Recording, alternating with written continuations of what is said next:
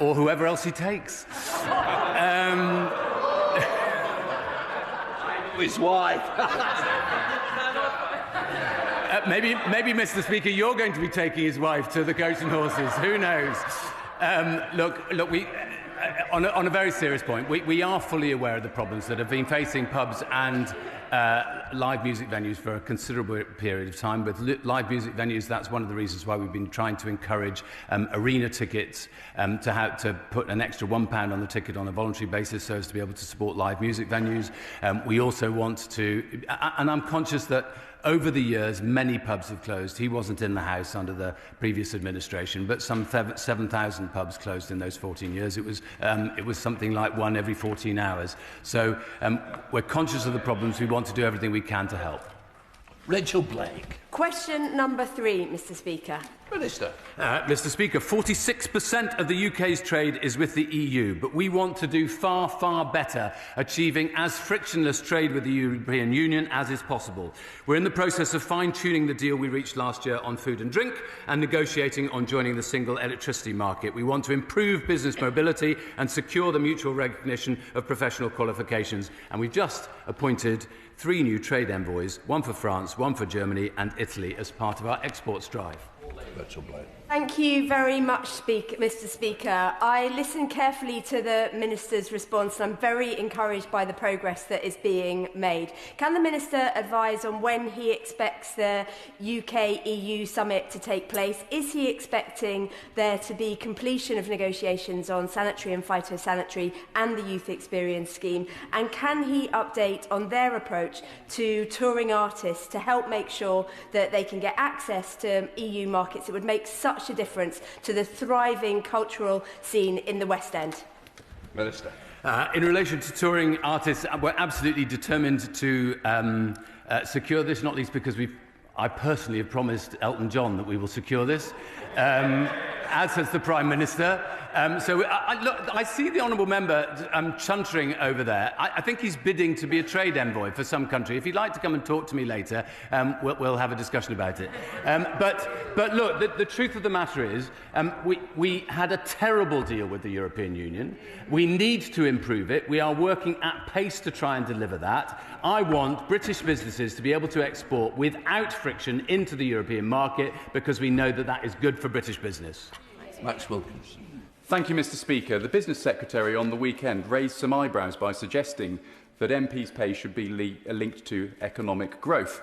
Who does the Trade Minister think should get the biggest pay rise? Conservatives and Reform, who've probably knocked up to 8% off our GDP, perhaps Labour MPs, who are contributing to as much as 0.5% with all of their accumulated trade deals, including with the EU, or Lib Dem MPs, who are suggesting a customs union which could put 2.2%... Order. I think we can let it go. I can't even begin to see a link, sure, old mate. Mr. Speaker, Liberal Democrats are calling for a new UK-EU customs union which would cut red tape. Still we are. Cut red tape for businesses across the country, boost growth by more than 2.2% and raise at least £25 billion a year in tax revenue. The Prime Minister's chief economic adviser has recommended a customs union with the EU as one of the most effective ways of generating growth. The Health Secretary has talked up the benefits of a customs union, and the Deputy Prime Minister has also suggested that countries within a customs union tend to see stronger economic growth. But the Secretary of State for Business and Trade told the FT last week that negotiating a customs union would be foolish. Could the Minister please explain what the Secretary of State, how the Secretary of State plans to deliver growth without a customs union? Minister. Look, she knows I think that Brexit was a terrible mistake. It was a self-inflicted mistake, and we need to make sure that we achieve what was promised by the Brexiteers, some of whom are sitting opposite me now, when they said that we were going to achieve frictionless trade with the European Union as a result of our deal. Now, I think that we can first of all do that on food and when we secure our SPS deal. We're working on the electricity market as well, and then we need to proceed with trying to ensure business mobility so that people can travel across the European Union. And as I said, we need to make sure that British artists, performers, can perform across the whole of the European Union. But I have to say, it feels... I hate to use the term Groundhog Day in relation to the Lib Dems. The thing is, I can remember when they were in government. Oh, Lord. No. Well, quite. You see, this is the problem. The Lib Dems never remember when they were in government, and they landed us with half the problems that we're trying to sort out today. Jessica Tull. Minister. Mr Speaker, the Government is committed to supporting growth in coastal areas such as Bournemouth West. Our partnership between Business Growth Dorset and the new Business Growth Service makes it easier for firms to access tailored support. DBT is also strengthening the conditions for investment and helping high-value sectors like advanced engineering, aerospace and digital industries expand through national programmes supporting investment, exports and innovation. Alongside Bournemouth, Christchurch and Poole Council's economic strategy, we will ensure that Bournemouth's businesses benefit fully from UK-wide measures to boost economic growth. Jessica Tull. Can I thank the Minister for that answer? Mr Speaker, Bournemouth and Poole rightly have reputations as premier tourism and leisure destinations, but less well known as our leadership in the digital and creative industries. Two businesses in my Bournemouth West constituency, Content Ignite and iPlicit, have both been ranked in the top 50 fastest growing tech businesses in Britain by the Sunday Times. So could the Minister please expand on how this government is supporting fast growing, high value industries in coastal towns like mine? Minister. Well, Mr Speaker, I'm due to come to her constituency in a little over a month, and I do like to be beside the seaside. And often we think of constituencies like hers as tourism and hospitality hotspots, but as she's just said, it's also a hive for the creative industries, which she's such a champion for. Through the £380 million Creative Industry Sector Plan, we're boosting innovation skills and access to finance nationwide, helping firms, particularly in her constituency. And she'll know that in her area, businesses also benefit from such a strong talent pipeline coming from her area's great universities. And I look forward to working with her and learning more when I visit soon. Jim Sherman. Thank you very much, Mr Speaker. Can I thank the Minister for his answers? They're very constructive, very positive, very helpful. Minister, my constituent of Strangford, the local council, Ards and North Down Council, their thrust of their economic growth strategy is tourism, and there's been many dividends in that. So it's important that all across this United Kingdom of Great Britain we have the chance to advance and do better. The Minister maybe hasn't had the opportunity to talk to the local Minister, that be Gordon Lyons, I think, at the Northern Ireland Assembly, to address this issue. Could I suggest and hope that he would do so, and thereby we can all gain from the Minister's knowledge and what we're doing back home? Minister. Well, Mr Speaker, I had a fantastic family holiday in Northern Ireland, driven by my son's obsession with the Titanic. I had a very moving visit there. I've met with my opposite number for small businesses from Northern Ireland, and I'm very happy to have the discussion that you suggest. Kirk. Question number 5. Minister. Mr Speaker, the UK is the 4th largest exporter in the world and the 2nd largest in services, but we want to do even better. That's why we're pushing forward on new trade deals to cut barriers for UK businesses, strengthening the UK export finance, providing tailored market advice and targeting resources so that businesses can really take advantage of those deals. Jen Kirk. Thank you, Mr Speaker. I'm grateful to the Minister for meeting with myself and a representative from Watson Marlow, a business in my constituency, last week to discuss barriers to export. Many businesses I've spoken to have been frustrated about the difficulty of moving people, goods and equipment to Europe post-Brexit, and they face significant additional costs and admin. Fugro and Pendennis Yachts have both raised with me issues they've experienced with securing visas for their staff on short-term offshore projects. What steps can the Minister take with colleagues at the Home Office to ensure that some of these barriers are reduced? Minister. Well, first of all, I want to say it was great that she was able to come along with other MPs who are bringing individual constituent businesses along, because one of the things I really want to do as Minister for Trade is try to persuade all 650 colleagues to come along with individual businesses to work out where there are barriers to export and to try and encourage an export growth. I think if we could release all the MPs who probably know their businesses and their constituents in their constituencies far better than the department does, then we would really drive forward export growth. She's absolutely right. There are issues around visas and business mobility which we need to address. It's one of the things that both the Home Office and we are discussing with our European allies. We need to do better on this, and we also need to get to a place where we have mutual recognition of professional qualifications so that people can simply transact their business more effectively. With reference to what the Minister said earlier about trade and investment envoys, can I perhaps remind him I was a trade and investment envoy to Georgia and Armenia some years ago. The problem is that the trade and investment envoys now are pretty much all Labour, where previously under all Prime Ministers it was cross-party. So can I suggest perhaps the government should revisit the strength of having a cross-party approach? That might help business exports. He very publicly offered, I think, unless I misheard, for me to become a trade envoy again. If I was approached, I might do that. But on a serious point, Mr. Speaker, can I just ask on UK export finance in high-risk investment areas, such as rebuilding Syria, getting jobs and investment into that country very quickly, that UK export finance should underwrite with insurance those high-risk investments? Yeah. Well, I noted there was another application. Just because he's applied doesn't necessarily mean he's going to get the job. Secondly, he makes a very good point about UK export finance, in particular in areas, war-torn areas and difficult areas. That's why we set a specific amount of money aside for Ukraine. I was delighted to be in Kyiv best part of 10 days ago, where the Russian government is, I would argue, engaging in war crimes by deliberately targeting the heating system in the city, and many elderly and vulnerable people have no heating, no electricity, no access to water. I was very proud to see Scottish steel and British architects designing the bridges that are helping Ukrainians get to work again after the bridges were blown up when the Russians tried to invade as part of the full-scale invasion. So he makes a very good point about export finance. I've also had discussions about how we can roll that out in relation to Syria as well. Julie Benz. Mr. Speaker, last week I visited the brilliant family-run Clark Door company in my Carlisle constituency.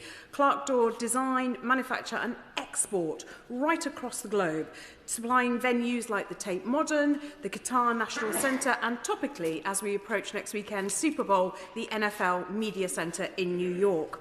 Can I ask the Minister what support the government can give to exporters like Clark Door so that their pioneering R&D ensures their continued export success? And can I ask the Minister if you'd like to visit Carlisle and take a look behind the Clark Door? Well, first of all, I mean, we are doing really well on UK exports. They were up to 929 billion in the last 12 months, ending in November 2025, which is up 4% on the year before. And I'm very happy to look at making sure that UKRI, which is part of DCIT, is also providing the support in relation to R&D, because it's that combination of trying to get all our different strategies working together, the trade strategy, the business strategy, the industrial strategy and our UKRI to try and drive forward exports. I can't promise a visit because I seem to be sent abroad a lot. Control. Thank you, Mr. Speaker. Defence and aerospace makes up a huge element of our export business.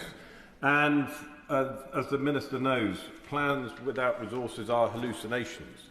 The Defence Investment Plan was promised to us in the autumn. It was then promised to us by the end of the year. It's still not there. When is the government going to get its act together and stop dithering over the Defence Investment Plan so that it can fuel our export economy? Yeah. Well, obviously, defence is a really important part both of our industrial strategy and also of our export strategies. We have a series of different export campaigns that we're running, which are either titled Black Platinum or Gold. Several of these relate to defence expenditure. So, for instance, when I was in New Zealand just before Christmas, one of the things we were talking about was the potential of the UK building a new dry dock and providing frigates for the New Zealand Navy. I will make sure that he gets an answer from the department, from the Ministry of Defence, who have obviously primary responsibility for that area. But he makes a fair point. Secretary of State goes there. Minister.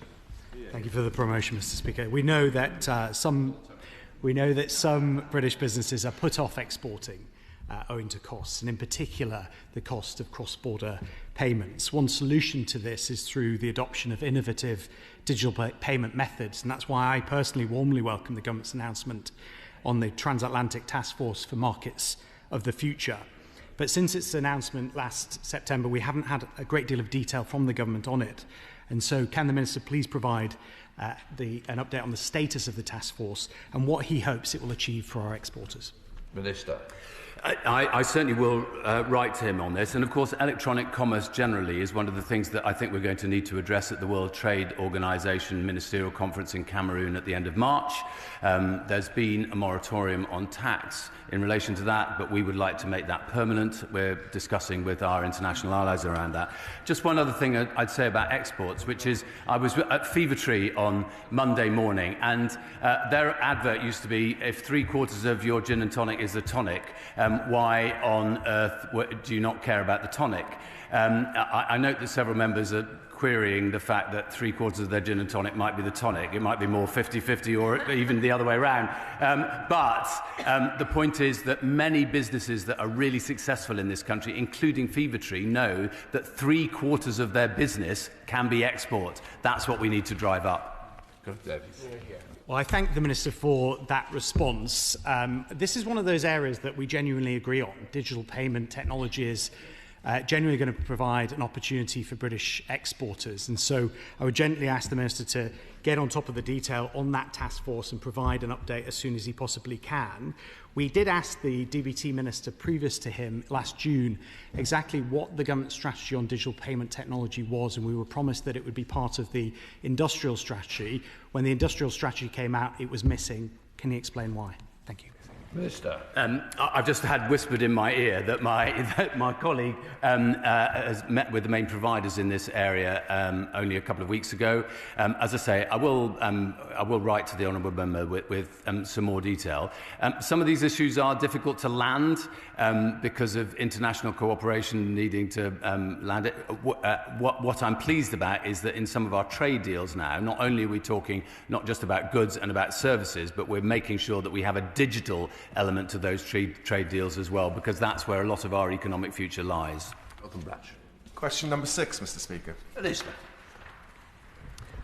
Good morning, Mr. Speaker. Thank you. I know my honourable friend has been actively engaging with his local businesses, such as Cameron's Brewery, to highlight their importance to the local economy, and I thank him for it. We've introduced permanently lower tax rates for retail, hospitality and leisure businesses, while providing £4.3 billion to shield ratepayers from bill increases. On top of this, the Chancellor announced a 15% reduction in new business rate bills for pubs and live music venues, and then frozen for a further 2 years. We are also advancing licensing and planning reforms for the hospitality sector, and through the work of the Hospitality Support Fund, providing £10 million to help hospitality venues grow and support job seekers into the sector. Later this year, we will bring forward a new high street strategy and will work with industry on its development. Jonathan Brash. Thank you, Mr. Speaker. I thank the Minister for her answer. The Marine Hotel in Seaton Carew, my constituency of Hartlepool, has been run for the last 30 years by Lee and Claire Dexter. It's a family business run by hard-working people who are committed to their community. Yet they've seen their business rates rise significantly, not driven by the multiplier, but by the sharp increase in the rateable value. They do need help. So I welcome the steps set out to support pubs this week. Will the Minister meet with me to look at ways that we can fix the business rate system that's failing hotels and wider hospitality in Hartlepool? Minister. I thank my honourable friend for championing businesses like the Marine Hotel in Hartlepool. Hotels will continue to benefit from the support for business rates announced at the budget, including the Transitional Relief Scheme, which will cap increases for those seeing the large overnight increases. We have announced that we will review the way that hotels are valued. We recognise that hotels have expressed concerns about how they are valued for business rates, and those valuations are undertaken in a different way to some other sectors. The methodology used is well established, but as with pubs, specific concerns have been raised, and it's right to review this to ensure that it accurately reflects the rental values for these sectors. And I thank him and will be happy to discuss further. Question number 7, Mr Speaker. Minister. Mr Speaker, we regularly assess Israel's compliance with and commitment to international humanitarian law. It was those assessments that led us in September 2024 to suspend licences where the items might be used in military operations in Gaza. Most of the licences suspended at that time have since expired, but we have continued to refuse licence applications on the same basis. Thank you, Mr Speaker. The Secretary of State said that revisiting the pause on arms export licences to Israel was intrinsically linked to movement towards a so-called sustainable peace. Since then, during the so-called ceasefire, Israeli forces have killed over 481 Palestinians in Gaza. They have struck defenceless tents housing cowering families and bombed to kingdom-come schools used for shelters for civilians. What they have not done is allow the flow of humanitarian aid, and instead 37 INGOs have been suspended. Yet this government continues with a business-as-usual approach to arms and trade with Israel. How can the government justify revisiting the decision to resume arms exports licences rather than suspending the arms altogether to pressure Israel to comply with international law? Well, I agree with one part of what the Honourable Member said, which is that we do want to see humanitarian aid get to the people who need it, and that we need to see a proper, lasting peace based on peace and justice working together. And that is our commitment. However, he's completely wrong to suggest that it's business as usual. We've suspended some licences, in particular where we think that because of Israel's failure to comply with international humanitarian law, they might be used in relation to operations in Gaza. But of course there are many elements because the export licences are only required in relation to military and dual-use equipment. Some of that dual-use equipment is used by NGOs, for instance, armour for journalists and things like that. So of course it's right that we adopt a case-by-case basis, but as I say, we have suspended a series of licences where we think that there is a threat to Gaza, but we maintain the export licence criteria which were laid out in Parliament. John Robertson. Number 8, Mr Speaker. Thank you, Mr Speaker. With your permission, I will answer questions 8 and 10 together. Hospitality businesses are vital to our community and city centres. We've introduced permanent lower business rates for retail, hospitality and leisure properties and have provided £4.3 billion to shield ratepayers from bill increases. On top of this, the Chancellor announced a 15% reduction in new business rates bills for pubs and live music venues, and bills will be frozen for a further 2 years. We are also advancing licensing and planning reforms for the hospitality sector, and through the work of the Hospitality Support Fund, providing £10 million to help hospitality venues grow and support job seekers into the sector. Later this year, we will bring forward a new high street strategy and will work with the industry on its development. Joe Robson. Thank you, Mr Speaker. What the Minister doesn't say is that the government has also taxed those businesses and made it harder to employ people, and that's why there are 100,000 fewer people working in hospitality since her government came to power. Now, hospitality businesses in my constituency are hanging on to one thread of hope, and that is the vague assertion that the government will look again at valuations. Will the Minister look again right now and scrap business rates for hospitality and back our high street?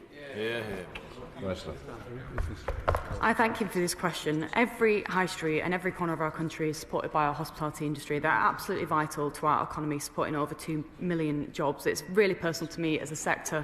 I started off my first job in the hospitality industry, and I know many members across this House also had that personal connection. We are reversing the damage that the party opposite did to our economy, and businesses still do not thank them for it, nor do people who simply didn't have the wages under the previous government to be able to use their disposable income to spend in their local pubs, spend in their high streets and support their restaurants. That's why we are reversing and ensuring that people have their rising in living standards, cutting costs for households, raising wages to help boost and support our high streets. And that's what we are absolutely essential and focused on doing, rebalancing our economy so it works for working people and for businesses alike. And that's a responsible government taking action. Thank you very much, Mr Speaker. The Minister referred to there being hospitality businesses in every corner of this country. Unfortunately, the change in business rates doesn't help hospitality businesses in every corner of this country because it's devolved in Scotland and Wales. And the businesses there in my constituency in Edinburgh West are struggling. Hospitality is absolutely vital to the Scottish economy.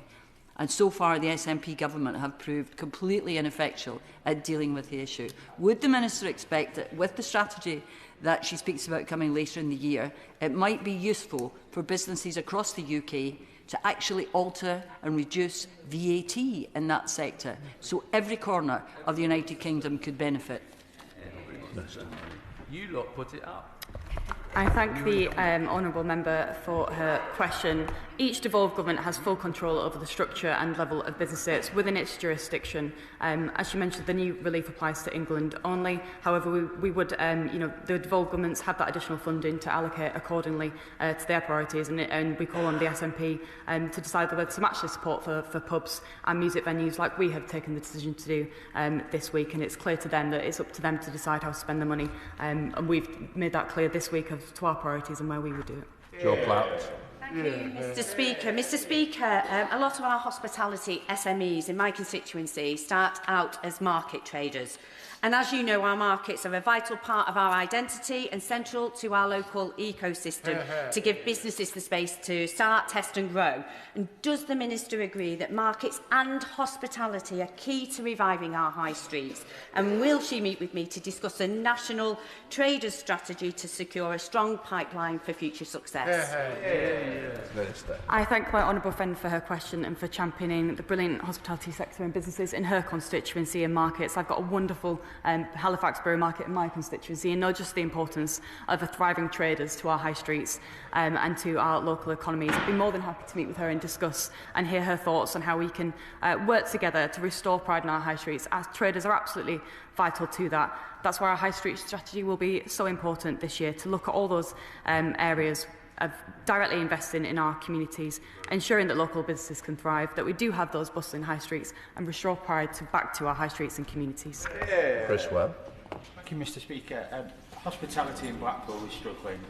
We knew that under the previous government with the cuts that made Blackpool the most deprived coastal community and town in the country.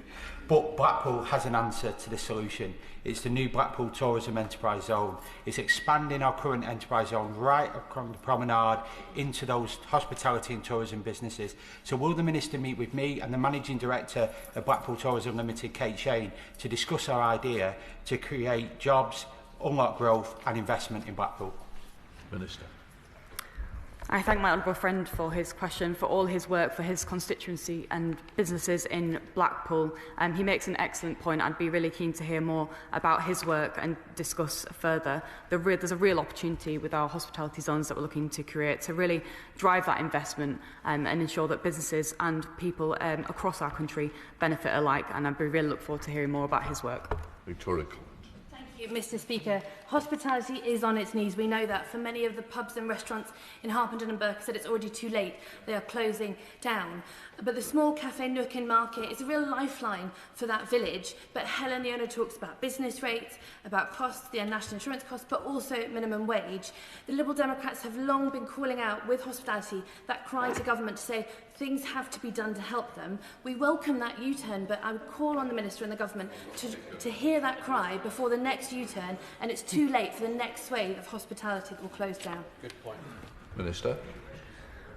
Over the longer term, we have committed to reviewing the methodology for business rates purposes, and if necessary, we'll make changes to ensure that valuations in particular accurately reflect the rental market for these properties at the next revaluation. We'll be conducting that expert review, working closely with hotel and pub sectors in particular. We want to see our high streets absolutely thrive, and hospitalities are really key to that in her constituency and across our economy too. That's what I want to see, and that's what we're committed to working towards. Kim Johnson.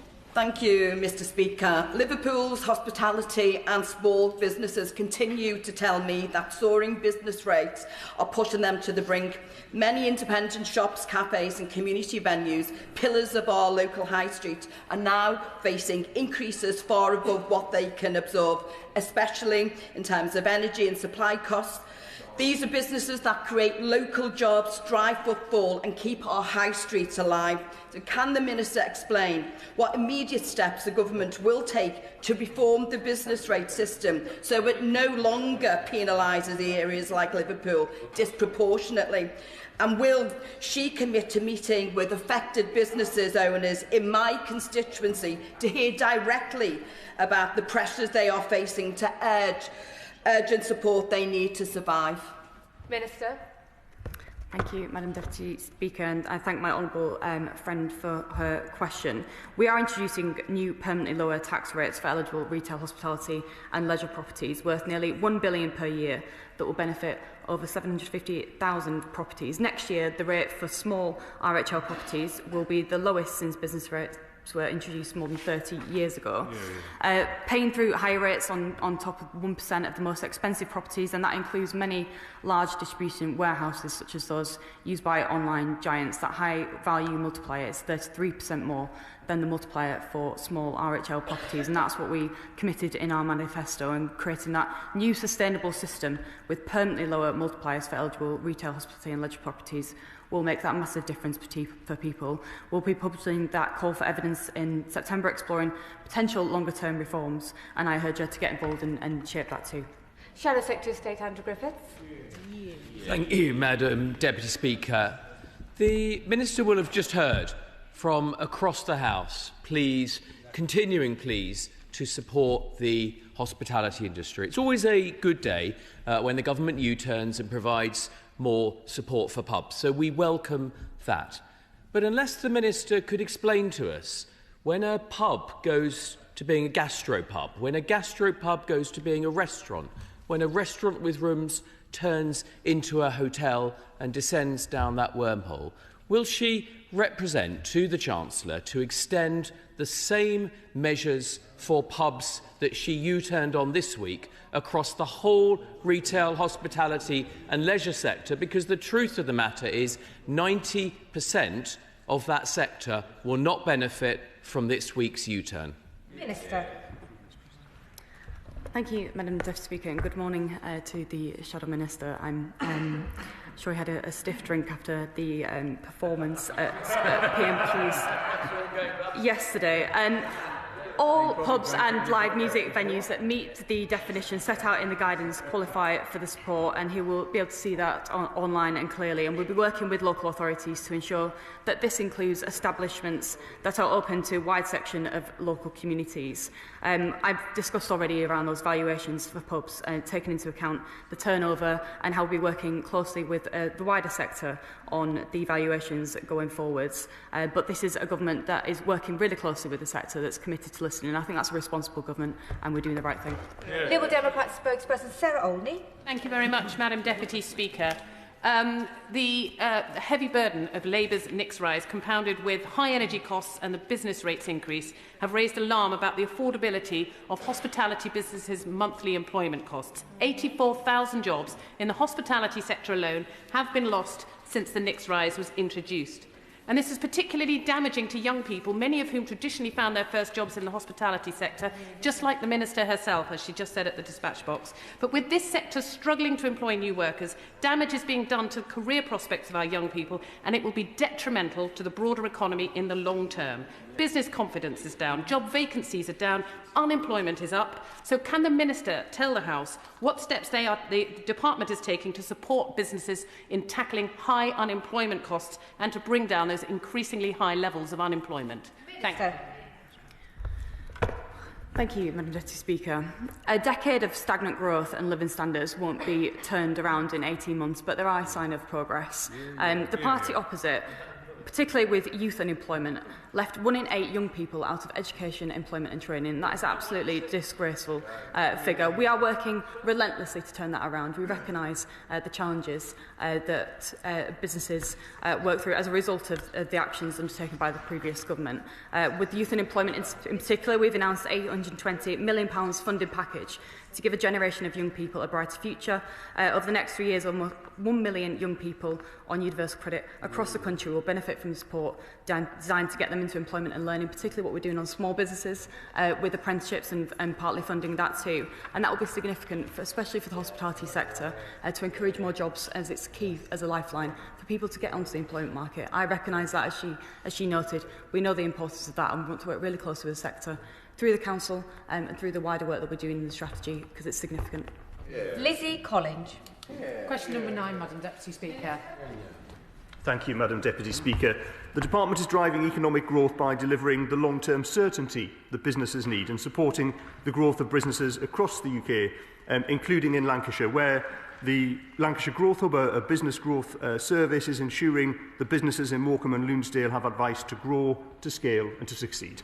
Lizzie Collins. Thank you, Madam Deputy Speaker. In my constituency of Morecambe and Lonsdale, we have the Electech Innovation Cluster, a growing group of small and medium-sized firms, many of which who supply specialist components into the clean energy sector, particularly nuclear, and the vital defence sector. And the Minister would be very welcome, of course, to come and visit them in Morecambe and Lonsdale. So can the Minister tell me how the Department is supporting SMEs like those in the Electech Innovation Cluster and how they will benefit from the Government's investment in industry? Minister.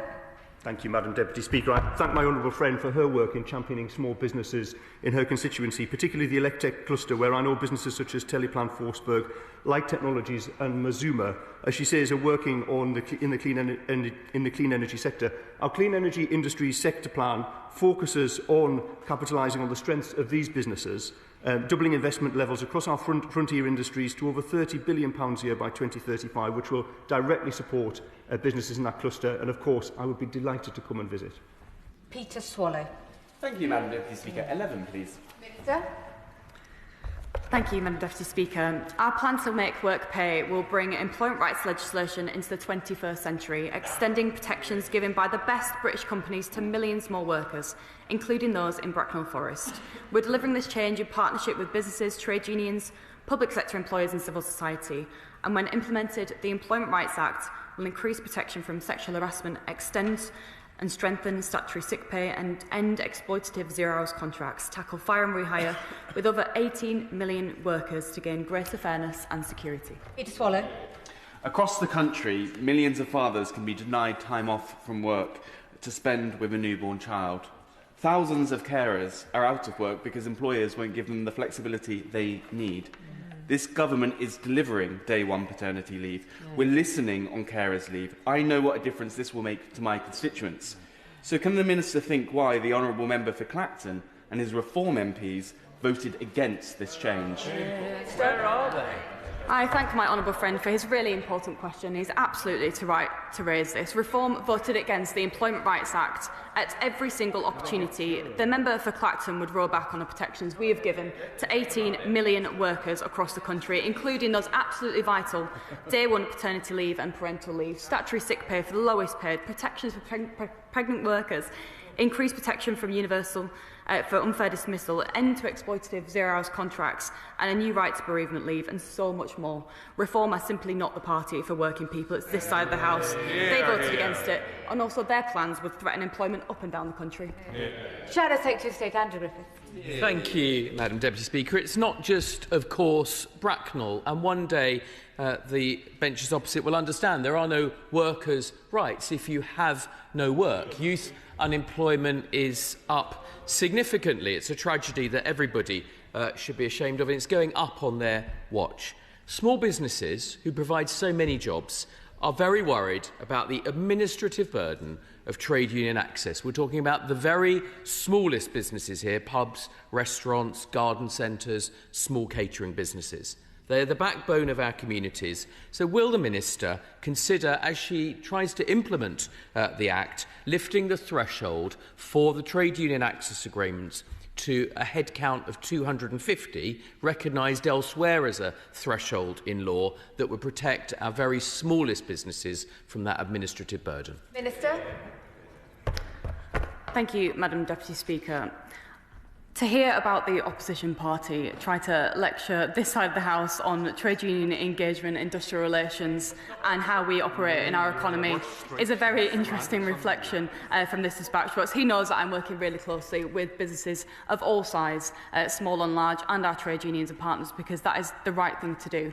This is a significant piece of legislation. We want to get it right, but we also want to fundamentally change how we do things in this country. That is the right thing to do, and we're taking the responsible action to do so. We recognise there's lots of changes. That's why we're working in a staged way over the next 2 years to implement them. And we're doing it in partnership with businesses and unions. We want to work together to deliver this. It's a significant change for 18 million people across this country. And businesses are absolutely vital for us delivering it. That's why we're working together to do that. Chris Law. Question 12, please. Minister. Me again. I'm having quite the outing today, Madam Deputy Speaker.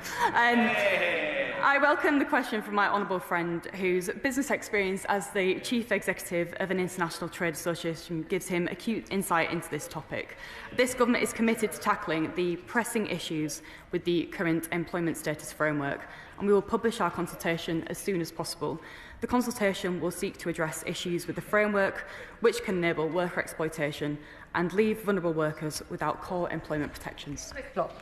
Thank you, Madam Deputy Speaker, and I thank the honourable member, the Minister, for her answer. She will know too many parcel couriers in my constituency and many across the country are on bogus self-employment contracts on worse terms and conditions without holiday pay or sick leave, driving down standards across the sector, but of course robbing the public purse of national insurance contributions.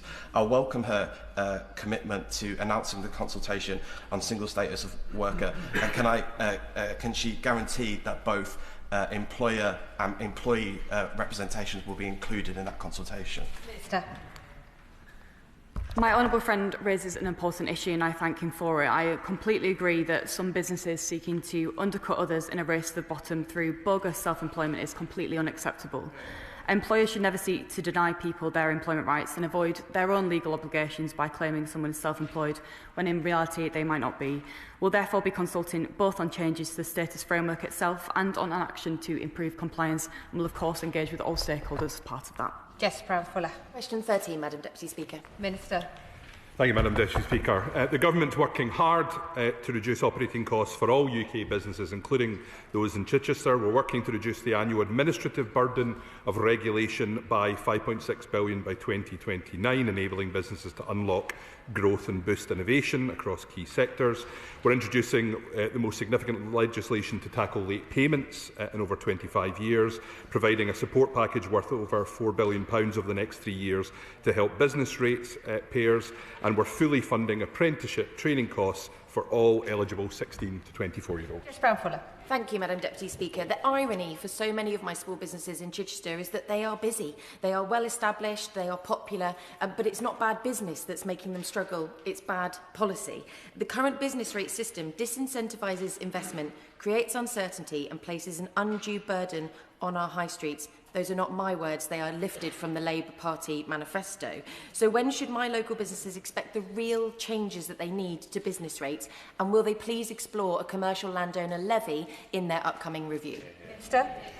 Well, she's right to highlight that the Government are committed to tackling inadequacies within the way that rates are calculated and evaluated, and that's exactly what my colleague from the Treasury spoke about from this dispatch box the other day.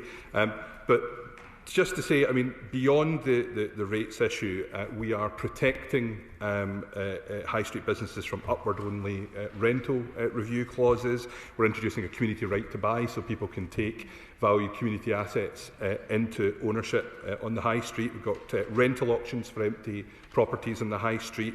We've got action on bogus businesses, as my honourable friend spoke about. So we are doing a great deal to try and help the businesses she described. Liz Twist. Question 14, Madam Deputy Speaker. Minister. With permission, Madam Deputy Speaker, I'll answer questions 14 and 15 together. We're focused on delivering our industrial strategy so that we're once again a nation that makes things, invents new industries and exports around the world. We're investing £100 billion into industries through the National Wealth Fund. We're directing £9 billion in research and innovation funding towards key growth industries, and we're bringing forward a huge increase in support for exporters through UK export finance. Madam Deputy Speaker, for 14 years under the last government, my constituents' living standards stagnated. Across Blaydon and Consett, we've got many successful manufacturing and engineering firms like Slater's Electricals and Peterson Steel Rigging in Blaydon, Gardner Aerospace and COV Systems in Consett, and many more. Can my honourable friend set out how our modern industrial strategy will support businesses in my constituency to get living standards raised for my constituents? Minister. Well, she's such a powerful advocate for the industrial strengths in her part of the world, and it's exactly those strengths that our industrial strategy is working on to drive up business investment, to create those high-quality jobs that will improve living standards and deliver better public services for everyone. The Government's Northern Growth Strategy aims to increase the potential of the Northern Growth Corridor to catalyse growth in sectors like those that she describes, and I know we'll continue to work with her to make sure her constituents get the most out of that. Luke Akehurst. Madam Deputy Speaker, County Durham has been home to proud British industries for centuries, but for decades they've been in decline, and communities like mine in North Durham have paid the price. Our modern industrial strategy will work to fix this. It's going to invest billions in defence, advanced manufacturing and clean power, which are sectors where the North East has a unique advantage. Can the Minister assure me that our modern industrial strategy is going to bring jobs and growth and reindustrialisation to my constituency of North Durham? Minister.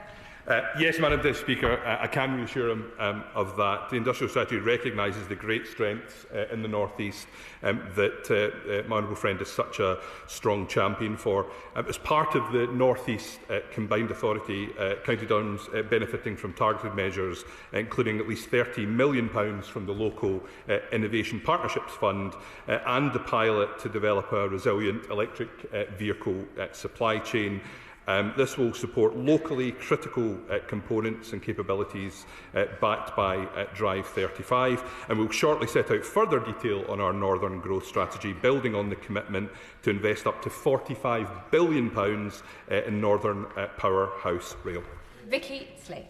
Thank you, Madam Deputy Speaker. There is only one rebar mill in the UK, in Cardiff, and it can only make a small portion of our needs, means we're reliant on exports. Even if we open a new facility, we're not going to have enough capacity for things like the rail projects and the 1.5 million homes.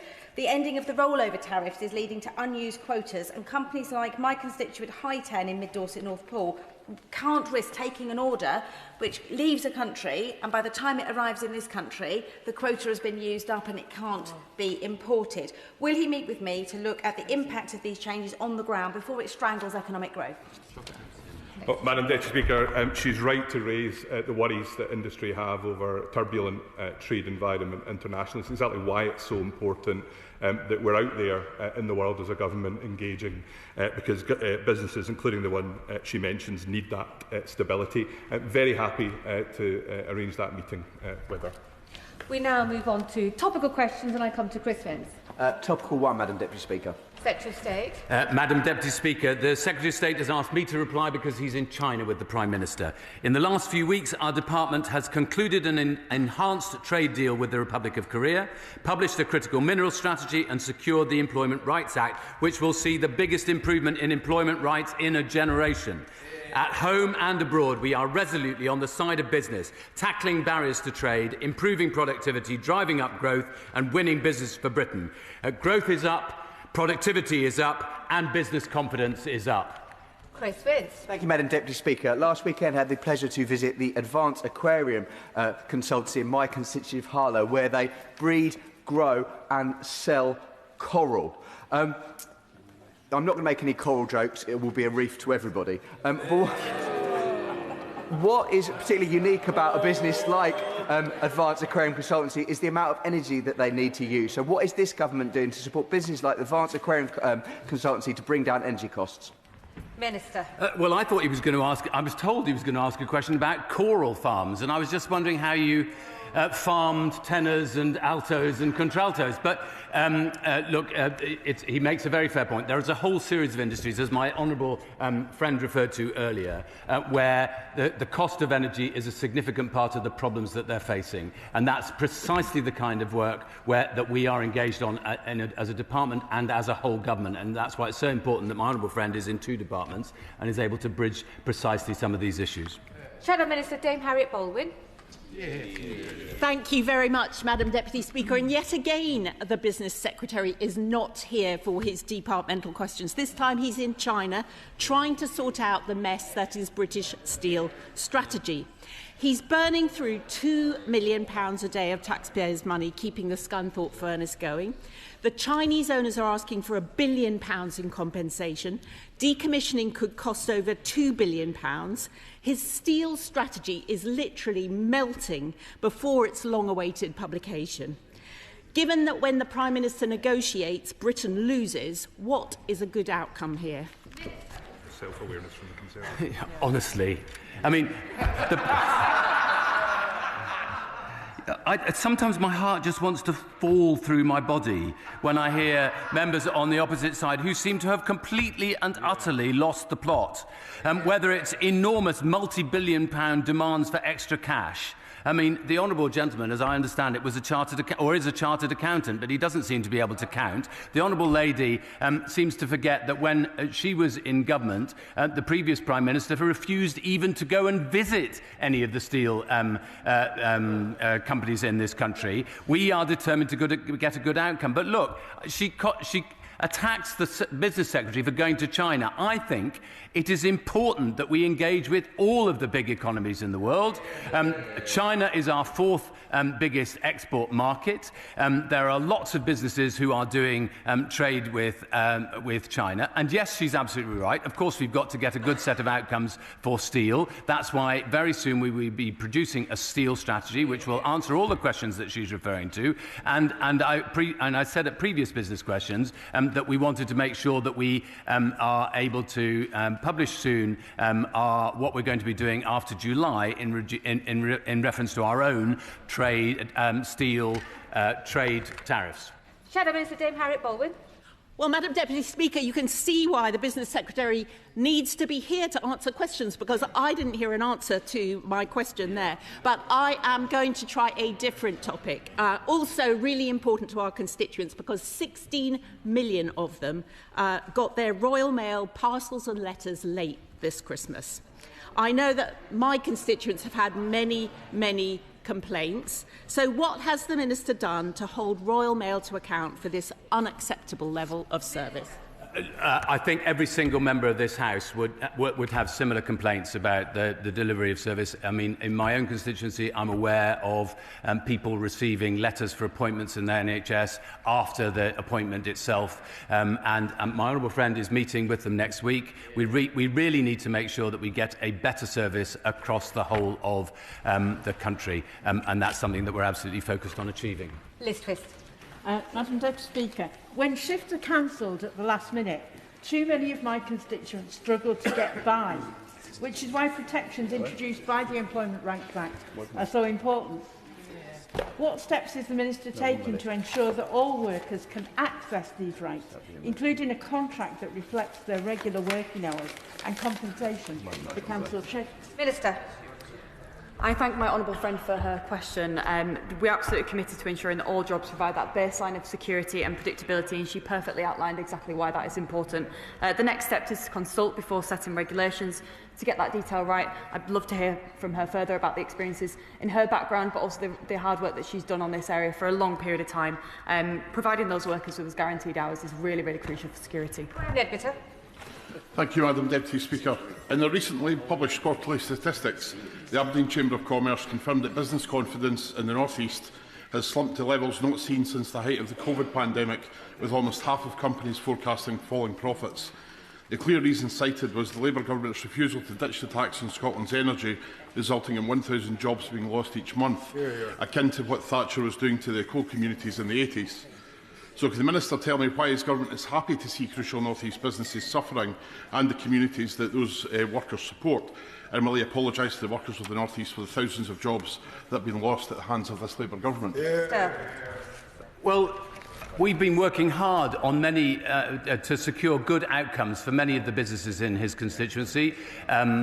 Walker's Shortbread is doing a phenomenal job exports around the world. I know because I've seen them in supermarkets in Auckland, in Melbourne, in Dubai, all over the place.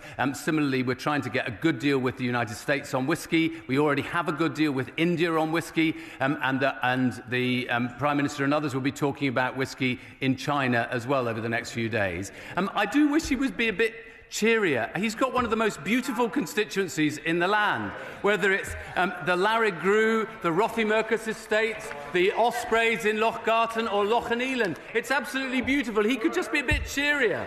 Emma Fuji. Thank you, Madam Deputy Speaker. The North East has one of the largest pharmaceutical clusters, a key growth sector as identified in the North East Growth Plan. And my Cramlington and Killinworth constituency has some of the leading companies such as Organon and Sterling Pharma, providing good quality jobs and exporting around the world.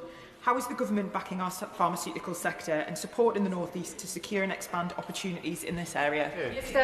Thank you, Madam Deputy Speaker. I thank my honourable friend for the work that she's doing to highlight the North East's role as a key part of our life sciences and pharmaceuticals industry. She mentioned Organon in her constituency. Their Cramlington site was singled out by the leadership of that business at the JP Morgan Healthcare Conference in San Francisco recently. And in 2 weeks' time, I'll be opening Fujifilm's biotechnology factory in Billingham in my own constituency, a £400 million investment in North East biosciences. Our life sciences sector plan is backing the pharmaceutical manufacturing industry with £2 billion of investment. And of course, our UK-US deal is delivering zero tariff access for UK pharmaceutical exports.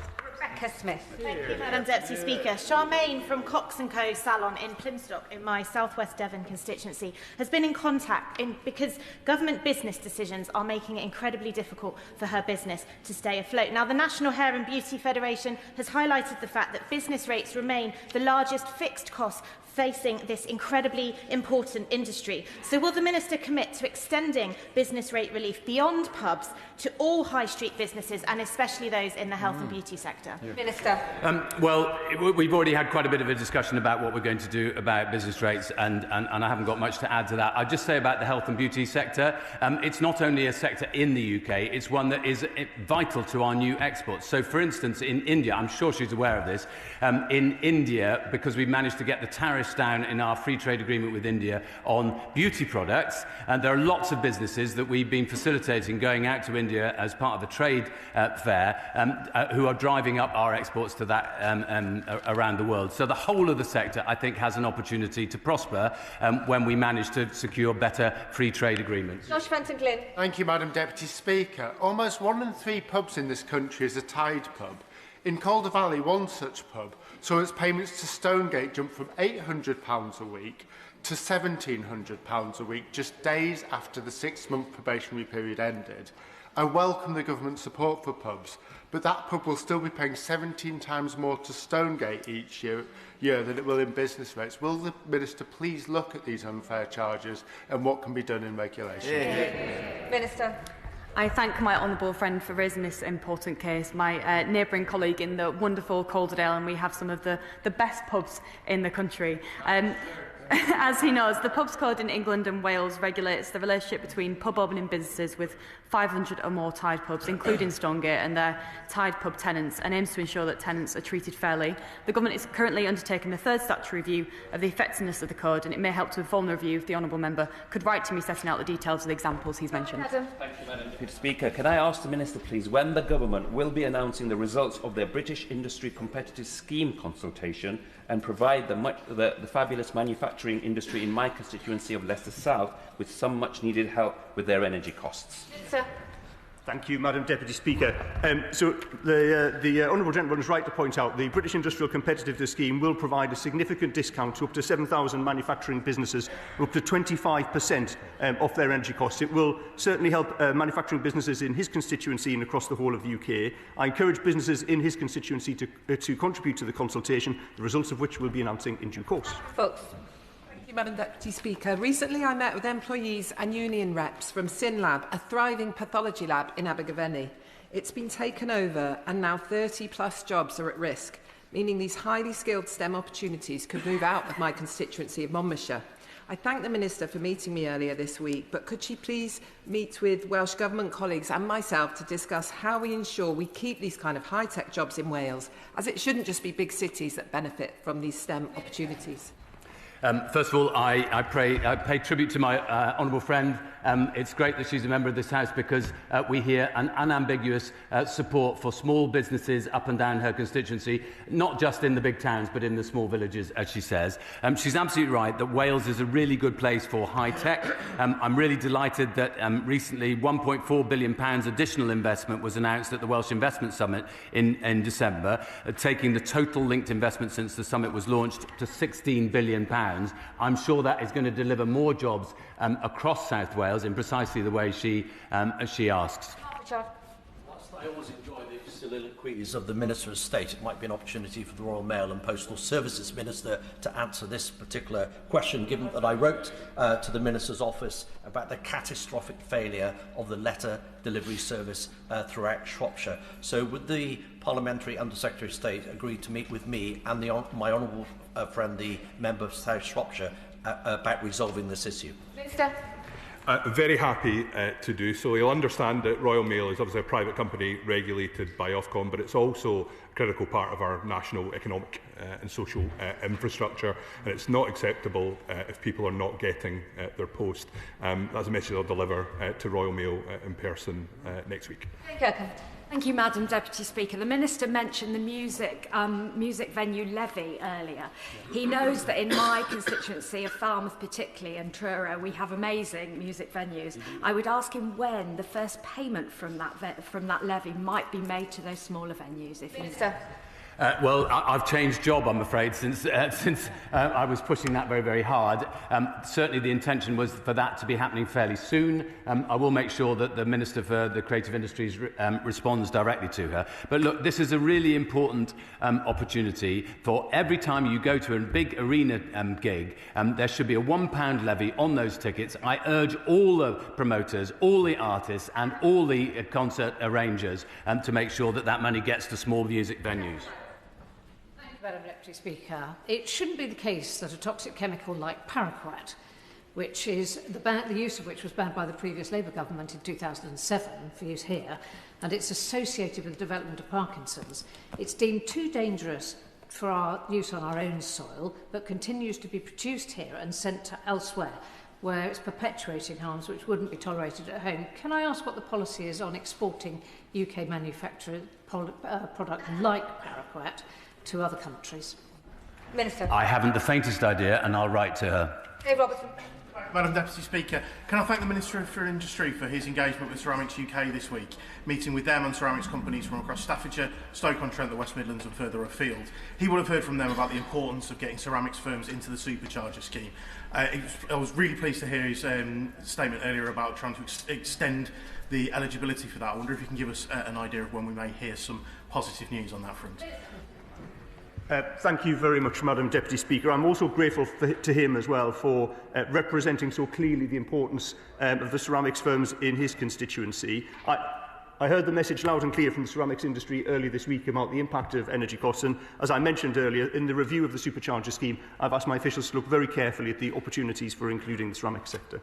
Ben Obstetti. Thank you, Madam Deputy Speaker. The Ajax Armoured Vehicle Programme is currently under threat, but work is due to be completed at the Merthyr Tydfil factory in summer next year. Could the Minister confirm whether there are any conversations through the UK Defence and Security Exports Office around securing an export package for the Ajax vehicle and guaranteeing work at that factory going forwards? Minister. Well, obviously, we would like to do so, and as somebody in the next door constituency, I'm very keen to make sure that, and I've been and visited the factory myself, we are keen to do so, but obviously a large part of this is an MOD responsibility. I'll make sure that the MOD write to him. Martin Vickers. Thank you, Madam Deputy Speaker. Could I return again to the issue of the steel industry? I thank the Steel Minister for the meeting we held a few weeks ago, but I was contacted by a couple of employees in Scunthorpe last week who expressed concern about recent reports of publicly funded contracts using foreign-produced steel. Could the Minister give an assurance that British-produced steel will take priority in such cases? Minister. Thank you very much, Madam Deputy Speaker. I thank him very much for his constructive and positive engagement on this issue, and I do understand the concerns of the steelworkers in Scunthorpe. I know precisely the projects that he's referring to. Those projects were projects that were not procured under public procurement rules, and the developers and the Tier 1 contractors involved have followed their own rules and commitments. However, it is the case that this government wants to see more steel used in both public and other projects around the country. That's a matter for developing steel capability, but also potentially for reviewing our procurement rules. Final question, David Mundell. Thank you, Madam Deputy Speaker. As co-chair of the All-Party Latin America Group, I was interested to note that the EU announced a trade deal with the Mercosur South American Trading Group after 25 years of negotiation. What's the position of the UK government in relation to a trading agreement with Mercosur? Minister. Well, it's certainly true that now that the EU, having taken 25 years, as he points out, to secure a Mercosur deal, that there is a danger that British business will be left out and excluded because there will be preferential rates for European businesses rather than ourselves. So it's something that we are looking at very, very closely, and I hope to be able to update him very soon. As he knows, I'm passionate about trying to increase our exports to Latin America. I just note that some companies like Inca Kola are originally created by British firms. That is the end of business and trade questions. I'll give the front benches a moment to shuffle over.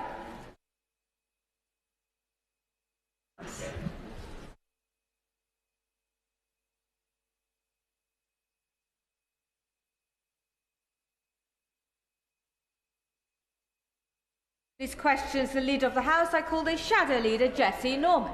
Thank you, Madam Deputy Speaker. Can the Leader give us the forthcoming business? Leader of the House. Thank you, Madam Deputy Speaker. The business for the week commencing 2nd of February will include Monday the 2nd of February, consideration of Lord's amendments to the Biodiversity Beyond National Jurisdiction Bill, followed by motions relating to the High-Speed Rail Crewe to Manchester Bill. Tuesday the 3rd of February, second reading of the Universal Credit Removal of Two-Child Limit Bill. Wednesday the 4th of February, Opposition Day, in the name of the official opposition, the subject yet to be announced. Thursday the 5th of February, general debate on road safety, followed by a general debate on obligation to assess the risk of genocide under international law in relation to the occupied Palestinian territories. The subject for these debates were determined by the Backbench Business Committee. Friday the 6th of February, the House will not be sitting. The provisional business for the week commencing the 9th of February includes Monday the 9th of February, general debate on the UK-India Free Trade Agreement, followed by a debate on a motion on increasing survival rates from brain tumours. The subject for this debate was determined by the Backbench Business Committee. Tuesday the 10th of February, debate on motions to approve the draft Guaranteed Minimum Pension Increase Order 2026 and the draft Social Security Benefits Uprating Order 2026, followed by debate on motions to approve the draft Child Benefit and Guardians Allowance Uprating Order 2026 and the draft Social Security Contributions, Rates, Limits and Threshold Amendments, National Insurance Fund Payments and Extension of Veterans Relief Regulations 2026. Wednesday the 11th of February, motions relating to the police grant and local government finance reports, and on Thursday the 12th of February, a general debate on LGBT plus History Month, followed by a debate on a motion on mobile connectivity in rural areas. The subject for these debates determined by the Backbench Business Committee, and the House of Commons will rise for the February recess at the conclusion of business on Thursday the 12th of February and return on Monday the 23rd of February. Shadow Leader of the House, Jessie Norman. I thank the Leader very much for the business. As the House will know, this is the week of Holocaust Memorial Day. I'm delighted we will be debating that in this chamber later on today. Colleagues, I'm sure, will have visited the extraordinary exhibition of shoes in Portcullis House. I myself visited Auschwitz actually when it was under communist control in Poland in 1988 and saw the originals of that exhibition, and it was a profoundly moving experience, and I know everyone present will share my sense of sorrow and remembrance for all those who died. This is also the week in which we note with great sadness the death of Captain Philip Muldowney in a live fire exercise, and send our very best to his fellow soldiers, his friends and his family. But I'd also like to put on record my personal sadness at the death of Howard Flight, Lord Flight, a dedicated servant of this House over many years, and in the other place. Madam Deputy Speaker, this week the Prime Minister demonstrated his genius political touch once again by getting Andy Burnham barred from standing in the Gorton by-election, when he almost certainly would have been hammered if he had stood. The problem solved. Meanwhile, the Resolution Foundation has calculated the extra uncertainty created by the Chancellor's repeated U-turns has already cost this country, or is going to cost it, £8.2 billion, and that will only increase over time. That figure's based on official OBR numbers. It includes the government's U-turns on personal independence payments, on universal credit, and on the winter fuel allowance, but not the uncertainty additionally created by the government's recent U-turns on business rates for pubs and inheritance tax rules for farmers. Those will take the cost closer to £9 billion of unnecessary extra burden on the people of this country created by the government since July 2024. And lest we forget, even without any U-turns, the extra cost of servicing UK government debt since July 2024 has been and remains, again, thanks to the Chancellor of the Exchequer, higher than in either the US or the Eurozone. That's according to Labour's own friendly think tank, the Institute for Public Policy Research. And finally, extraordinarily, irony of ironies, we hear that Sir Tony Blair will sit on President Trump's so-called peace board for the reconstruction of Gaza, to which one can only say, in the words of the late, great Tom Lehrer, satire is dead. This is the man who took this country to war in the Middle East on a false prospectus. One must ask, haven't the people of Gaza suffered enough? Madam Deputy Speaker, I note that AstraZeneca are accompanying the Prime Minister on his trip to China. As the House will know, AstraZeneca is the single biggest investor in research and development in the United Kingdom. Its best-selling, global best-in-class breast cancer drug, Enhertu, is available for reimbursement in America, Germany, France, Italy, Spain, across Scandinavia, and in Japan. Within these islands, it's available for reimbursement in Scotland, but not in England, outside a few special cases. That is an insult to AstraZeneca, but still more to the 46,000 women a year who are diagnosed with breast cancer in England, and the millions more who have had it, who are at risk, and who are unable to be treated affordably as a result. There is deep concern, the House will know, across this chamber, among all members about this issue. Does the leader share my view of it, and will he take the matter up urgently with his cabinet colleagues?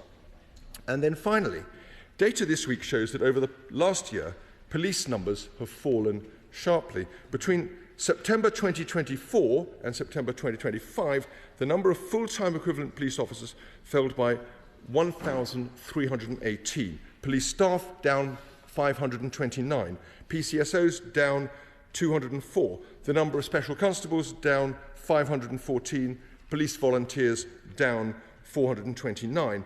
In total, around 3,000 fewer people are now involved in policing our communities. Now, these figures compare the same point in each year precisely because recruitment happens in cycles, so there can be no statistical disguising. I actually rather agree with Commissioner Rowley when he says police should be judged by outputs rather than inputs. Again, a very welcome corrective to the endless tendency started, I'm afraid, under Messrs Blair and Brown to trumpet increased spending as though that was the same thing as results. But that hardly applies to the number of volunteers and specials, both of which are down. And in general, fewer officers and fewer staff mean fewer crimes investigated, fewer patrols on our streets, and slower responses to 999 calls.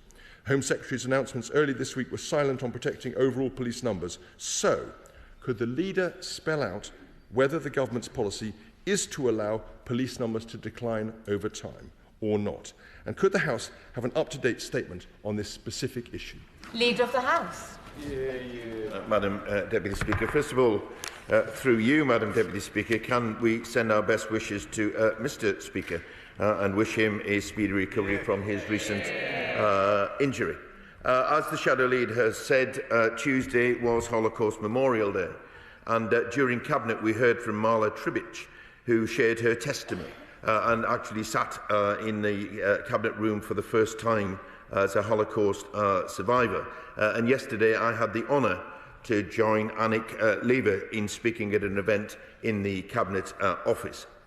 Holocaust Memorial Day reminds us that societies who do not learn from the mistakes of the past run the risk of repeating them, and we must stand together against hatred, prejudice and intolerance wherever it occurs.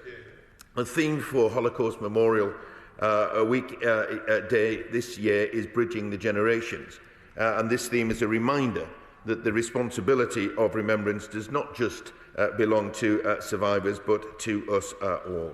I echo the sentiments of the Shadow Leader in paying tributes to those who have died. I want to add to that, Madam Deputy Speaker, a tribute to Sir Christopher Jenkins, who was the former First Parliamentary Counsel in the Cabinet Office, who died recently.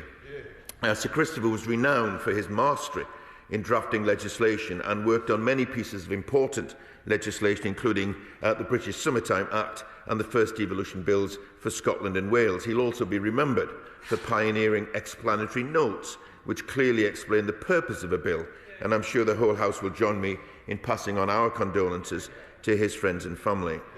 It also gives me an opportunity, Madam Deputy Speaker, to reflect on the work of the Office of Parliamentary Counsel, because they work tremendously hard behind the scenes supporting ministers to bring forward government legislation. And I want to take this moment to pass on my thanks to them for all of their hard work. Speaking of legislation and government action, Madam Deputy Speaker, this week the Government has published the draft Common Hold and Leasehold Bill, which will deliver a manifesto commitment to reform the Common Hold model, making it easier for existing leaseholders to convert to common hold and banning the use of leasehold for most new flats. It will significantly improve the current system for over 5 million existing household properties and their owners, ensuring a better deal for future generations of homeowners in England and Wales.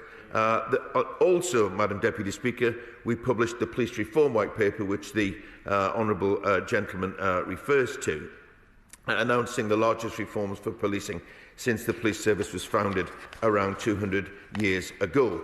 The reforms will create a police service that is more rooted in local communities and will remove the barrier that prevents police from focusing on what really matters to our constituents. Let me turn, Madam Deputy Speaker, to the specific points raised by the Shadow Leader of the House. He refers to the cost of what he calls U-turns. I noticed that he didn't welcome in his remarks the changes that we made to farmers' inheritance tax and indeed the help that we brought forward for pubs. So he can't, Madam Deputy Speaker, have it both ways. He talks about the cost of borrowing, Madam Deputy Speaker. He talks about the cost of borrowing.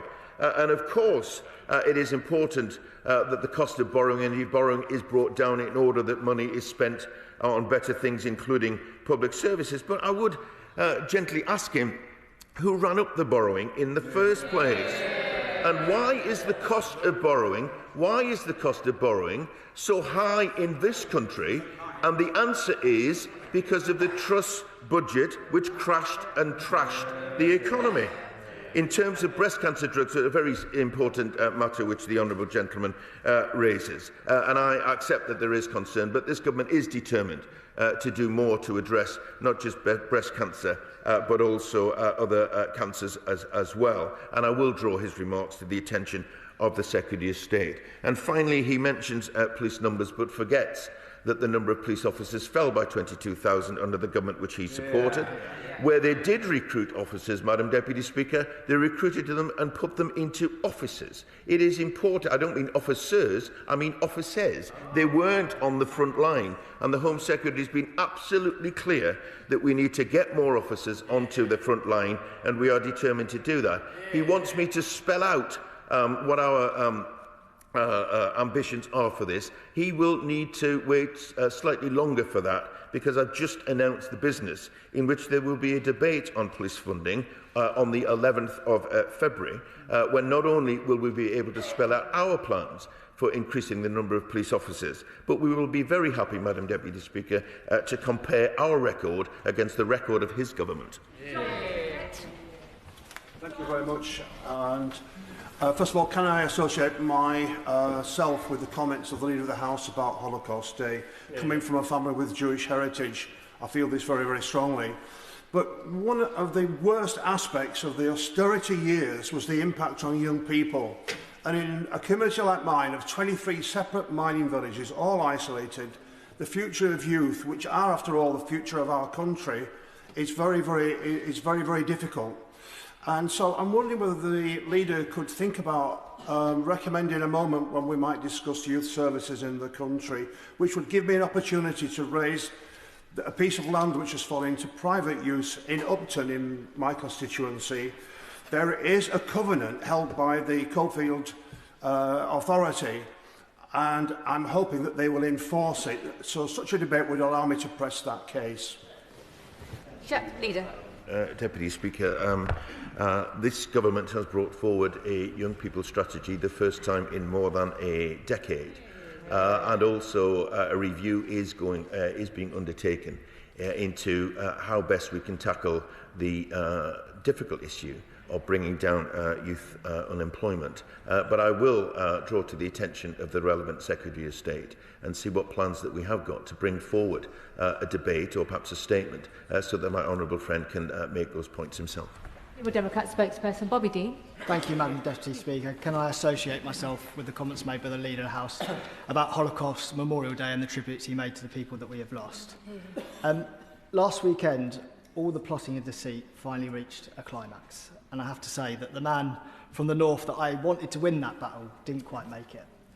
Still, Faraz played a good game, and I thought that Steve and Rachel were worthy winners of the traitors. Yeah, I thought he deserved more than that, really. Anyway, moving on, Madam Deputy Speaker. I think the whole House can agree that the world has become less safe. Russia's aggression in Ukraine and the instability that Trump's put into the NATO alliance has focused minds across Europe, and we all know we now need to find a way to increase defence spending as quickly as possible. This week, the Liberal Democrats put an idea forward about the possibility of issuing defence bonds. This would raise funds not only via the financial markets, but also allow ordinary Brits to take part. We could issue them on a fixed-term basis and hypothecate them specifically to capital spending on defence. And we believe that this could help us achieve 3% of defence spending by 2030 and allow everybody to participate in the effort. Now, pension funds and investment portfolios already allow you to select the style of portfolio you would like. Sometimes people tick a box for environmental, social and governance measures, and we believe if there was this UK-focused portfolio as well, that many people would choose to opt in. In fact, research suggests that Brits are even willing to see lower returns on the investments if they know that their money is going to a good cause and going to British assets in particular. And so we wondered whether we could have a debate in government time, considering we need to build a cross-party consensus on this and just how we can get to that 3% target as quickly as possible. Thank you, Madam Deputy Speaker. The government is absolutely committed to increasing spending on defence to 2.5% of GDP by April of next year. And the government has, the Prime Minister set out his ambition to spend 3% of GDP on defence in the next Parliament. But I take the honourable gentleman's point because the world does appear to be a less safe place. And that means building coalitions where we need to with our allies, better and deeper coalitions with our allies, but also, of course, playing our part fully by increasing defence expenditure, and the government is absolutely committed to doing that. In terms of the defence bonds issue which he raises, I find that a genuinely interesting matter, and I will raise it with the Secretary of State, at least to get him a response on that grounds. I happen to believe, Madam Deputy Speaker, that we don't debate defence enough in this House, and therefore, well, we don't, compared to how it might have been some time ago. And therefore, I will see what prospect there is for bringing forward a defence debate in the near future, in which we not just talk about what's happening in the world, but we actually look at this question of how we might best support our armed forces. Thank you, Speaker. Recently, I had the pleasure of meeting Ali Davis-Marsh, the fantastic founder of Greener Littleover in Derby. Greener Littleover is doing outstanding work, bringing people closer to nature with initiatives such as the Great Big Green Week and outreach in our local schools. Does the Leader of the House agree that volunteer-led initiatives like Greener Littleover should be recognised because they represent the best in our communities in Derby and across the country? Thank you, Madam Deputy Speaker. My honourable friend is absolutely right to champion the work of Greener Littleover and other organisations like them. The work done by volunteer-led initiatives is admirable and represents the very best of our communities, and I hope that everyone in the House will join me in praising their commitment to protecting, enhancing and celebrating local green spaces. The Backbench Business Committee, Bob Blackman. Thank you, Madam Deputy Speaker.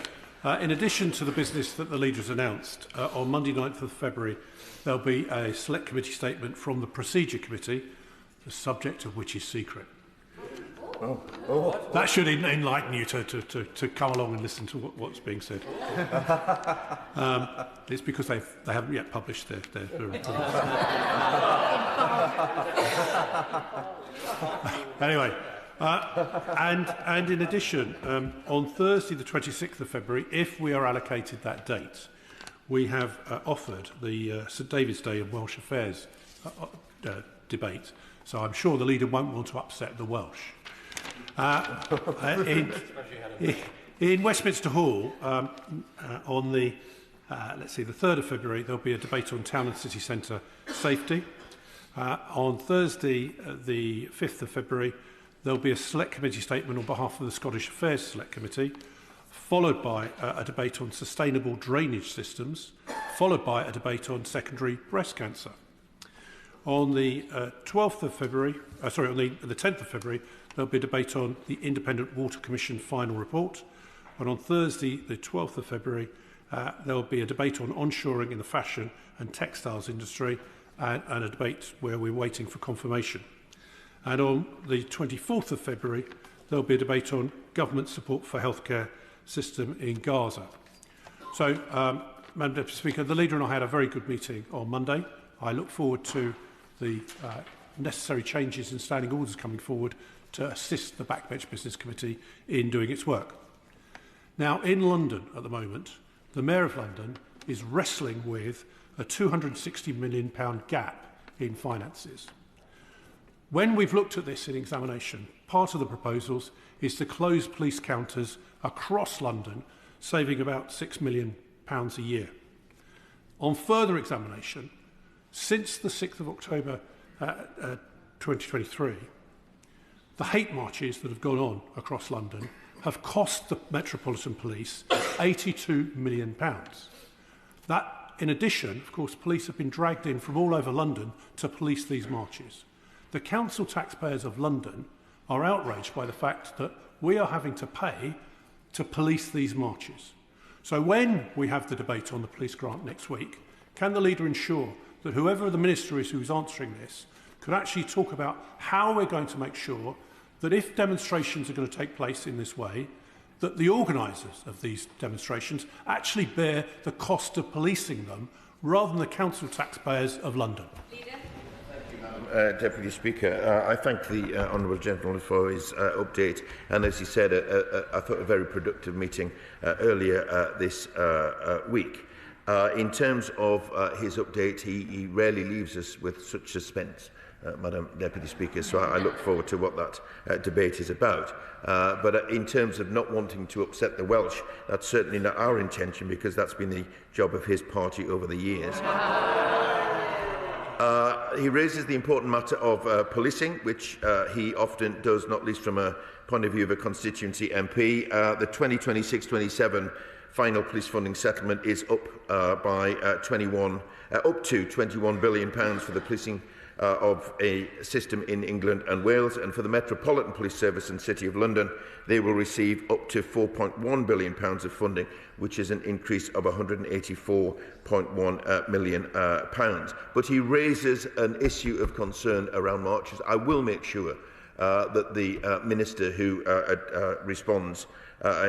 introduces the police debate on the 11th is aware of his concerns, but I'm sure he might want to be in to make those points directly to them. Let's make sure questions are short. Rachel Hopkins. Deputy Speaker, I welcome the record investment from this Labour government to repair and renew our roads and fix potholes, with the £7.3 billion allocated to local authorities over the next 4 years. Following the recent RAG ratings for local authorities regarding how they're spending this money and the road conditions, I've launched a pothole survey to get feedback from my local Luton South and South Bedfordshire constituents to make sure that local voices are heard.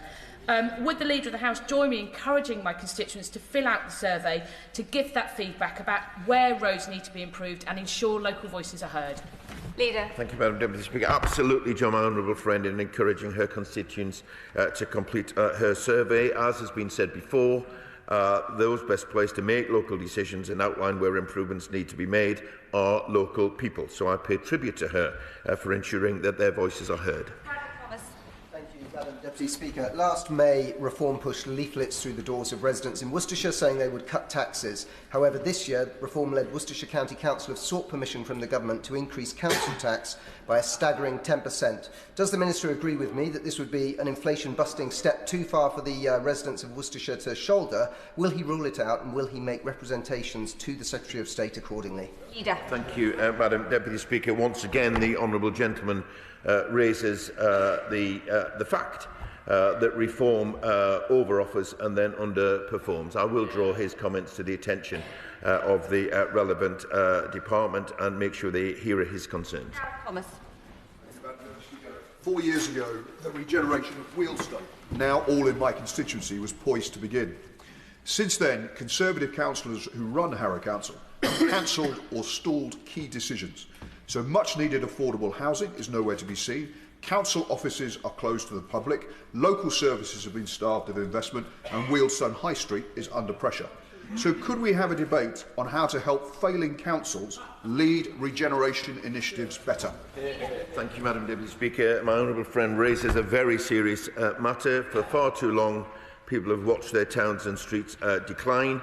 This government is investing in the future of our local communities, not least through the £5 billion Pride in Place programme, and we're giving local people the power to transform their communities. Should he seek a debate, or indeed use the debate on the 11th on local government funding to make these points, I'm sure he will find common cause across the House. Sir Gavin Williamson. Thank you, Madam Deputy Speaker. Can I start off by congratulating the government on one of its policies, the launch of a UK town of culture. And often the government finds itself in a position where it has to pull its business.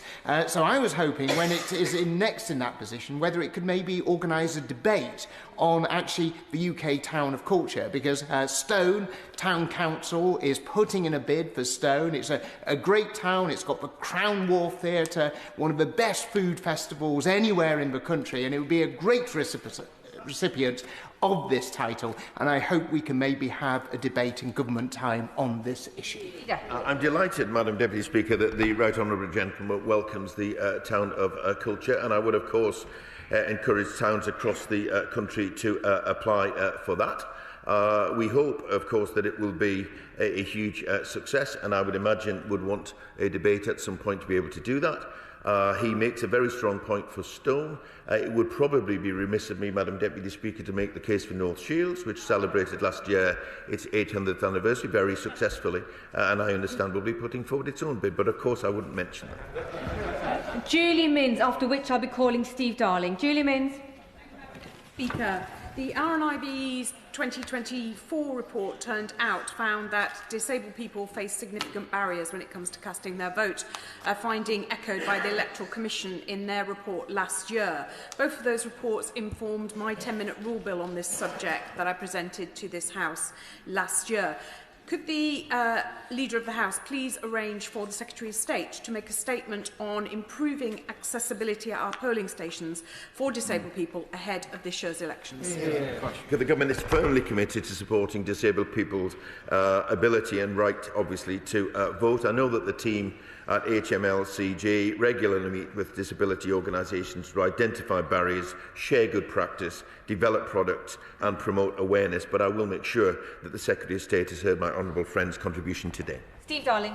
Thank you, Madam Deputy Speaker. Storm Ingrid and Chandra have wreaked havoc across Devon, whether it's flooding in Ottery St Mary, closure of the Dawlish rail line, or having parts of our harbours and seafronts in Torbay ripped apart. Torbay Council advised me that there is more than £3.5 million of critical infrastructure damage caused by these storms. Will the Leader of the House encourage the local government minister to open up the Bellwyn scheme for local authorities like ours in Torbay? Thank you very much indeed. Alongside partners, Madam Deputy Speaker, in the emergency services, local authorities and utility companies, we have coordinated a multi-agency response to prepare for and then to respond to the storm. And of course our hearts go out to those who've been severely affected. As far as the Bellwyn scheme is concerned, I will draw the honourable gentleman's remarks to the attention of the Minister. Perkins. Thank you, Madam Speaker. 2 weeks ago, the Office for Environmental Protection announced their annual report to Parliament. It found that the country remains off track for the 2030 targets. It also found that this government was making good progress in some areas, but DEFRA colleagues appears to be wishing to keep their light under a bushel. We didn't get a statement here in the House on that or on the EIP plan. So will the Leader of the House have a word with DEFRA colleagues and try and ensure that these important landmarks do get a statement? And in the absence of them, can we have a debate in government time on the OEP report and the important environmental improvement plan? Thank you very much, Madam Deputy Speaker. I certainly want to start by paying tribute to my honourable friend for all the work that he does in this regard. He raises a very important matter, and I'm confident that DEFRA ministers want to keep the House updated on our environmental improvement plans. We have ambitious targets, and I'll make sure that the Minister has heard my honourable friend's request for a statement. Sir Ashley Fox. Thank you, Madam Deputy Speaker. May I thank the frontline staff at the Environment Agency, Drainage Board and Council who are working hard to tackle flooding in Somerset. This year, water levels have risen faster than they did in the 2013-14 floods. Currymore used to fill in 10 days. This week it filled in 4. Communities in Fordgate and Moorland are watching nervously as water levels continue to rise. So can I ask the Leader for a debate on how the Environment Agency approaches these incidents? Why are they using out-of-date trigger points to dictate their response? Why were the emergency pumps at Northmoor only operational last night?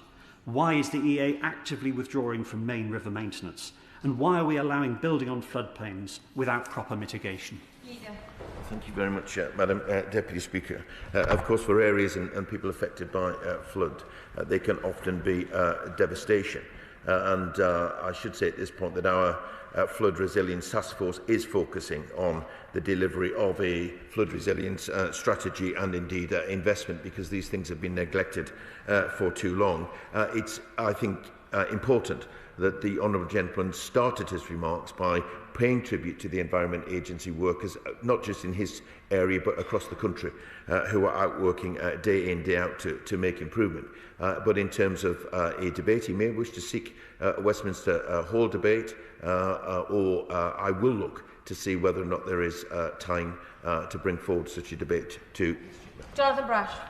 Thank you, Madam Deputy Speaker. Keeping our neighbourhoods clean and tidy requires a whole community effort, and that's exactly what we're delivering in Hartlepool. Our Labour Council is investing £1 million in its Pride in Place campaign, complementing the fantastic work of volunteers from Hartlepool Big Town Tidy Up.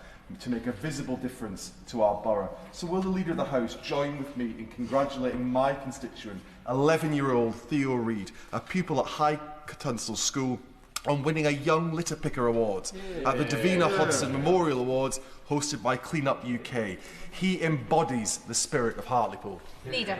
Thank you, Madam Deputy Speaker. My honourable friend is right to celebrate the community approach to keeping our towns and cities clean and the dedication of environmental volunteers in that, but also to draw attention to the support that the government is giving through the Pride in Place programme, not just in terms of resources, but by the approach of putting the community in charge. And I think the whole House, Madam Deputy Speaker, will want to join me in congratulating Theo Reid for being awarded the Young Litter Picker Award, because his commitment set a bright example for all of us to follow.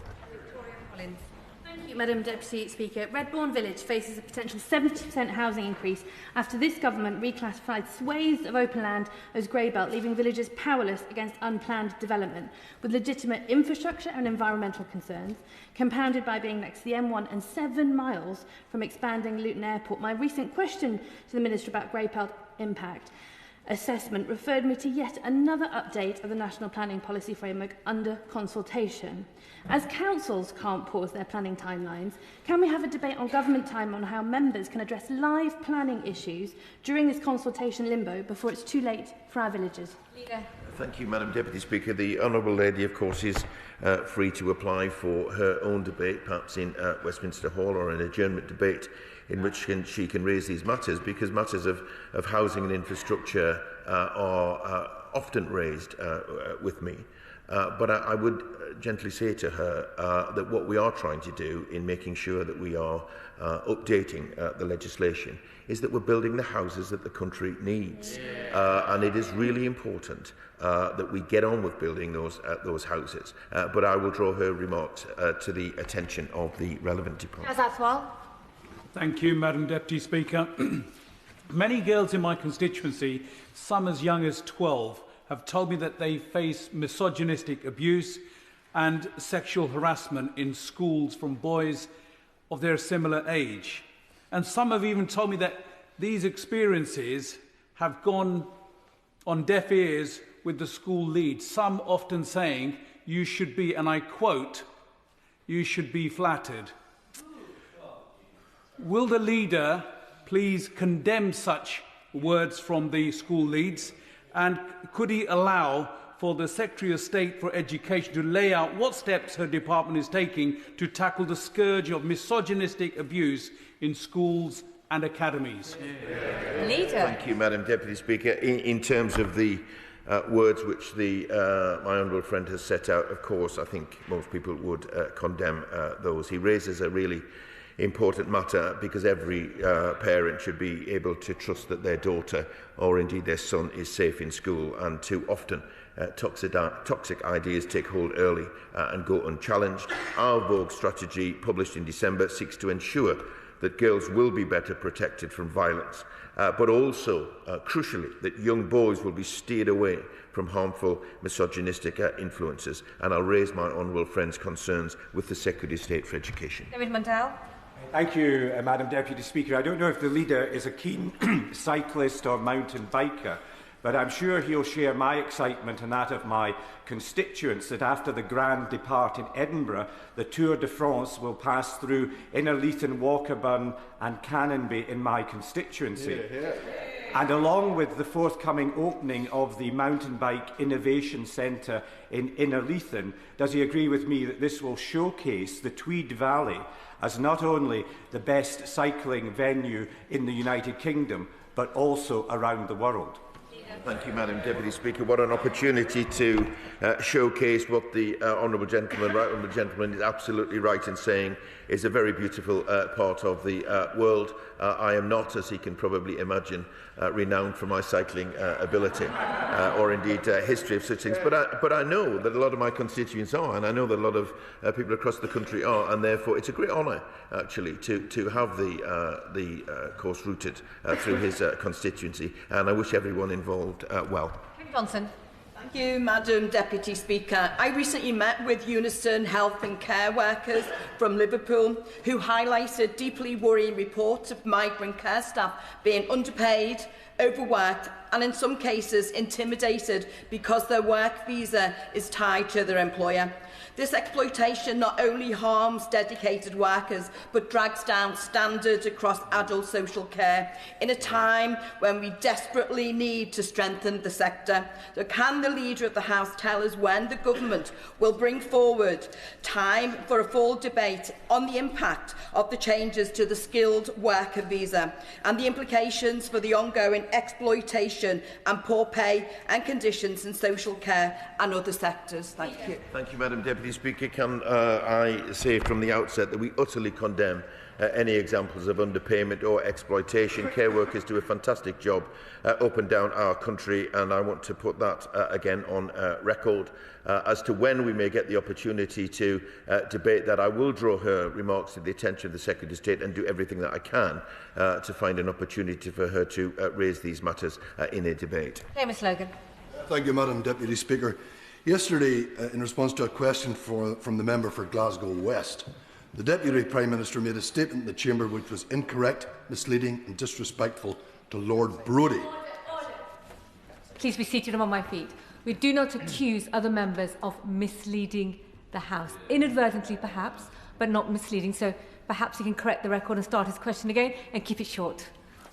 Thank you, Madam Deputy Speaker. I apologise.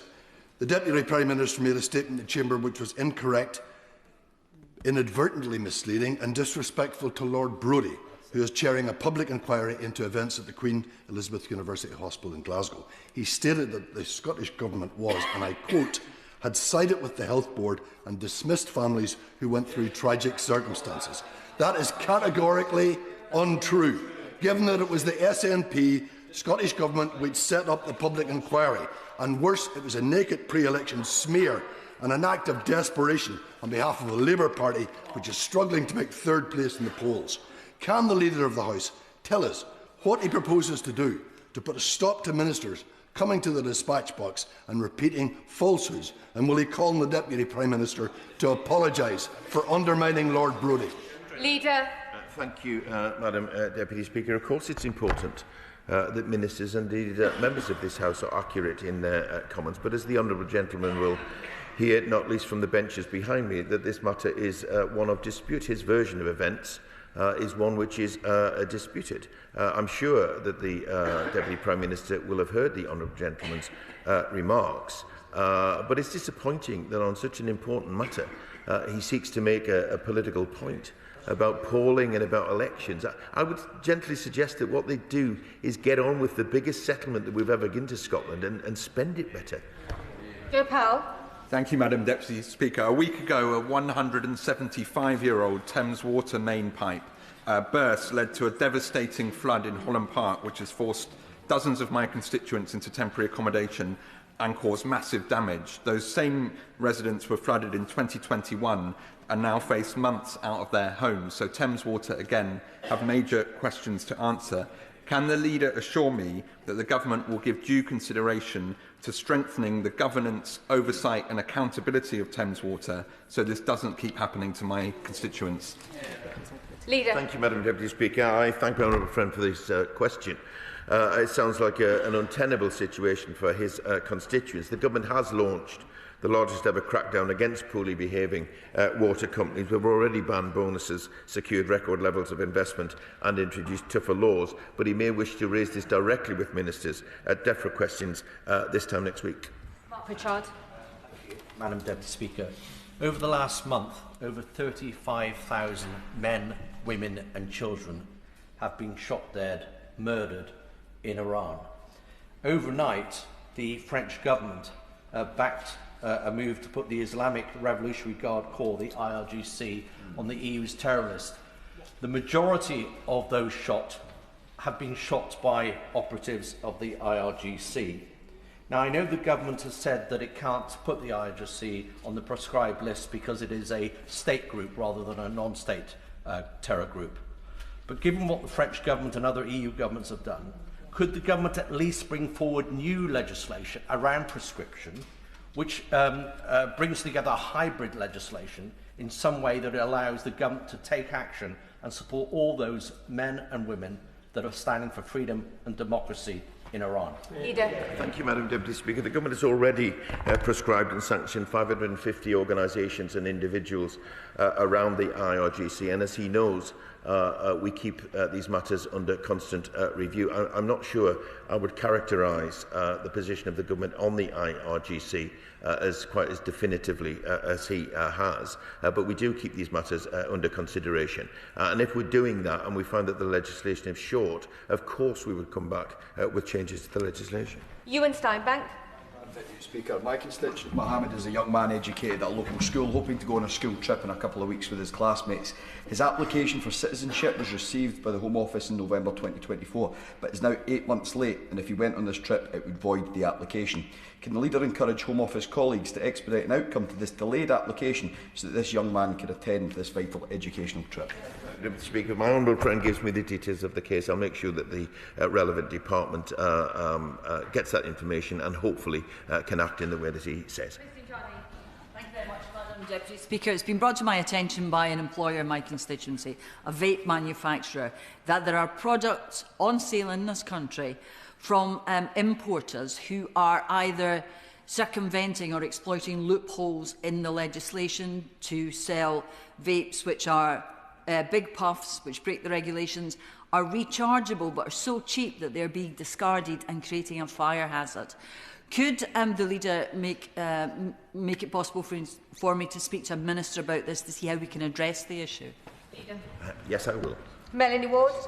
Oh, thank you, Madam Deputy Speaker. After beaches in Burnt Island and Kinghorn recently had their water quality downgraded, many of my constituents will be angry that Scottish Government-owned Scottish Water are hiking bills by almost 10%. Both beaches were closed for periods last summer due to pollution, and people became sick from exposure to it. This is particularly galling after the Chief Executive of Scottish Water was handed a £50,000 pay increase. Does the Leader of the House agree that it is long past time for the SNP Scottish Government to get a grip and clean up our coasts? And will he make time for a debate on water quality? Yes, I do agree, Madam Deputy Speaker, and I would encourage my honourable friend to apply for an adjournment debate so that she can raise these matters directly with the Minister. Dame Harriet Baldwin.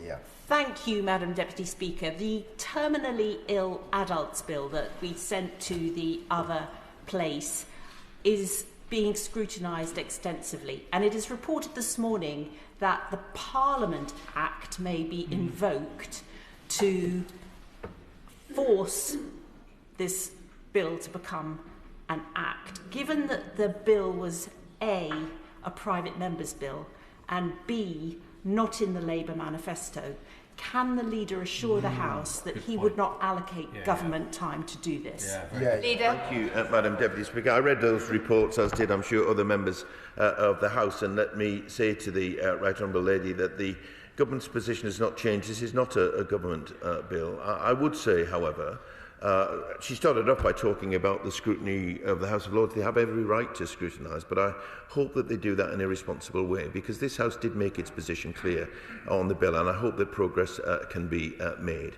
Obviously, when there is what looks like an impasse or a slowdown, people will be looking for a quick route round that, or any route round that, to be honest. But the government position hasn't changed, which is once the Lords have completed their scrutiny, if necessary, we will find time in this place to debate those amendments, because the will of this House was very clear, and I hope, without having to go down the avenues that have been described, that we will be able to resolve this matter. Jessica Toll. Thank you, Madam Deputy Speaker.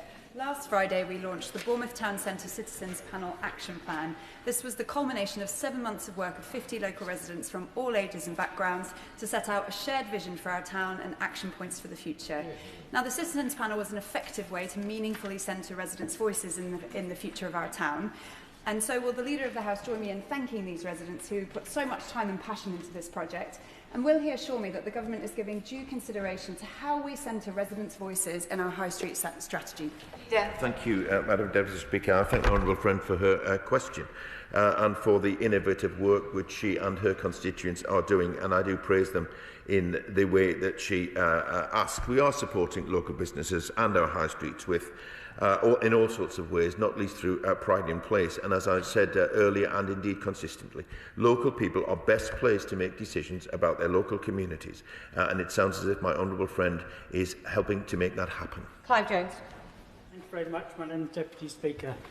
Patients, cancer charities and healthcare professionals have been calling for urgent investment in oncology to prevent a postcode lottery of care. Unfortunately, regional inequality exists, denying many patients access to effective treatment or quicker diagnosis. Will the House be scheduling time to consider what funding and workforce measures are being prioritised in the National Cancer Plan to address these gaps? Leader. Thank you, Madam Deputy Speaker. The honourable gentleman raises again a really important matter, which is about the postcode lottery that can exist, and of course the government doesn't want that to happen, which is why we are investing more across the NHS, but also through the NHS plan, making sure that we iron out any differences that exist across the country. I will draw his remarks to the attention of the Secretary of State to see if and when he can bring forward a statement on these matters, or indeed we can have the debate that the honourable gentleman requests. Harry Gardner. When will the government publish the full national security assessment of global biodiversity loss and ecosystem collapse? Number 10 are said to have pulled the full report last autumn because it was too alarming. Given that the truncated version published last week says that every critical ecosystem is on a pathway to collapse with irreversible loss of function beyond repair, and that it will affect national security, national prosperity, and will give rise to conflict between states, is it not vital that this House has a duty to examine the full report and for the government to schedule a debate about it in government time? Leader.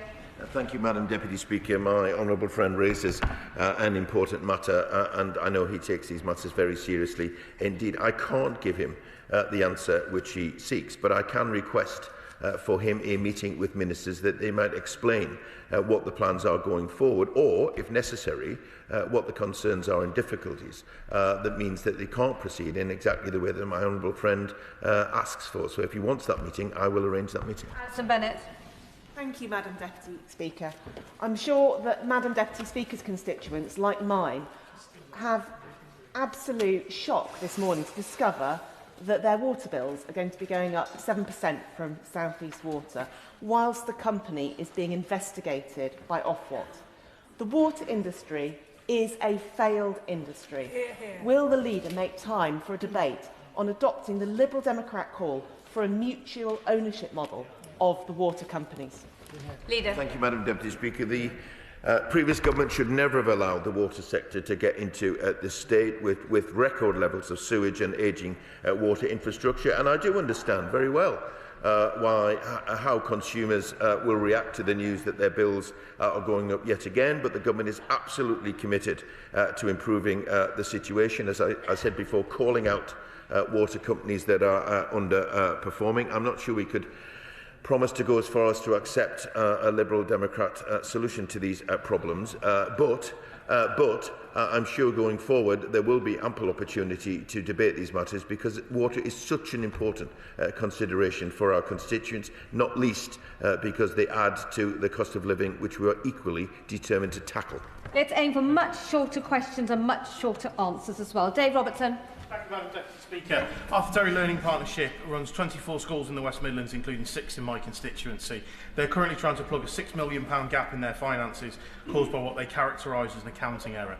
The NEU have taken 9 days of strike action at Arthur Terry schools this month, with 9 more planned for February. The department's engagement with my office around this issue yesterday was excellent, but can I ask the leader if he can ensure that the relevant minister meets with me and other affected MPs as a matter of urgency to discuss the ongoing conspiracy? Thank you, Madam Deputy Speaker. This is a difficult situation for children and indeed families and teachers in Lichfield and the West Midlands in general. So I will help to secure the meeting which my honourable friend asks for. Rosendale. Thank you, Madam Deputy Speaker. The Leader of the House will be aware that on Monday I joined the Right Honourable Member for Fareham and Waterlooville, at a huge rally in support of our brave British veterans, a magnificent occasion organised by my honourable friend, the member for Clacton. Now, the message from veterans was clear. Labour's plans to enable perpetual persecution of soldiers who served in Northern Ireland is diabolical. Indeed, I would say a betrayal, Madam Deputy Speaker. So, will the leader make time for a debate about how the United Kingdom has ended up with a policy of giving legal protection to the terrorists who killed British subjects, whilst the soldiers who protected civilians in Ulster face prosecution for simply doing the job in serving Queen and country? Leader. Madam Deputy Speaker, the honourable gentleman will know what the government is putting in place is a replacement for a system which we found, which quite frankly was not legal, could not be enforced, and therefore did not give the protection for our brave servicemen and women. He will have ample time to continue this as the bill continued its progress. Whether his new honourable friend, the member for Clacton, can be bothered to be here to take part remains to be seen. Thank you, Madam Deputy Speaker. I recently had the pleasure of visiting St Mary's Catholic Primary School in Black Hill to learn about their Solar for Schools project. The children were really engaged in the process of learning about solar power and saving energy. The project was funded by GB Energy and government from the Solar for Schools project. Can we have a debate in government time to talk about the importance of extending these projects? Thank you, Madam Deputy Speaker. I want to join her in recognising the enthusiasm of students at St Mary's Primary School in Black Hill, which is the place that I was born. I'm happy to hear this example of this is an example of over 250 schools benefiting from our £255 million scheme to deliver new rooftop solar power for public buildings. And I would encourage her to apply for an adjournment debate on the matter that she raises. Thank you, Madam Deputy Speaker. The chapel in Cotford St Luke in my constituency is a fan favourite, but because of the decisions of this government it is dying. They've been hit exceptionally hard by VAT and the business rates regime. I know that this is the case for many establishments in our part of the world. Many of these places rely heavily on tourism, so can the Leader of the House allocate government time for a debate on how we can better support the hospitality and tourism sector and prevent much-loved businesses from closing their doors? Thank you, Madam Deputy Speaker. The Honourable Lady will be aware of the support which the government has brought forward recently for pubs, and obviously we keep under review what other support we can give to the hospitality sector. Her concern will be shared, not just on that side of the House, but by on this side of the House too, about what furthermore can be done. And should she seek an adjournment debate, then perhaps she can air those concerns herself. Paul Davies. Paul Wall. Thank you, Madam Deputy Speaker. Tetrasil is a Rochdale-based company that has used fire and rehire tactics recently to effectively dismiss staff and then rehire them on terms which are £7,000 a year less in their pay packets, and also remove their rights to paid leave.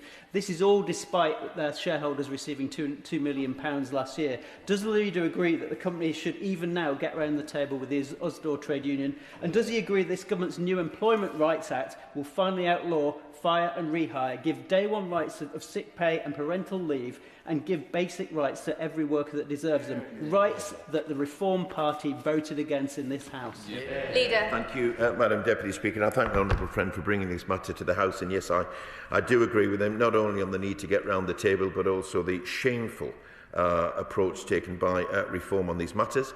This government's Employment Rights Act represents the biggest upgrade to workers' rights in a generation. It does, as he said, it will, as he said, end exploitative zero-hour contracts, end unscrupulous fire and rehire practices, prevent the misuse of non-disclosure agreements, and strengthen statutory sick pay and the collective voice of workers.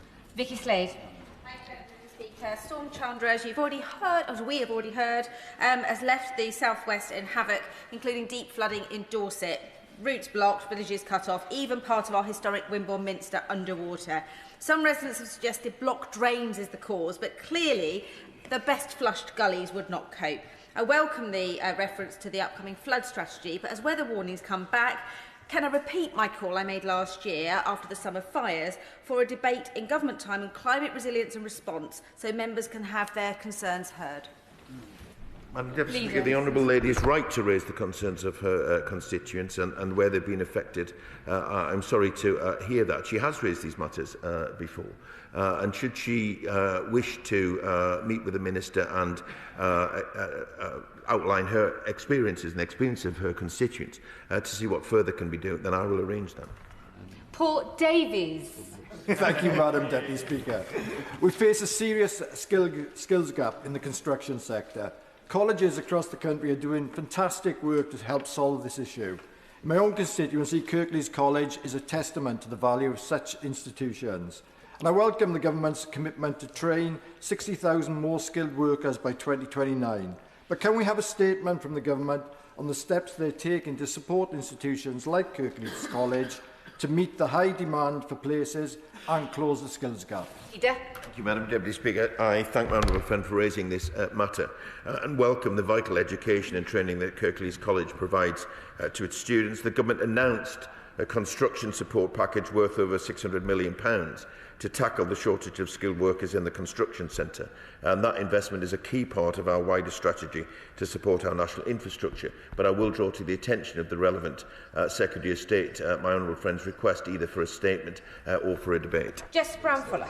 Madam Deputy Speaker, and I refer members to my register of interests as the chair of the APPG for infant feeding. In December last year, the Government published its response to the Competition and Markets Authority as part of its child poverty strategy on infant formula milk.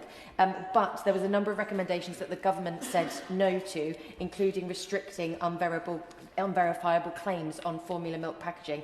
This is a vital issue that affects parents up and down the country. So will the Leader of the House make government time to debate infant feeding, please? Thank you, Madam Deputy Speaker. The government did... You're being pointed.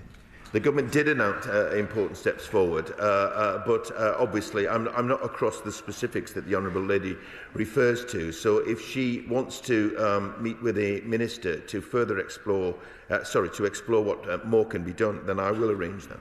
Mr McAllister. Thank you, Madam Deputy Speaker. As Member of Parliament for Western Bartonshire, I have the honour of following in the footsteps of a very distinguished predecessor, Lord McFall, Lord Speaker in the other place, who steps down this week after 40 years at Westminster. He has served my community and our democracy here with great wisdom, courtesy, grace and humility. Will the Leader of the House join me in expressing our gratitude for his decades of service and send both him and his wife Joan our warmest wishes? Thank you, Madam Deputy Speaker. I thank my honourable friend for raising this matter, and I think I can speak for everyone across the House when I thank Lord McFall for his service and commitment to both this House and to the other place. He was a fine whip and minister in government and a truly tremendous parliamentarian. And alongside my honourable friend, I wish Lord McFall and his wife Joan all the best for what is to come.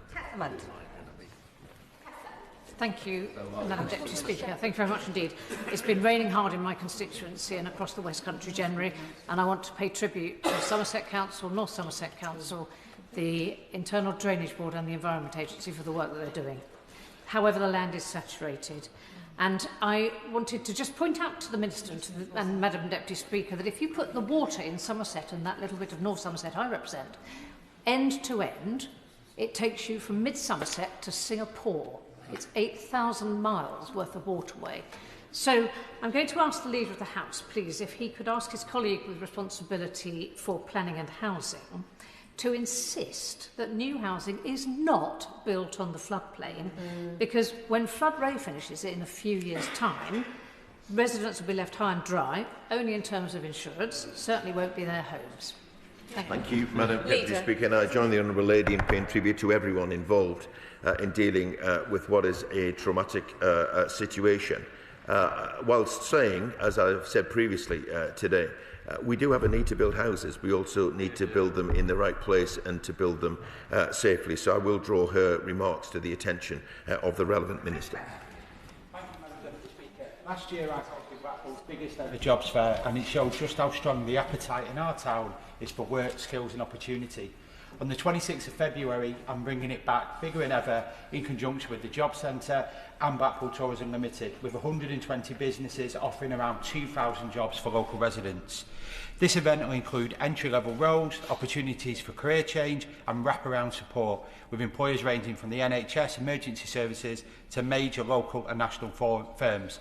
So will the Leader of the House join me in encouraging Blackpool residents to sign up through my website to take part in this event, which aims to connect people with good jobs, local skills and training, but also give a nudge to my right honourable friend, the Secretary of State next to him now, who an invite has been extended to opening this event. Oh, wow. Leader. Thank you, Madam Deputy Speaker. And I thank my honourable friend for raising this matter. The Government's Growth Mission is committed to securing good quality jobs for people in our local communities, and I have to say nobody fights harder than my honourable friend to bring jobs into their local constituency and communities. So I do join my honourable friend in encouraging his constituents to sign up for what sounds like a worthwhile job fair, and the Secretary of State sitting next to me, I'm sure, will have heard his remarks. Jim Shannon. Thank you, Madam Deputy Speaker. 1st of February will be the 5th anniversary of the military coup in Myanmar and Burma that overthrew the democratically elected civilian government and created a severe humanitarian and human rights crisis. In this context, the military regime is proceeding with elections that exclude opposition parties, criminalise criticism, disenfranchise large parts of the population. So will the Leader of the House please ask the Foreign Secretary to set out what steps government has taken to challenge any attempt to legitimise these elections, to press for the release of political prisoners and to hold the Myanmar military accountable for ongoing violations of human rights and freedom of religious belief. Thank you, Madam Deputy Speaker. As he undoubtedly knows, the UK is committed to defending freedom of religion and belief for all, and we've long opposed the persecution and marginalisation faced by minorities in Myanmar. Particularly concerning is their race and religion laws, which entrenches prejudices against ethnic and religious minorities. I will ensure that the Foreign Secretary hears his concerns, not least in the light of what he has said about elections, and I will ensure that the Secretary of State responds to the honourable gentleman. Phil Brickell. Thank you, Madam Deputy Speaker. I was recently contacted by one of my constituents regarding a 4-month delay to her daughter's provisional driving licence application related to her type 1 diabetes diagnosis. My constituent's application remains outstanding. She's been unable to obtain an update from the DVLA or any timescale for the conclusion of her application. And my constituent's mental health is now being affected by the delay, as she has lost a driving instructor and feels as though she is being treated differently due to her diagnosis. So can the Leader of the House allow for a debate in government time to discuss the important issues of delays in the DVLA system, particularly for individuals with disabilities and health conditions? Thank you, Madam Deputy Speaker, and I thank the honourable gentleman for raising this matter. The DVLA is currently rolling out a new casework system which will deliver significant improvements to the services provided to drivers with medical conditions. But that perhaps comes as cold comfort to those who are still waiting in a queue. And should he wish, I would be happy to follow up this particular case with the department. Daniel Francis. Thank you, Madam Deputy Speaker. Last Sunday, I joined the congregation at St Augustine's Church in Slade Green to celebrate the retirement of Reverend Jim Bennett. Jim has been a long-standing pillar of our community in Bexley and Crayford, having worked for the Greenwich and Bexley Hospice for 16 years, starting as a fundraising coordinator and eventually becoming their chief executive. And following his retirement from that post, he took on a new career later in life, following his ordination, spending over 6 years as the priest at St Augustine's Church, Slade Green. So will the Leader of the House join me in paying tribute to Jim for his work in supporting my constituents across Bexley and Crayford, and wish him all the very best for his retirement? Yeah. Thank you, Madam Deputy Speaker. I'll certainly be delighted to join my honourable friend in paying tribute to the Reverend Jim Bennett. His work at both the Greenwich and Bexley Hospice, but also at St Augustine's Church, has greatly contributed to his community, but also in paying tribute to the Reverend Jim Bennett, let's also pay tribute to all the churches and church men and women across our country who are doing such an important part in our local communities. I wish the Reverend Bennett a very long and happy retirement. Final question by the ever-patient Josh Newbury. Thank you, Madam Deputy Speaker. Stafford Pride is a fantastic event that brings together thousands of people every year as a celebration of the diversity that makes our county such a fantastic place. 2 councillors on Staffordshire County Council awarded money from their community fund to Stafford Pride, and yet despite all other recipients having had their funding, approval for Stafford Pride's allocation has, we're told, been with the Reform Cabinet for months. Stafford Pride are taking a stand, not for the money, but against what they see as institutional homophobia. Would the Leader of the House join me in calling on Reform UK Staffordshire to get on with processing this legitimate funding application? And could we have a debate on the worrying increase in discrimination against LGBT+ organisations by certain councils? Thank you, Madam Deputy Speaker. My honourable friend is a fantastic champion for his local area.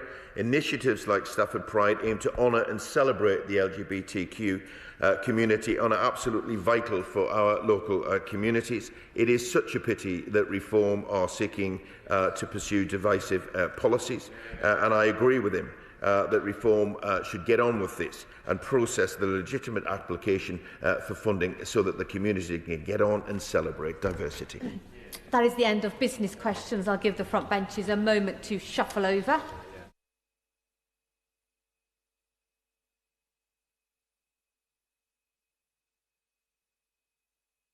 We come to the first statement on pensions, and I call the Secretary of State.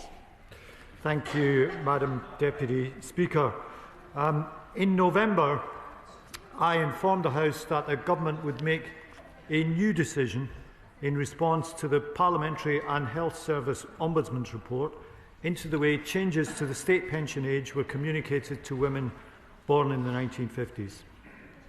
This followed relevant evidence coming to light as part of legal proceedings challenging the original decision announced by my predecessor in December 2024.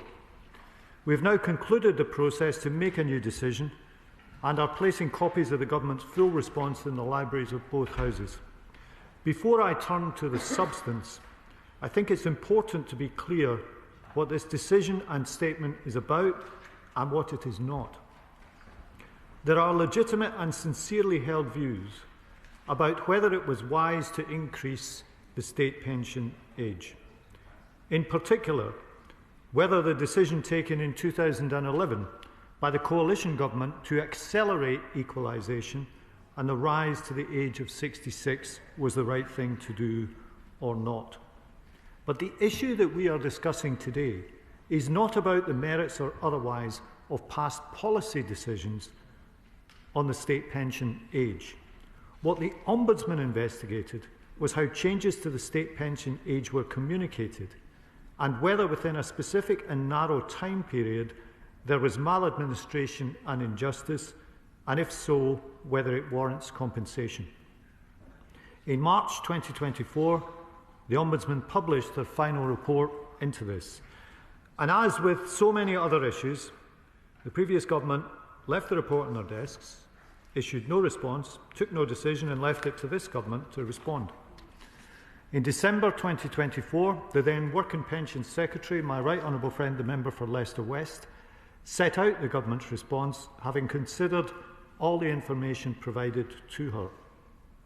However, given relevant research from 2007 about the effectiveness of sending letters subsequently emerged that had not been provided to my right honourable friend, I wanted to ensure the right and proper process was followed to take account of this alongside information previously considered. And of course, I asked the Department not just to consider the 2007 report, but also to undertake new searches as part of an extensive review of relevant historical documents to help inform this new decision. Madam Deputy Speaker, we accept that individual letters about changes to the state pension age could have been sent earlier. For this, I want to repeat the apology that my right honourable friend gave on behalf of the Government, and I am sorry that those letters were not sent sooner. We also agree with the Ombudsman that women did not suffer any direct financial loss from the delay. However, the question is about the impact of the delay in sending these letters. The evidence taken as a whole, including from 2007, suggests the majority of 1950s-born women would not have read and recalled the contents of an unsolicited pensions letter, even if it had been sent earlier. Furthermore, the evidence also suggests that those less knowledgeable about pensions, the very women who most needed to engage with a letter and where it might have made a difference, were the least likely to read it.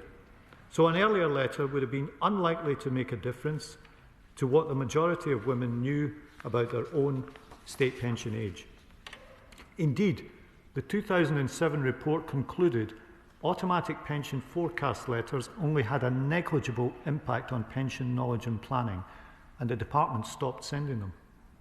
The evidence shows that the vast majority of 1950s-born women already knew the state pension age was increasing, thanks to a wide range of public information, including through leaflets, education campaigns, information in GP surgeries, on TV, radio, cinema, and online. To specifically compensate only those women who suffered injustice would require a scheme that could reliably verify the individual circumstances of millions of women. That includes whether someone genuinely didn't know their state pension age was changing and whether they would have read and remembered a letter from many years ago and acted differently. It would not be practical to set up a compensation scheme to assess conclusively the answers to these questions. As for a flat rate scheme, that would cost up to £10.3 billion and would simply not be right or fair, given it would be paid to the vast majority who were aware of the changes. I've heard calls for compensation aimed at lower income pensioners, and we have focused in the last 12 months on raising pension credit uptake, but in the context of this decision, a scheme focused on any single income group still doesn't specify who may or may not have suffered injustice.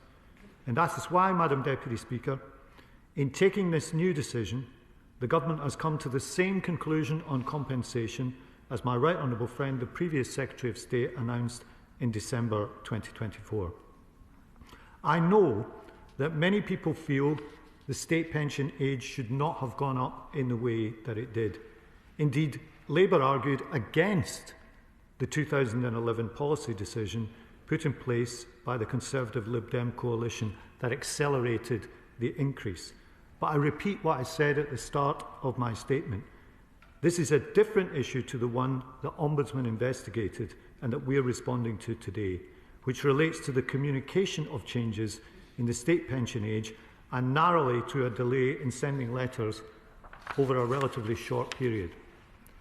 The changes from 2011 underline the importance that decisions on the state pension age carry and the impact they have on people's lives. I take seriously the need to weigh carefully any future changes.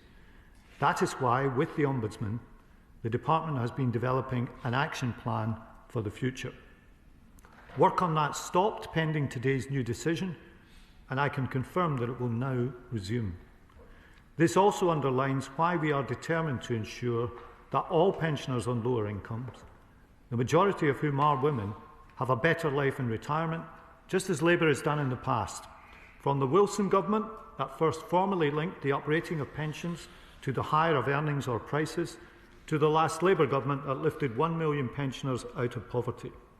We introduced pension credit, which is vital in topping up the incomes of the poorest pensioners, with women consistently making up the majority of those benefiting since we introduced it in 2003. And we are ensuring that more pensioners get that extra income, with the biggest ever campaign to increase take-up. This saw tens of thousands of more awards to the pension credit in the year up to November compared to the previous year. In addition, our commitment to the triple lock for this Parliament means that women will see their state pension rise by up to £575 this year, with incomes up to £2,100 a year higher by the end of the Parliament. Indeed, overall spending on the state pension is set to be over £30 billion a year higher by the end of this Parliament compared to 2024-25. And we're putting record investment into the NHS, meaning thousands more pensioners are getting the operations and treatment that they need rather than being left in pain on waiting lists. That is the positive difference that this government is making. Madam Deputy Speaker, I believe it was right to review the evidence, and that having done so, we've made the right decision based on due process and the body of evidence. And at the same time, looking to the future, we are taking important steps to support women in retirement and help them to build a better life for themselves and their families, and I commend this statement to the House. I call the Shadow Minister, Mark Garnier. Well, thank you very much indeed, Madam Deputy Speaker, and can I thank the Secretary of State for advance sight of his statement. So as constituency MPs, Madam Deputy Speaker, we will all have met many people, many campaigners from the Women Against State Pension Inequality campaign group, the WASPI Women. I'm sure that many members of this House will have received a large amount of correspondence on this recently, and if they're anything like me, where I've had 150 emails recently about this, they will really feel the strength of opinion there is out there on this thing. But it is safe to say that both our constituents and as members of Parliament, we have been left wanting by this government. In December 2024, the previous Secretary of State, the Right Honourable Member for Leicester West, told this House that the government would not compensate these women. Let me remind colleagues what her rationale was, and I quote, "The government do not believe that paying a flat rate to all women at a cost of up to £10.5 billion would be a fair or proportionate use of taxpayers' money." She tried to also argue that they couldn't afford it because of holes in the government finances. But as my right honourable friend, the Shadow Secretary of State for Work and Pensions, rightfully said, the government compensation should always be based on what is fair and just. So before getting into government, it seemed that Labour MPs did think that an injustice had been done. And let us remind our colleagues of what members of this government have said in the past. The Prime Minister himself called this situation a huge injustice. The Deputy Prime Minister and Justice Secretary slammed the cliff edge, he said, that faced WASPI women. The Foreign Secretary said she was fighting for a fair deal for the WASPI women. The Chancellor of the Exchequer claimed to want justice for WASPI women. Even the current Secretary of State, Madam Deputy Speaker, got in on the action, where he put out a social media post with the caption, "Members of Parliament campaigning for a better deal for WASPI women." Is it no wonder, therefore, that the WASPI women who were promised so much are so angry? The people who used to stand beside them have now turned against them. If the government really believed that these women had faced a great injustice, they would have found a way to compensate them. They could have avoided a deal with Mauritius that will cost us all £35 billion. But they chose not to. They could have found savings on our country's benefit bill, but they chose not to. They had 14 years to prepare for government and are messing up by doing nothing. And that brings us to the statement from the Secretary of State today. Isn't it convenient, Madam Deputy Speaker, that he should choose a sitting day when most MPs are not here? It's almost as if they don't want to hear the criticism from his own backbenchers. In reality, all the Secretary of State is doing is announcing that nothing has changed and that they won't be compensating WASPI women. So, Madam Deputy Speaker, I have a few questions. Given he previously campaigned for a better deal for WASPI women, does he think that today's announcement provides that better deal? Secondly, in his statement, the Secretary of State tries to argue that this is somehow our fault on this side of the chamber. However, he forgets that the maladministration, which the previous Secretary of State apologised for, was committed under the last Labour government before 2010. This is something that the Ombudsman report made explicitly clear. So can the Secretary of State just hold his hands up and take accountability for these mistakes?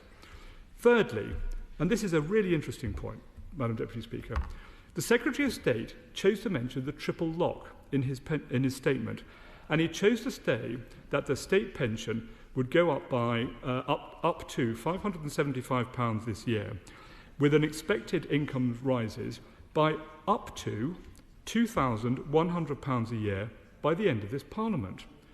Now, we all know there's no cap on the triple lock. There's no cap on the triple lock. But he makes a point where he says it will go by up to 2,100. So is he implying that the triple lock is about to be capped? Can he confirm that he's apparently U-turning on their policy on the triple lock by imposing a cap? And finally, Madam Deputy Speaker, isn't it now just fact that this government resemble, frankly, a bunch of joyriders pulling handbrake turns in a Tesco car park when they should be a serious party of government? Their backbenchers keep being marched up the hill only to be told to march down again. They even take the whip away from them for having a conscience, only to be told later that ministers are proud to support policies that were only recently sackable offences. So, Madam Deputy Speaker, does he really think this constant back and forth is fair on WASPy women? I look forward to his comments.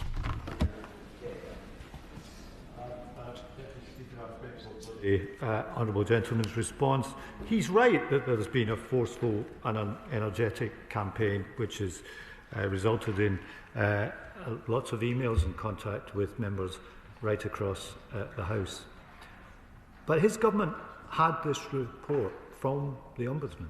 They could have taken a decision before the election.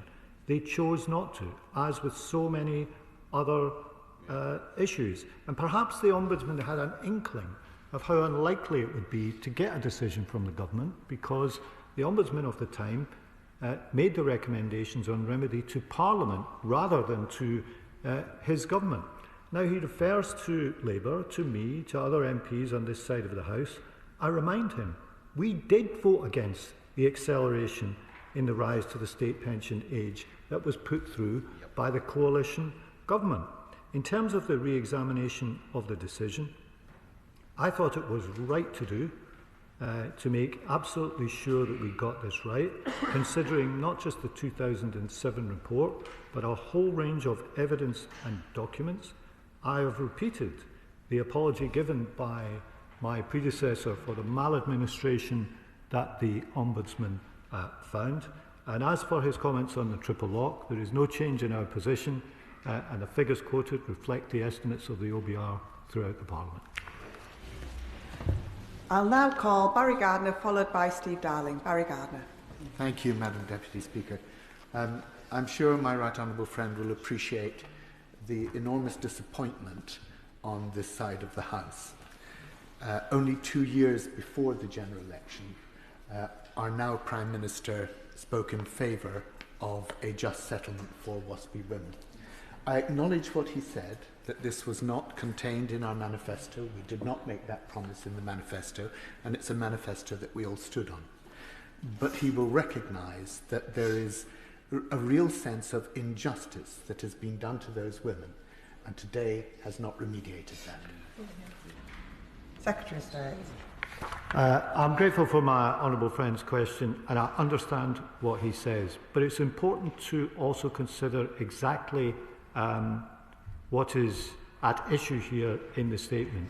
There are many people who are unhappy with the rise in the state pension age and the decision to equalise it. And this decision does not deal with that. It deals with a specific issue of how this was communicated over a specific period of time. And it's really important in this to separate these two things.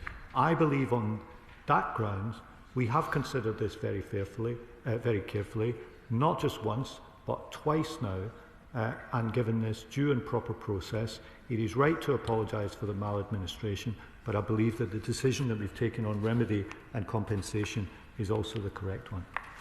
Liberal Democrat spokesperson Steve Darling. Thank you, Madam Deputy Speaker. And I must say I met a few weeks ago with the Secretary of State where we reflected on him being a fan of Celtic and Bruce Springsteen, but I wasn't aware that he was also a member of the Magic Circle, because clearly he's trying to set up a number of illusions around us of issues that this is to do with and comments, when actually it is all about whether these women were communicated adequately. And I would reflect on what my right honourable colleagues was stating just now. It's about injustice. And when you get elected as an MP and you're somewhat disappointed as a Liberal Democrat not to be a member of the government, that actually it is about seeking out injustice and tackling this. And yet the Secretary of State is putting this in the too hard to do file. There are more than 3.6 million WASPy women across the UK who will feel this as if it were a punch in the stomach. They will feel utterly betrayed, and they will feel betrayed because false hope was given to them in the autumn. And so that hope has been dashed. I'd like to thank the more than 100 MPs from across the United Kingdom who supported the letter I coordinated calling for justice for WASPI women, but sadly this fell on stony ground. So I'd like to ask the Secretary of State, what engagement did he have with the Ombudsman before coming to his final conclusions around this?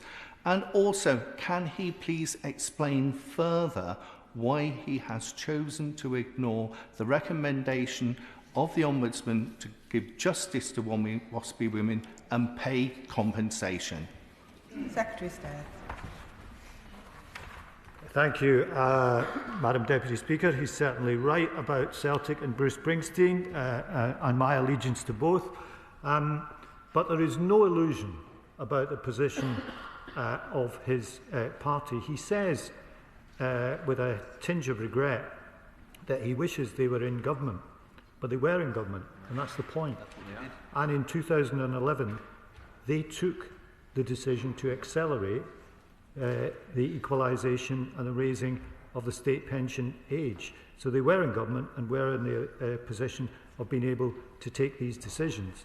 The heart of this is something different. It is about how these decisions were communicated and whether people really could have done something differently. Now, he asks about engagement with the Ombudsman. I, of course, have looked at their report. The Ombudsman, the current Ombudsman, recently met the Permanent Secretary, and in terms of future work, as I said in my statement, we will pick up the work that was paused on the action plan so that in future, when we're considering the state pension age, we not only consider policy, but fully consider all the aspects of communication and the period of warning, things that were distinctly not done when that decision to accelerate the state pension age happened under his government in the coalition. Dame Chiomora. Thank you, Madam Deputy Speaker. The Secretary of State knows just how disappointing so many will find this statement. The WASPI women who feel so strongly the injustice they have suffered. And he has set out the reasons in principle and in practice, and I appreciate that, and how the Labour government will support low-income pensioners. But I want to talk about the personal. I suspect the Secretary of State, like me and many in this House, started full-time work in his 20s, and it was not physically arduous. I think of my constituent who started work at 15, hard physical work, and found herself required to continue working many years after she expected to be retired and as her health deteriorated. What help and support can the Secretary of State offer her? Secretary of State. I'm grateful to my honourable friend, and I'd say two things in response to the issue she raises. It is right that as the state pension age has gone up, how that affects people will be influenced by the kind of lives that they've led, the toughness of the work that they've done. But I say to her, that's an argument about the raising of the state pension age. And while I appreciate a lot of the correspondence has been about that, it is a different issue from the one that the Ombudsman was looking at. And in terms of how we look after pensioners and what our policy is, that's exactly why we have pension credit to help lower income pensioners.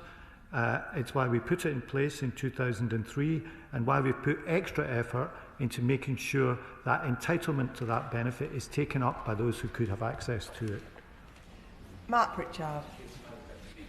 The Secretary of State is a fellow West Midlands Member of Parliament, and you will know Shropshire very well. And can I just say that many of my constituents born in the 1950s, WASPI women, will be very, very disappointed by today's announcement. He talks about miscommunication, maladministration, says little about compensation, of course, which means the injustice continues.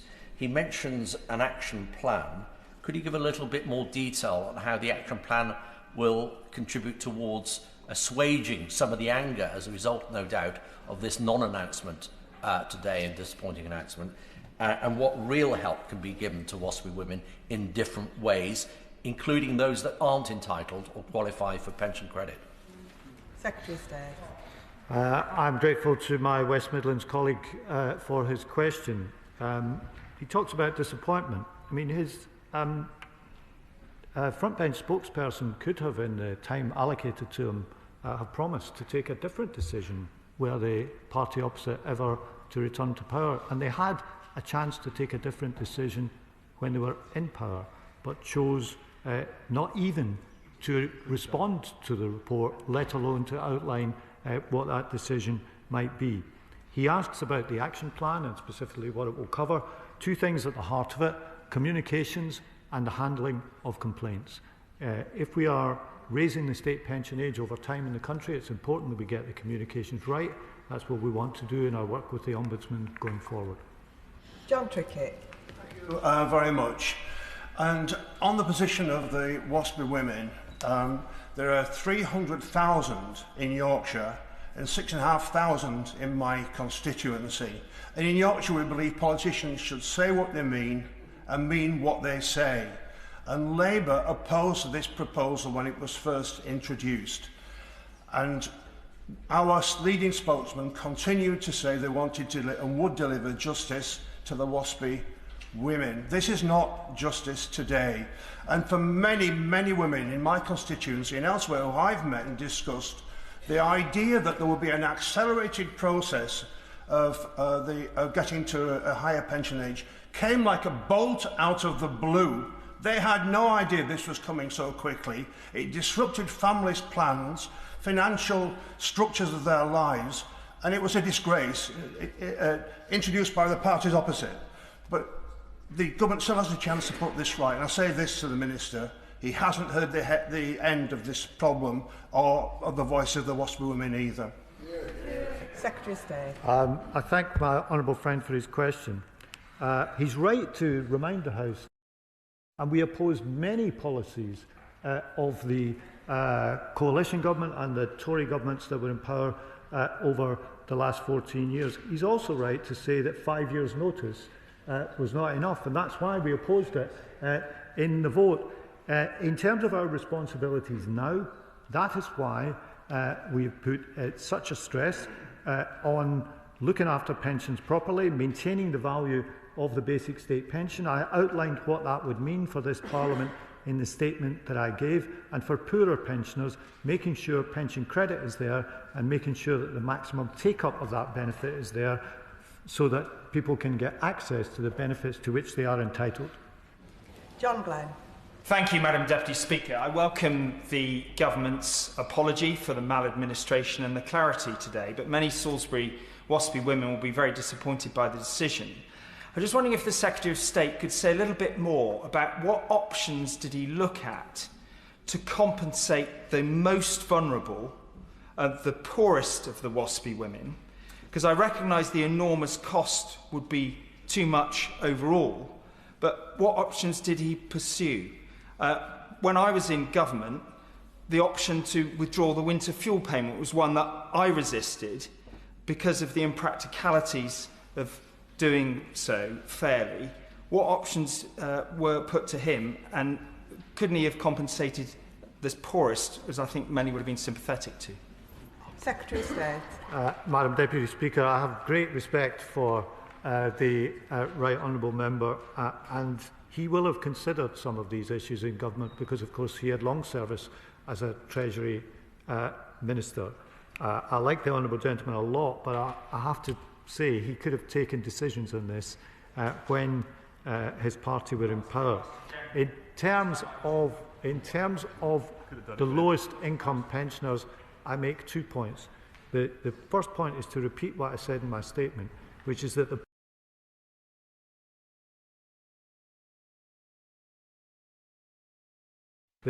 first point is to repeat what I said in my statement, which is that the problem with any flat rate scheme is it would compensate people who knew about the state pension age rising, as well as maybe those who didn't.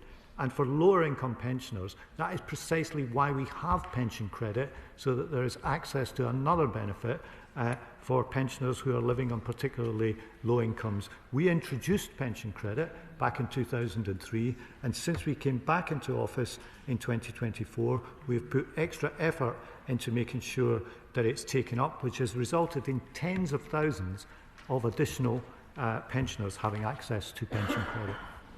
Liz Twist. Thank you, Madam Deputy Speaker. And I have to say, I suppose I should declare an interest as a 1950s born woman. So I do that. And I must say that this is a disappointing statement, and I can only associate myself with the remarks made by my honourable friend, the member for Brent West, which we don't always do, but I do. And I want to take the opportunity to thank all the WSPI women who have been campaigning so hard and working so hard on this issue with many of us. And the question, I suppose, is how has this been communicated to the WSPI group?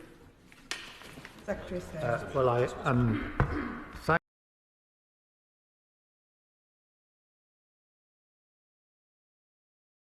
sustained campaign that has made a big impact on members, and you can see that from the questions that are asked in the House today. In terms of the communication, as soon as it became clear to me that there was relevant evidence which had not been shown to my predecessor, I made a decision to retake this decision, looking not just at that, but at a wider body of evidence. I came to the House in November, informed the House I was going to do that, and told Mr. Speaker and the House that when I had gone through the process and reached a conclusion to that process, I would come back at the earliest opportunity and announce those conclusions to the House, and that's exactly what I'm doing today. Tessa should get a payout and an apology. Now the WSPI women in my constituency have another apology, but they've not received a penny in compensation for the maladministration found by the Ombudsman. So why has the government chosen to accept one half of the recommendations, and if I may say, I think it's probably the easy half, but not the other, which at literally £1,000 to £2,950 for each woman is hardly a high cost for justice in the grand scheme of government funding considerations? I thank her for her question. As I say, we do accept the finding on maladministration, but in terms of this issue of what difference earlier communications would have made, particularly to those who knew the least about the increase in their state pension age, taking all the survey evidence in the round, it suggests that a majority of women knew the state pension age was increasing. Now, she asks about the up to £10 billion that it would cost for a compensation scheme and minimises the cost of that. And I don't want to be excessively partisan today, but I do have to say that it is the easiest thing to come in here every day and call for billions for this and billions for that, and then oppose all the revenue-raising measures that have to be put through in any budget. This is not a situation where we should do that and simply add to the pattern of doing that. It is a substantial amount of money, and if we were to go down that road, we would end up compensating a significant number of women who knew that their state pension age was increasing and to whom there has been no injustice. Mary Glindon. Thank you, Madam Deputy Speaker. The Minister stated that the evidence shows that the vast majority of 1950s born women already knew the state pension age was increasing. I was also a 1950s born woman, like my honourable friend. Does the Minister honestly think there would have been such a massive campaign over the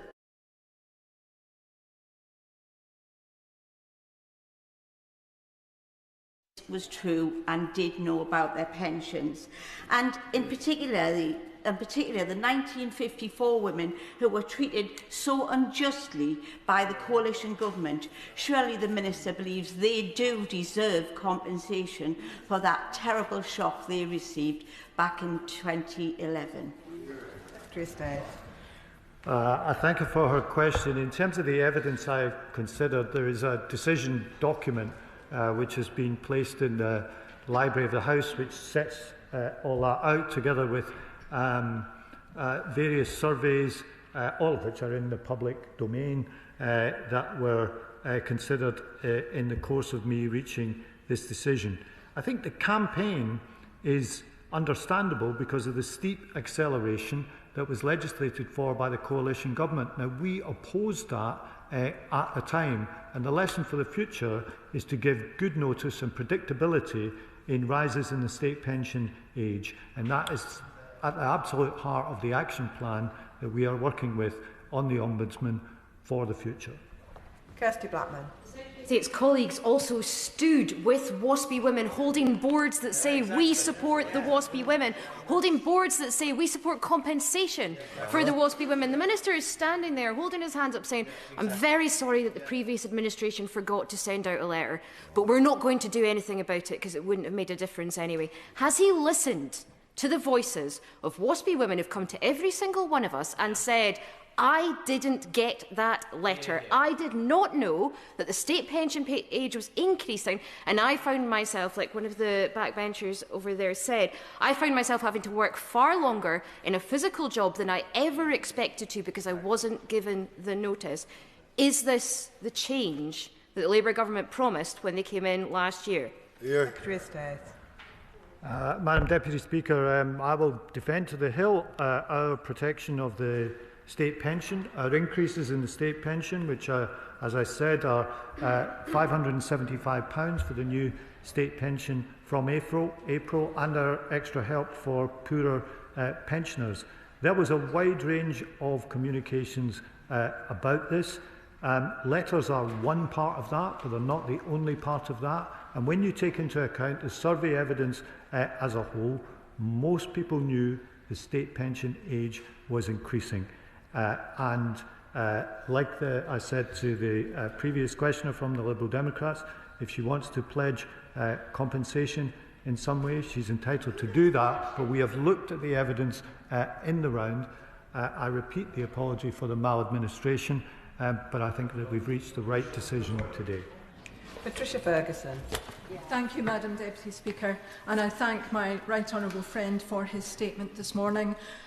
My right honourable friend is a very serious individual, and his statement today was very serious, but it helpfully enumerated that the majority of pensioners on lower incomes are women, and that women make up the majority of those depending on pension credit. So the anger that WASPI women feel about this steep increase in age is very understandable. And many of these women paid what my mother used to call the small stamp, which makes their situation even more vulnerable. However, I accept that the Minister's statement is largely about the Ombudsman's decision. So can he indicate today what conversations he's had with the Ombudsman, specifically about why he made that recommendation? And also can he tell the Chamber what communication he's had with the WASPI women about his decision? Secretary of State. Well, Madam Deputy Speaker, we are often encouraged to make our statements to Parliament first, and that is what I've done, because when I came in November to announce that I was retaking the decision, I made that statement to Parliament first and made a pledge that day that when I'd reached a conclusion I would come back to announce it in Parliament first, and that is, I think, the right way to communicate this. She talks about women who paid, as she referred to, the small stamp. That is right, and that's why we've moved away from the old system to the new state pension for the future, and for the majority of pensioners on lower income. I stress again the importance of pension credit and our efforts to make sure that those pensioners entitled to it, the majority of whom are women, take advantage of their entitlement, make the application. That's what it's there for. It's there to help lower income pensioners. Rachel Gilmore. I have thousands of WASPI women in my constituency, which is already a very deprived constituency. I cannot express how angry they feel and how disappointed they feel today, and I am afraid I am going to have to use strong language. This is simply gaslighting by this Labour government. They know full well it wasn't about whether the letters were sent earlier, it is whether they were sent at all. Doesn't the Minister really need to accept that point? Secretary of State. I think it's right to focus on exactly what this is about and what it's not. The acceleration of the state pension age was something that we opposed. What the Ombudsman looked at was the specific issue of when letters were sent over a specific time period. So I feel I've been accurate in the statement that I've made today. And in the future, the lesson, if we go back to the 2011 decision, should be that increases in the state pension age should be announced in good time so that people have the chance to prepare. That's a policy decision. It is not the decision that the Ombudsman specifically examined with regard to communication. Melanie Arms. Thank you very much, Madam Deputy Speaker. This government has rightly taken action in situations relating to Hillsborough victims, the coal miners' pension scheme, some postmasters in the post office scandal as well. And yet this situation really does seem to have been put in the too hard to deal with box. Why does he think that these women should accept this outcome? And why does he think it always is women who seem to get such a rough end of the deal? Secretary of State. Madam Deputy Speaker, the equalisation of the state pension age, I know, has produced quite a lot of opposition. I think the 2011 decision was too quick. That's why we opposed it at the time.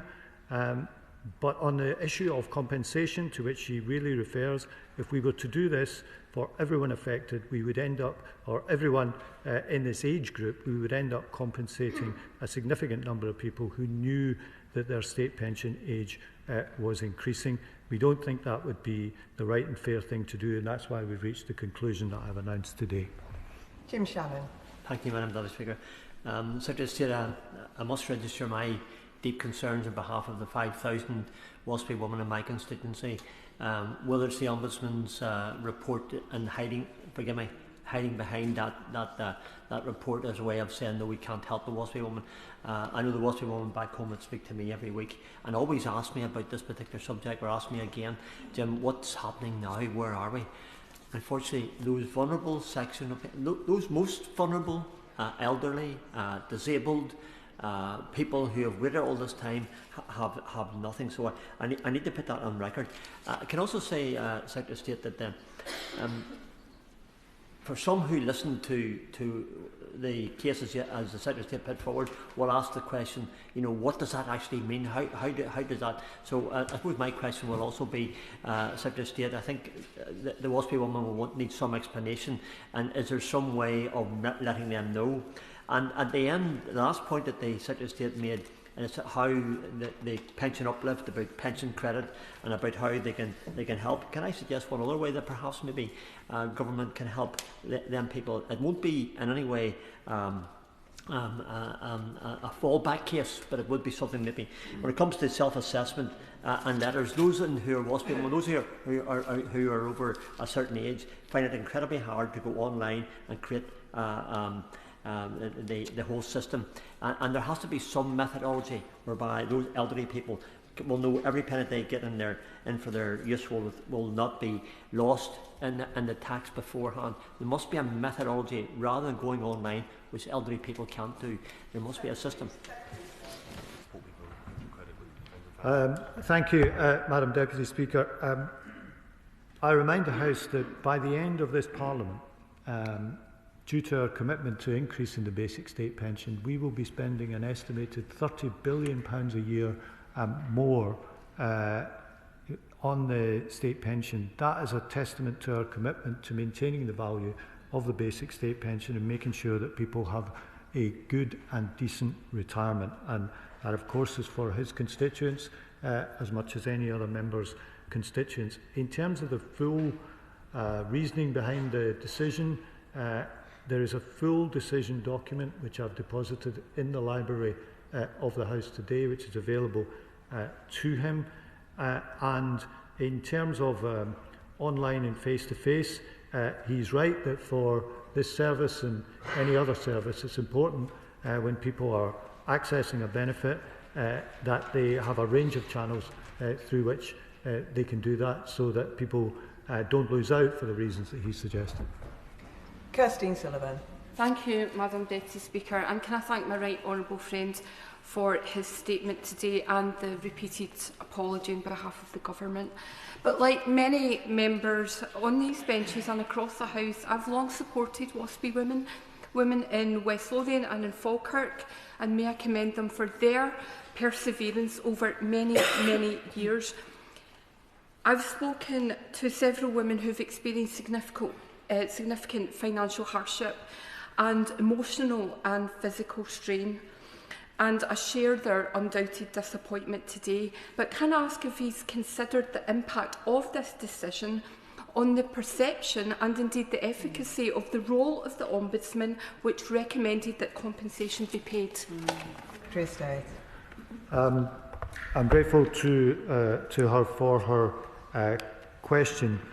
In terms of the role of the Ombudsman, we do take the role of the Ombudsman very seriously. The report was fully and very properly considered, but decisions on a compensation scheme of this scale will always in the end be for ministers and government to take, and I think that's the right and understandable approach. Douglas McAllister. Thank you, Madam Deputy Speaker. I've got no doubt that my 6,000 Western Berkshire WASPI women will be very angry with this decision, but can I ask the Secretary of State, will today's announcement mean that the legal proceedings challenging the Government's original decision, will they now continue, and what plans do we have to sit down, if any, to sit down, get round the table and try to avoid legal proceedings?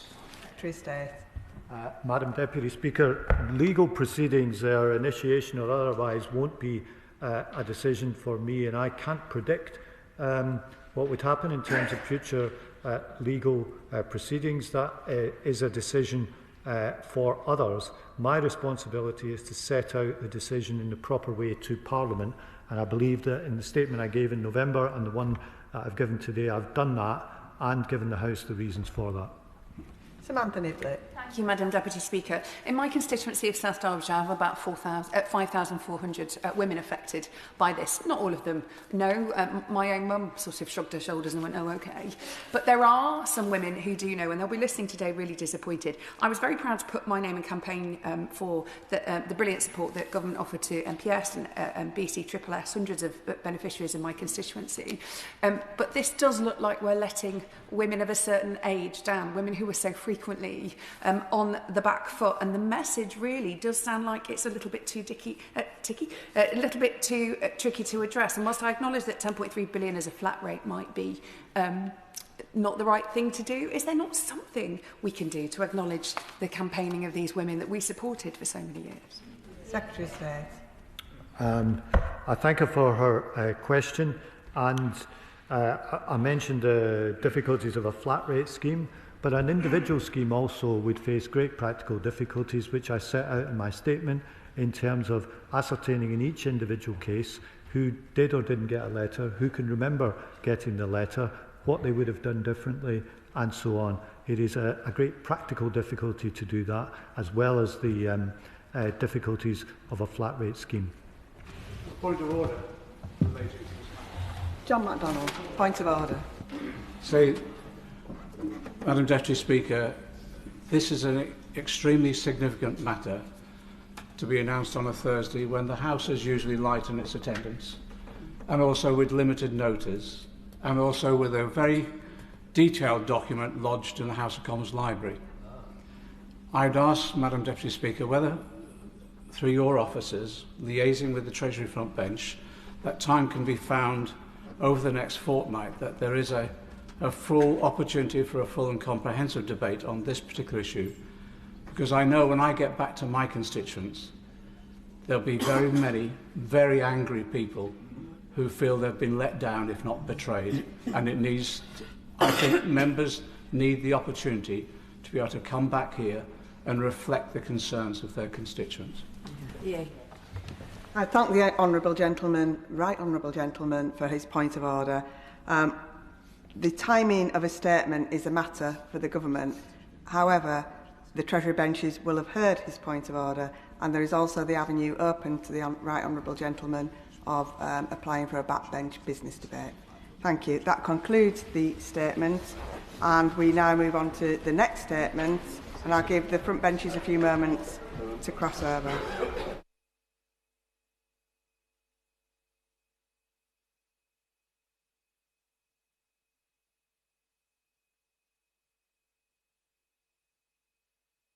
Minister.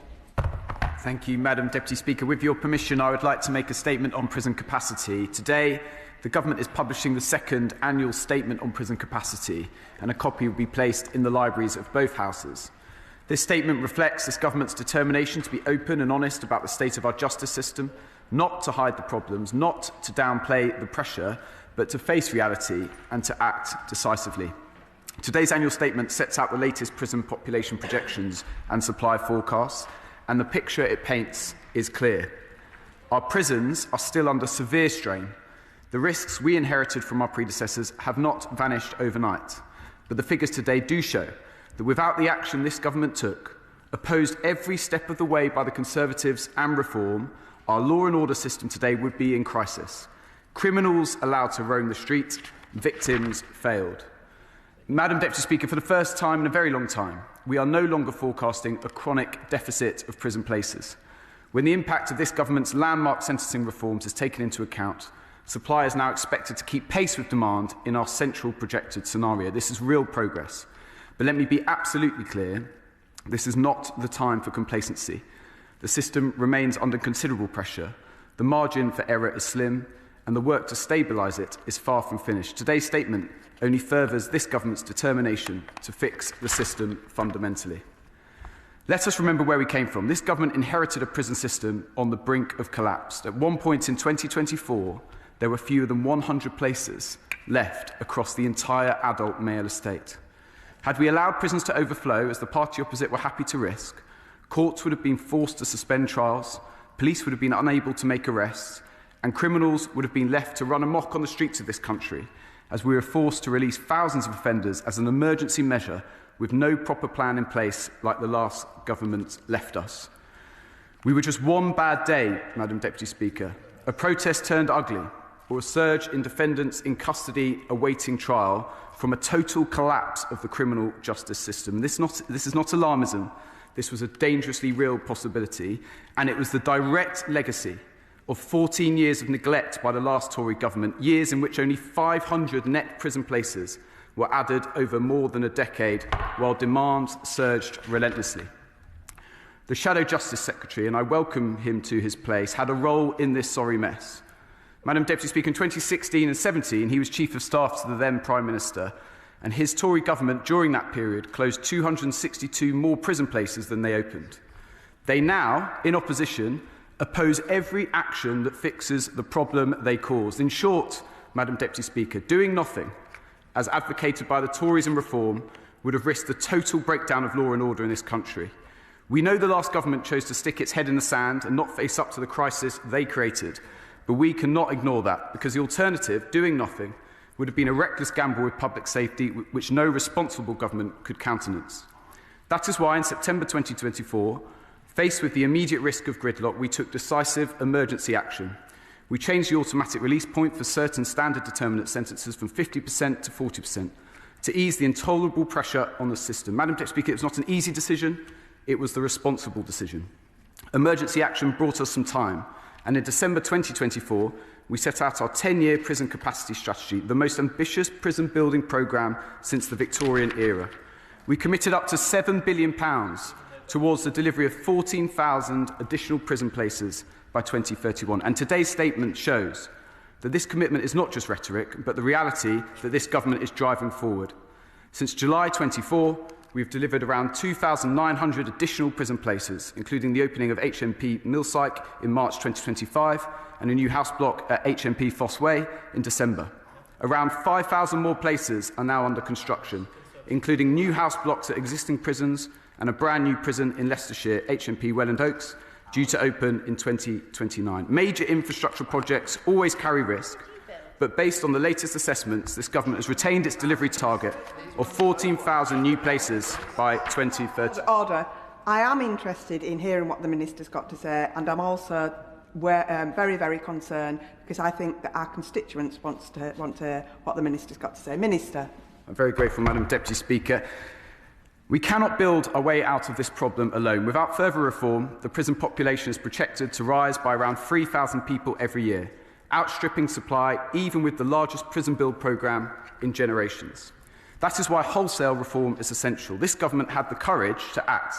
First, by launching the Independent Sentencing Review, led by the former Conservative Lord Chancellor, David Gauke. And it was because of that work that we have now been able to deliver the landmark Sentencing Act, legislation that will ensure punishment works to cut crime and to protect the British public. These reforms are about being smart, responsible and honest about what works. They will keep dangerous offenders off our streets, end the revolving door of less serious offenders going in and out of prison, and put victims first, with tougher and more credible punishments outside prison. The provisions in that Act include a presumption to suspend short custodial sentences for less serious offenders, because we know that these do not work in so many cases. Almost 60% of those jailed for less than a year reoffend within 12 months. That means more crime and more victims. This reform is expected to have a particular effect on women in prison. Nearly 80% of women who receive custodial sentences spend mere weeks in prison. This causes huge problems for their prospect of rehabilitation, costs the taxpayer millions. We can do much better. And for offenders who do go to prison, release will depend on their behaviour while inside. Release at the earlier point will be theirs to lose, and those who behave badly can be kept in for longer, right up until the end of their sentence. This model is based on that used in Texas, where crime is down, prisons are being closed, and the taxpayer is saving money. When offenders are released, they will face strengthened licence period with swift recall to custody if they step out of line. New strict licence conditions will be tailored to risk, such as banning alcohol-fuelled offenders from pubs or keeping troublemakers away from football matches. And more offenders will be forced to pay back their debt to victims and the communities they've harmed with financial penalties or through unpaid work. Taken together, Madam Deputy Speaker, these reforms are expected to reduce the prison population by around 7,500 places by 2028, while improving outcomes for victims and keeping the public safe. And to take that further, the Act will also make it quicker and easier to deport foreign national offenders from our prison estate. We have already seen a dramatic increase in the number of foreign national offenders leaving our country under this Labour government, and the Act that we have passed will expedite that ambition. And let us be abundantly clear, the figures today also show that this Labour government will be keeping more criminals behind bars than ever before by the end of the Parliament. A sustainable system keeping the public safe. Madam Deputy Speaker, we cannot solve this capacity crisis if we don't support our probation service. They lie at the heart of these reforms. Probation officers supervise some of the most complex and challenging individuals in our justice system. If sentencing reform is to work, probation must be strong, professional and properly supported. That is why this statement also sets out the state of probation capacity, caseloads, workforce and the action we are taking to strengthen it. This government is investing up to £700 million more in probation and community services by the end of the Parliament, a 45% increase on current funding, the largest ever investment in community justice. In doing so, we are delivering the Sentencing Act, workforce growth and expanding electronic monitoring. At least 1,300 trainee probation officers will be recruited in 2025-26. By September 2027, the probation officer staffing levels are expected to rise to around 6,500. There is no disguising the challenge ahead. There is an inevitable time lag before new officers can carry full, complex caseloads independently, but this government is committed to rebuilding probation for the long term. And we are using innovative solutions to assist, with 30 more digital and AI initiatives underway. That includes Justice Transcribe, which is already reducing time spent on note-taking by around 50%, allowing officers to focus on the vital face-to-face work that turns lives around and protects the public. Madam Deputy Speaker, as promised in last year's statement, this government has now made the publication of this annual statement a statutory requirement through the Sentencing Act. That locks in transparency, it forces evidence-based decision-making, and it holds future governments to account. This is a step mark and a turning point. This landmark reform was never a choice, it was a necessity. Doing nothing was never an option. We are increasing capacity, we are strengthening accountability, and we are tackling the problems in our criminal justice system that have been ignored far too long. Madam Deputy Speaker, this government is determined that never again will Britain face a situation where there are more prisoners than prison places. Only this government has been willing to take the tough decisions, invest at scale and reform the system to protect the public. We are facing this challenge head-on and we will see it through, and I commend this statement to the House. Shadow Secretary of State Nick Timothy. Thank you, Madam Deputy Speaker. This is my first chance to speak about prisons as Shadow Justice Secretary, and I want to get straight to the point. Prison works. By taking dangerous and repeat criminals off the streets, prison works. By punishing people who have done wrong, prison works. By sending a clear message that if you're thinking of committing a crime, you will face consequences, prison works. So when the government produces sound plans to increase prison capacity, we will support them. But let's cut the spin from the substance in that statement, because the Minister seems to want a medal for letting criminals out of prison early, and what he said about the new prison places created since the election was utter nonsense. These places were inherited from the last government. All he and his colleagues are doing is turning up to new prisons to cut the ribbon. Millsyke, Fosse Way, Welland Oaks, and other prisons he didn't boast about were all set up and funded before the Minister and I were even elected to this House. On the plan for 14,000 new prison places by 2031, he pretends this is some new radical departure. But that number depends entirely on the thousands of places from new prisons and house blocks started under the last government. Let me read his answer to a question tabled by my honourable friend, the member for Huntingdon. Since the 5th of July 2024, and the Minister said this himself, quotes, "No new prisons have been planned or approved. It's a pity he wasn't so candid in the statements just now." And what about the milestones in reaching the new prison places? What will be the consequences if ministers fail to reach them? Is the Minister satisfied that the planning framework, as changed by this government, will mean no delays in construction? How many projects have been stopped since the construction company ISG went bust? If he can't rule out delays, what is his plan B? Can he promise the public there will be no extension to Labour's early release scheme? The crime statistics out today show sex offences are up 8% and shoplifting is up by 5% compared to last year. But with Labour sentencing policies, many of these criminals will avoid going to prison altogether. And what about the performance of the prison service? For all the talk of transparency today, at no point did he admit that prison officer numbers are down under this government by 468. So when he stands up, will he confirm that fact? With reports today that record numbers of offenders are being recalled to prison, will he comment on the serious allegation made by the Prison Officers Association that many criminals are breaching their probation terms so they can return to prison to sell drugs? On the deportation of foreign criminals, there was another statistical sleight of hand. Deportation numbers under this government remain roughly in line with the average of the Coalition and Conservative years in office, and are lower in half of those years. That is true. But I agree that those numbers remain too low, because we should be deporting all the foreign criminals in our prisons. Can the Minister confirm this is also his aim? And can he tell us how he will stop the European Convention on Human Rights getting in the way? Because we on this side of the House are clear, we will leave the ECHR. And will he condemn the actions of his boss, the Justice Secretary, who in opposition actively campaigned against the deportation of foreign rapists? And finally, Madam Deputy Speaker, I want to ask the Minister a question in principle. He told a journalist this week, quotes, "A pretty big chunk of the overall prison population shouldn't be in prison." His colleague, Lord Timpson, says only a third of prisoners should be locked up. These are my most important questions, so when he rises, he needs to answer very clearly. Is it true only a third of prisoners should definitely be behind bars? And will he say very clearly that he agrees with me that prison works?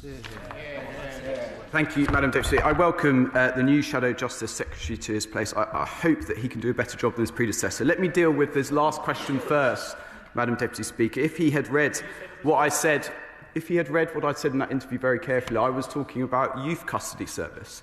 I was not talking about the adult estate, so I would urge the honourable gentleman to go back, read that interview and perhaps come to the House and correct the record. Madam Deputy Speaker, on the issue of prison works, prison can work. Prison can work. And I was abundantly clear in the statement that at the end of this Parliament, under this Labour government, there will be more people in prison, more criminals in prison than ever before, so prison can work. But I would just gently urge the Shadow Justice Secretary to delve a little deeper. Look at short-term sentences, for example. Is it the Conservative position today, which wasn't the Conservative position by the end of their time in government, that short-term sentences shouldn't be reformed at all? Because it was in legislation put forward by the Conservative government in the final year in office, never saw the light of day because of the general election, to make exactly the same changes that we're doing now. But now they oppose it.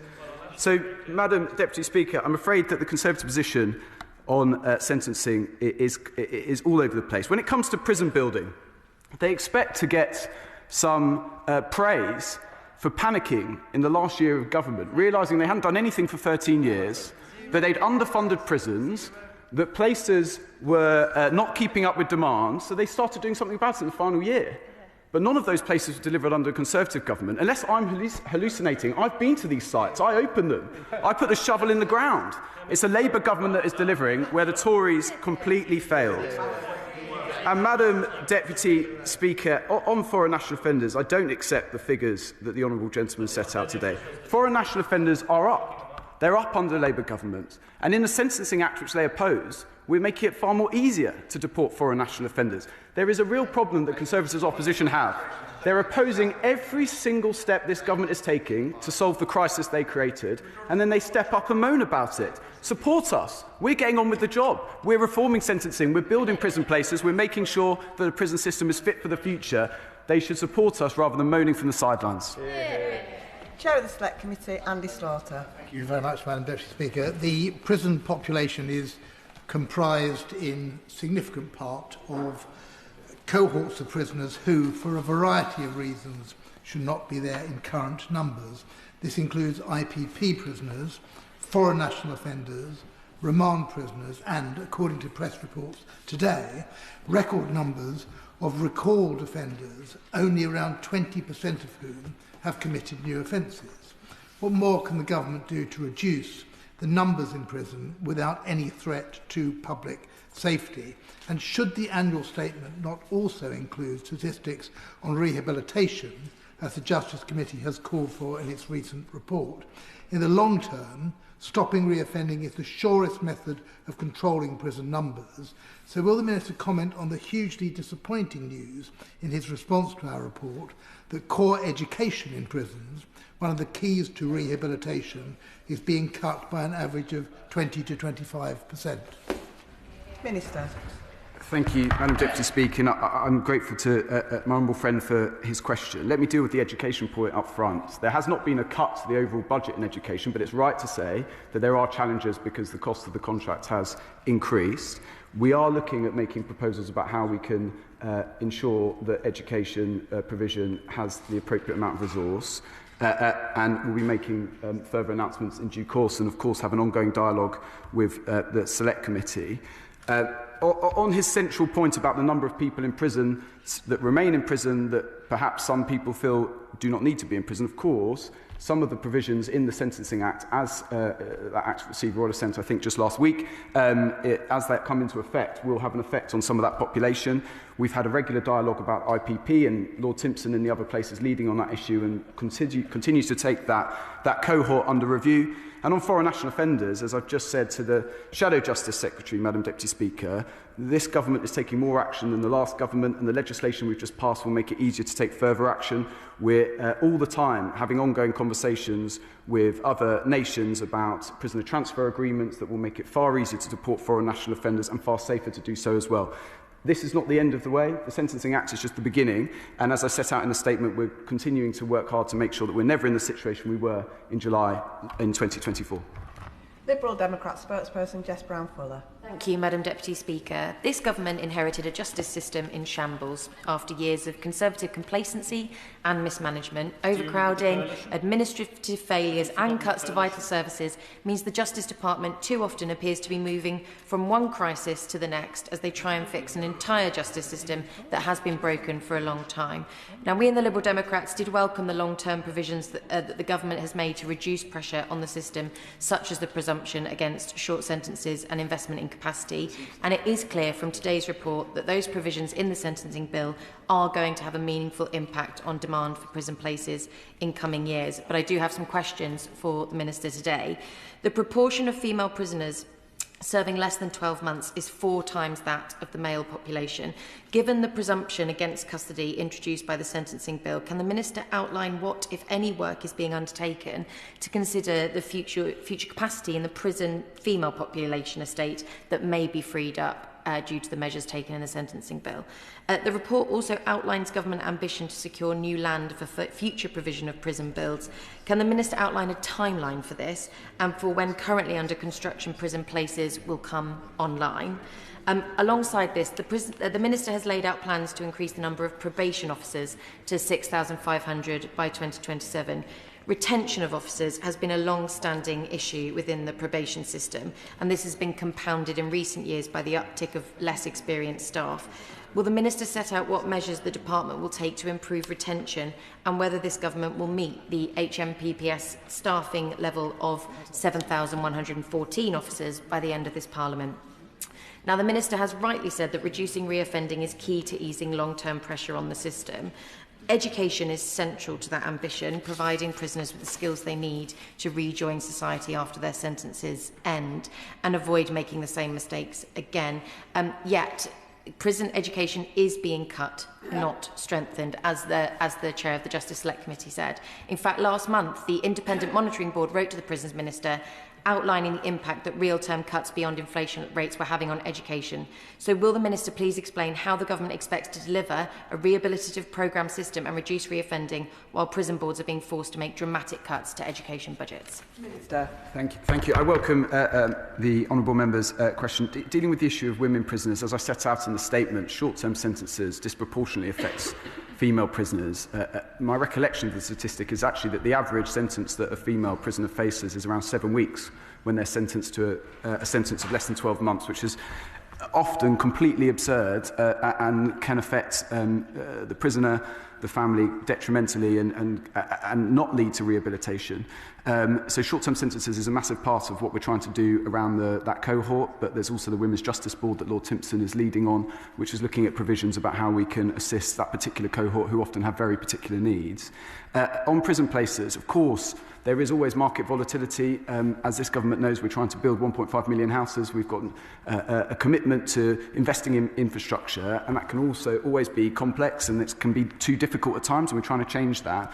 Part of having this annual statement is to make sure that any government is held to account for the prison places they've committed. We've committed to building and delivering 14,000 by 2030, and I'm confident that we will do that. On probation officers, you're right to raise, forgive me, Madam Deputy Speaker, she's right to raise the issue of retention. We are having regular conversations with relevant trade unions and, of course, meeting with probation officers on a regular basis is a very important part of my job and all Justice Ministers' jobs as well. That work is ongoing and we hope to be able to update the House shortly on it. And look, on education, I understand the honourable member's point.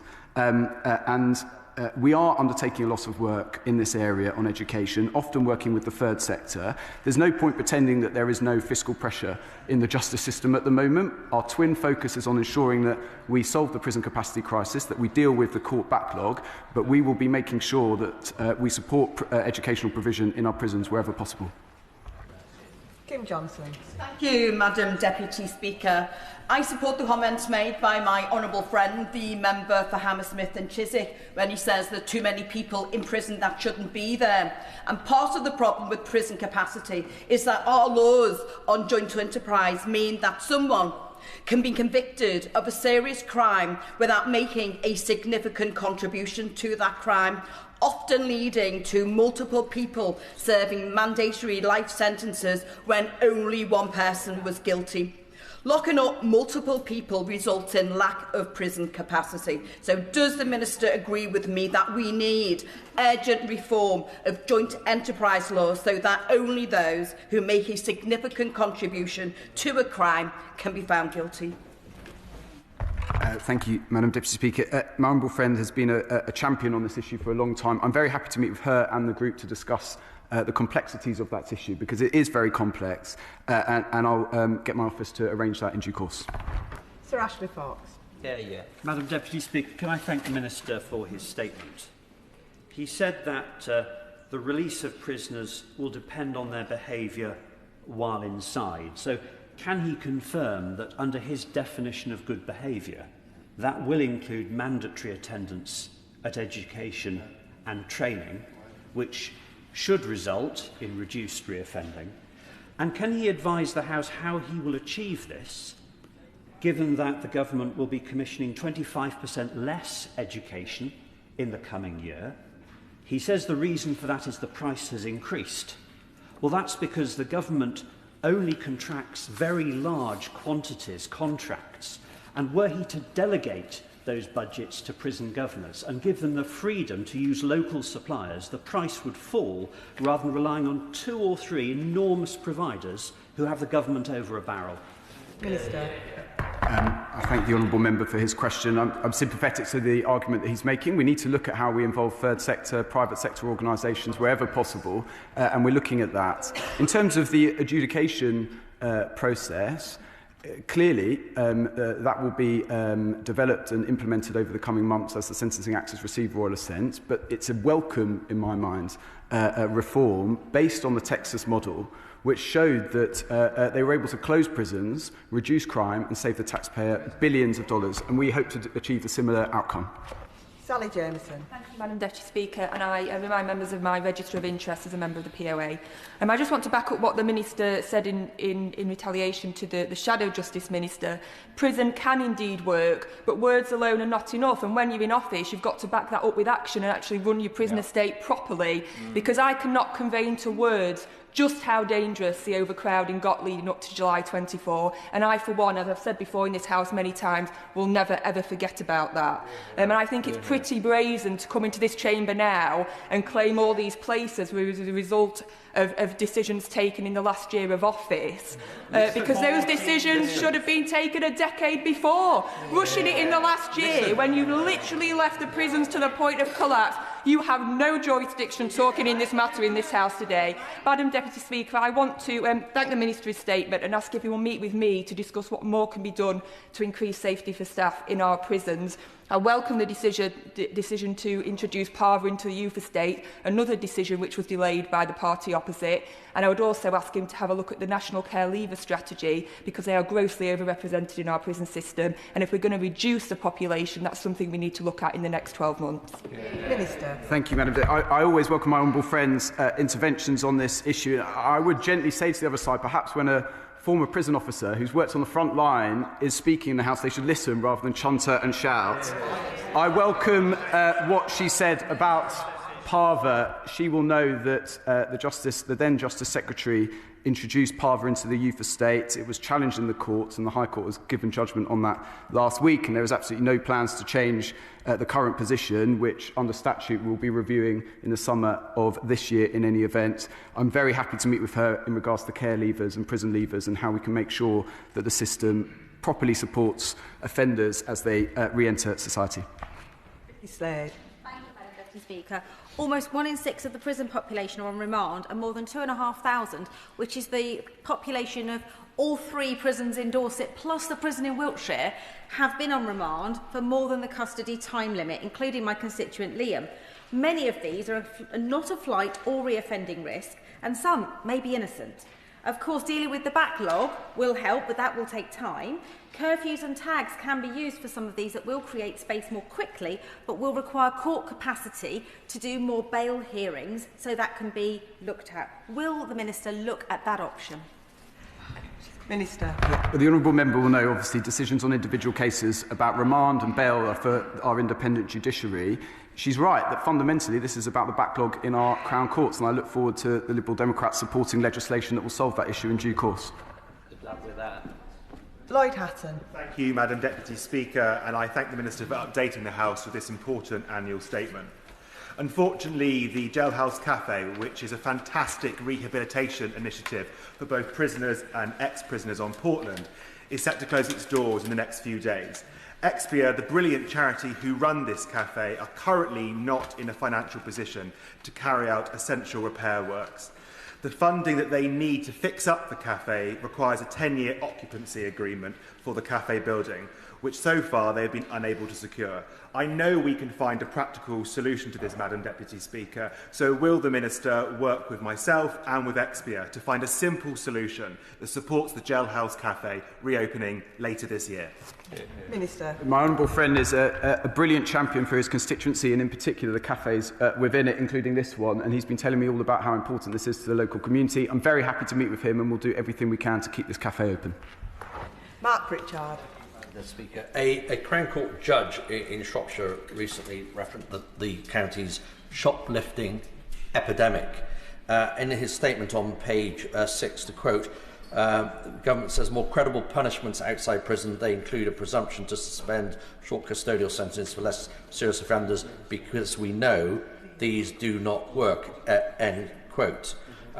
Does the Minister accept that shoplifting is a crime, that it is not victim-free, and in many circumstances a custodial sentence might still be relevant, and despite the sentencing bill soon to be enacted, that the retailers and shopkeepers of Shropshire will know when they go to work in the morning, working hard, getting up early, going to bed late at night, that the profits they make are not going to walk out of the door with somebody who's shoplifting getting away scot-free and getting a free pass from this government?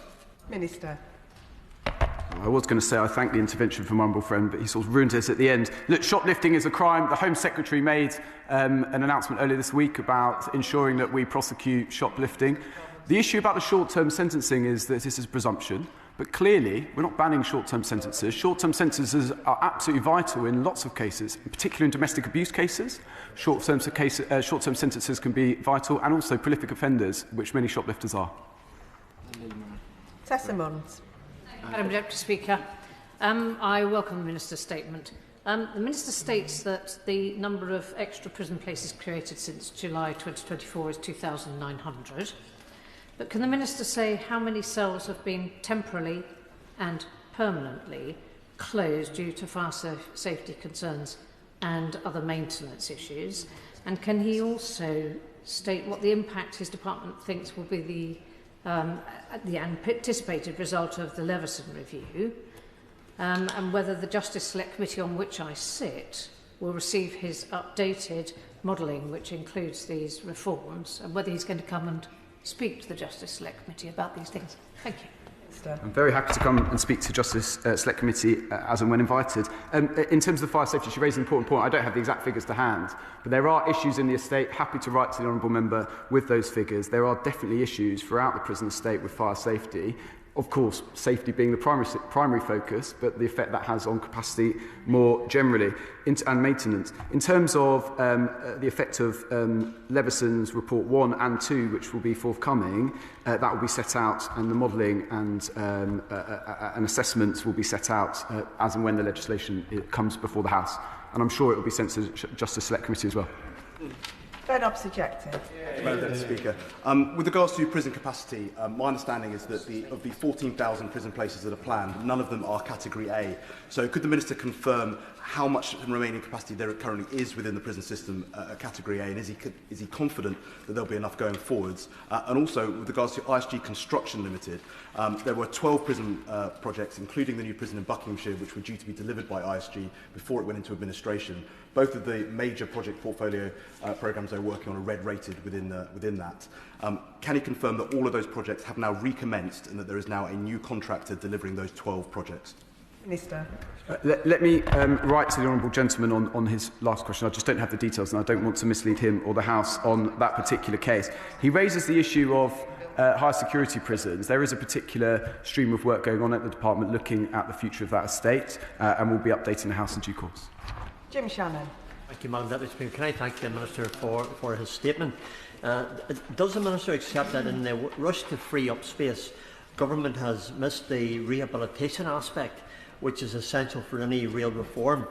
How can government show prisoners a different way, teach them new skills and give them confidence in their ability to change when sentences are cut, regardless of where we are in the rehabilitation process? Bearing in mind that Northern Ireland is similar to England and Wales, reoffending is significantly higher amongst those serving short sentences, with approximately 51% of adults released from sentences of less than 12 months who reoffend within a year. Thank you. I thank the honourable gentleman. He said there was a rush to free up space. There was a rush to free up space because we absolutely had to. If we hadn't freed up space within our prison system, the criminal justice system would have collapsed. So there definitely was a rush.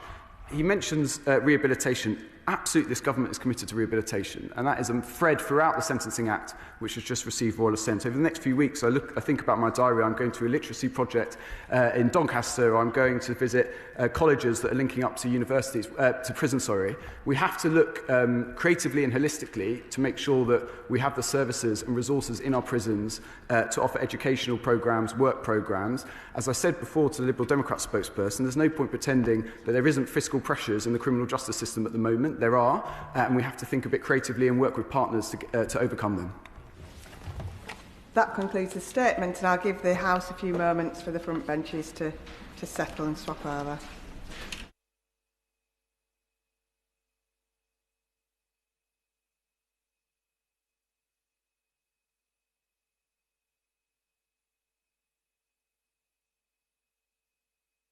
Now come to the Select Committee statement on behalf of the Health and Social Care Committee. Paulette Hamilton will speak for up to 10 minutes, during which no interventions may be taken. At the conclusion of her statement, I will call members to ask questions on the subject of the statement. These should be brief questions, not full speeches. And can I emphasise that questions should be directed to the Select Committee Chair and not the relevant Government Minister. Front benches, however, may take part in questioning. I call Paulette Hamilton. Thank you, Madam Deputy Speaker. On behalf of the Health and Social Care Committee, it is a pleasure to present to the House our 5th report of this Parliament on the first 1,000 days of life. I begin by thanking the Backbench Business Committee for allocating time for this statement. We chose this subject because this period of life is crucially important for long-term health, education outcomes and life chances, and because child health in this country is at an alarmingly poor state. As the Royal College of Paediatricians and Child Health stated, our children have some of the poorest health outcomes in Europe. That is why this report is so important and why it is essential that we get this right. We know that investment in early intervention is highly cost-effective, yet we are continuing to see rising obesity, uneven vaccination coverage and persistent inequalities. We therefore welcome the government's expansion of the Family Hub network. However, we must be clear about the scale of the challenge these hubs are being asked to address, supporting a much broader range of children with fewer resources than the previous Sure Start system. This is why we have called on the government to go further, ensuring access to family hubs in every community underpinned by reliable long-term funding. A single hub per county is simply insufficient and will leave families isolated. This must also be matched by urgent action to restore the health visitor workforce, the backbone of early years care. Since 2015, numbers have fallen by 43%, leaving a shortfall of 5,000 posts.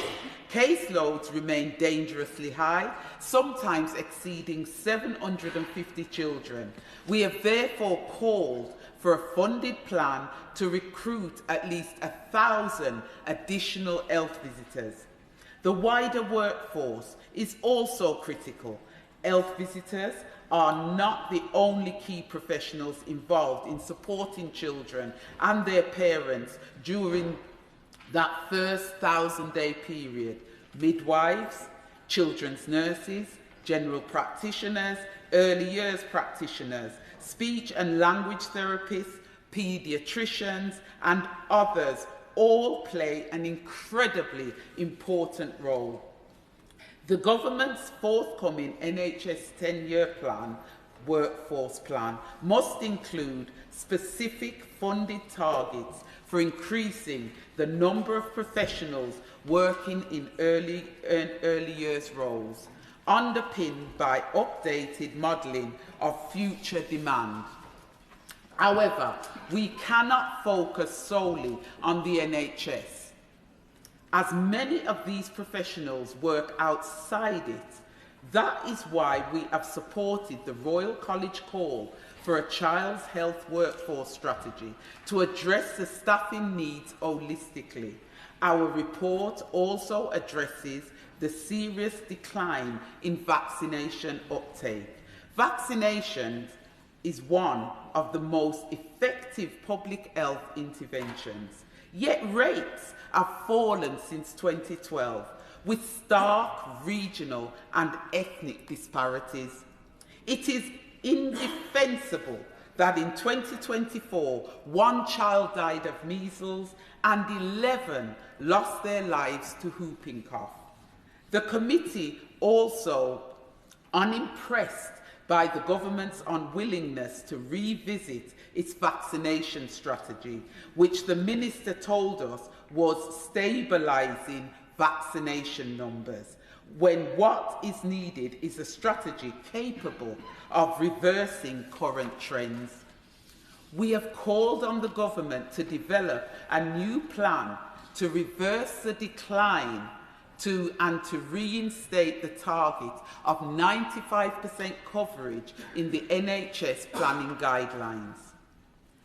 Finally, we need to ensure that the many agencies involved in supporting children at the start of life are all working towards the same goal, and that it is easy for them to work together.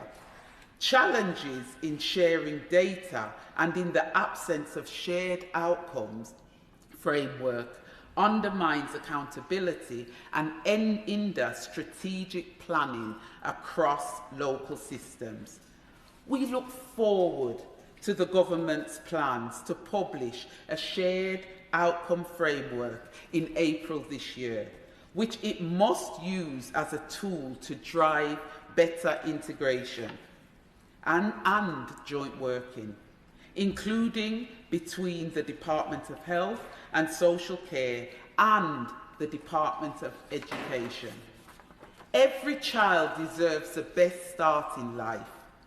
Failing to support children and their parents properly during those first 1,000 days is short-sighted, as it merely stores up problems for the future. However, if we get this right, we will create a generation that is healthier, better educated, ultimately wealthier, and most importantly, happier. I hope that this report and its recommendations can play a part in making that happen. I commend this report to the House.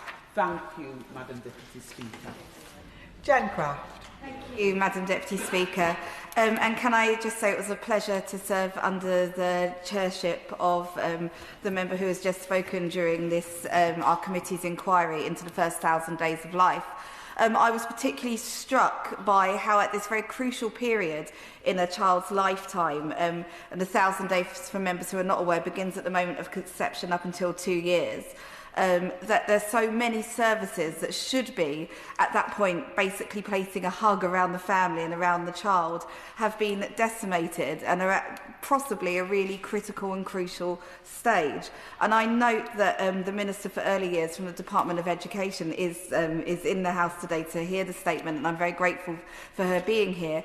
And I would like to ask the member who delivered the statement if she would agree with me that by not grasping the scale of this challenge challenge by perhaps not accepting our committee's recommendations, which I would urge the government to do in full, that we run the risk of undermining some of our reforms in areas such as SEND, special educational needs and disability, by investing in early years, by taking the action that the member has outlined, making sure that there is early intervention, making sure that we have the health visitor network rebuilt up so that the right families who need extra support, extra care are identified early and can be got into a network of family hubs where they can receive that support, will mean that the rest of our reforms, such as to the SEND system, are able to go ahead. And without this investment, without taking heed of what our committee has recommended, that we run the very, very real risk of all of this work being undermined.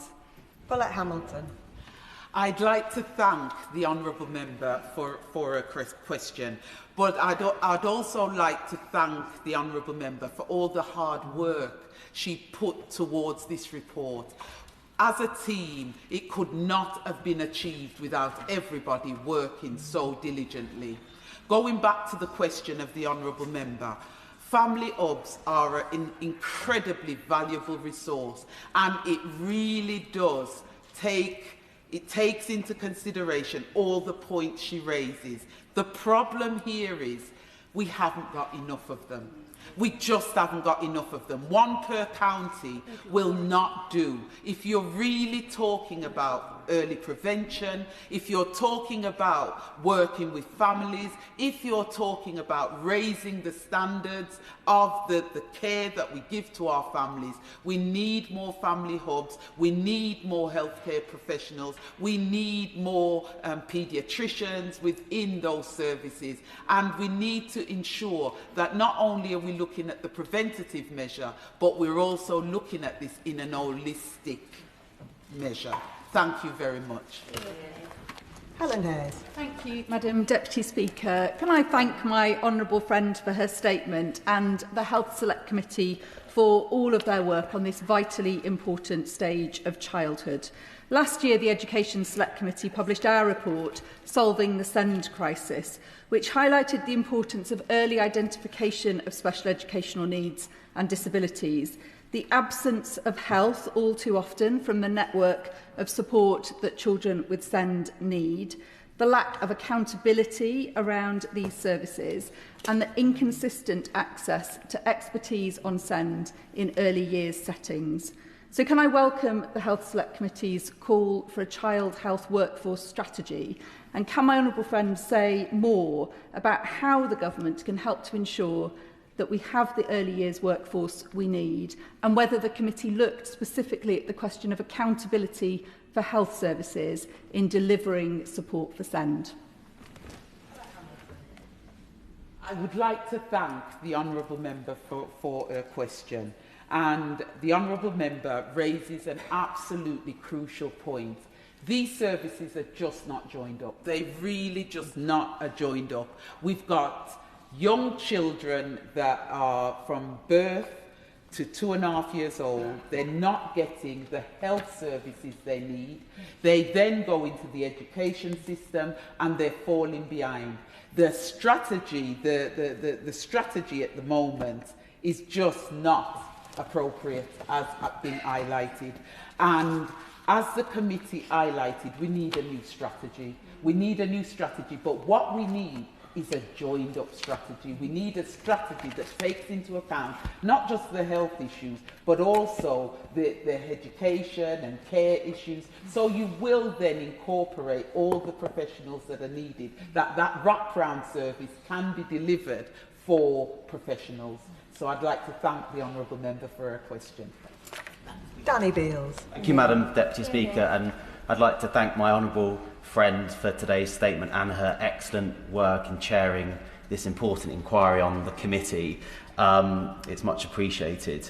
There's much, I think, to welcome in this report. Colleagues have already touched upon a number of measures, so I'll particularly focus on the issue of vaccination, which I must say shocked me during the inquiry, the state of vaccination rates in this country. Something I think we all came to accept, the the success of vaccinations, the prevalence and uptake of vaccination rates. But now, for a number of reasons, including disinformation, some of which comes from elements of this chamber, vaccination rates are declining across the board and have been for many years.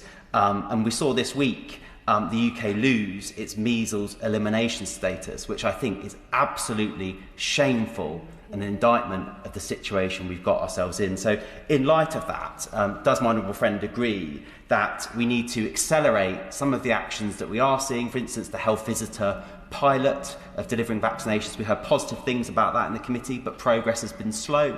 So does she agree we need to accelerate those actions already in train? Does she agree with me that we should restore the national WHO targets for the NHS at a national level of 95% uptake? And lastly, does she accept that clearly the last government's vaccination strategy developed in 2023 has failed, considering where we are today? And in light of that, does she think the government needs to look again at a new national vaccination strategy so we can get back to the position we were once in, and to make more progress in ensuring every child has the vaccination they need to protect them and to live a healthy and fulfilling life? I would like to thank the honourable member for his question, and I'd also like to say the honourable member is passionate about vaccinations and the administration of them. And because your questions, you've asked quite a lot of questions, I absolutely agree with them all. But what I'd like to do is draw out 2 points. The question relating to health visitors, and the question relating to having more of a strategy around vaccination. So, health visitors. Anybody that's read the report, I'm hoping everybody in the room has read the report. The report stated very clearly that health visitors had massive caseloads of over 750. What that meant was they're not able to give children the time that they needed. What we have recommended is that we employ 1,000 extra health visitors. But not only that, what we've also said in the report is they have got a statutory right to visit children 5 times until they get to the age of 2.5. So what we've also said in the report, we should increase that to 6 times, because Wales, which is the minimum, they do the minimum, already do 6 times. But Scotland do 11, and Northern Ireland, I think, do 9. I may have got that figure wrong. If I have, I apologise. But we have got the lowest figure in the United Kingdom, and that needs to be increased. So I absolutely agree with the member that we need to have more of a focus on vaccination levels and trying to also get that new strategy in place, because without a strategy, we're not going to get what we need in this area as quickly as we need it to happen. Thank you very much, and thank you. And that concludes the selection of the statement. I give a few moments for the presentation of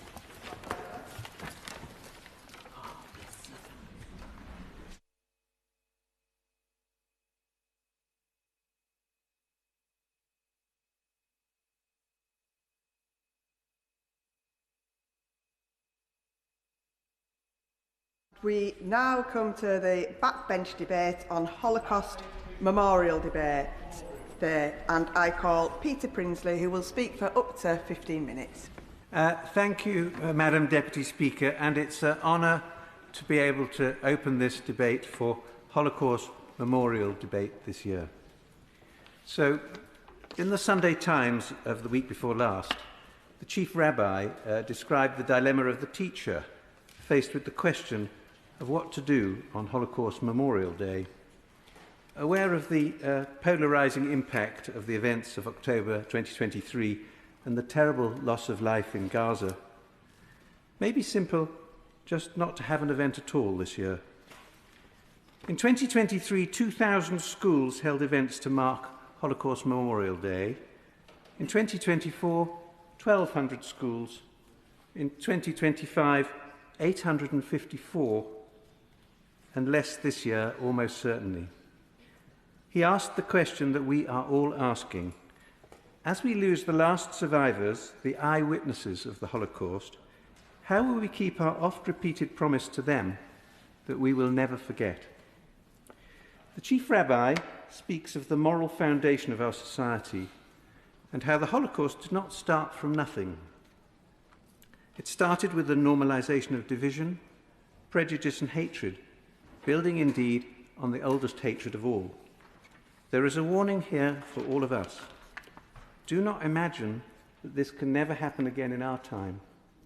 That is why it is so important to remember. And that is why I believe it is so important for us to build a national Holocaust Memorial, and why I'm so pleased that this was included in the government's legislation. Let's just get it done before the last eyewitnesses pass into the history books. Yeah. Now, I have lived with my family in East Anglia for 30 years. I'm a part of the Jewish community of Norwich, a member of the synagogue and a past president of the community. There is a beautiful restored synagogue and a small, thriving community. The community was established in the 19th century following the arrival of Jewish people from Europe, largely fleeing discrimination and persecution.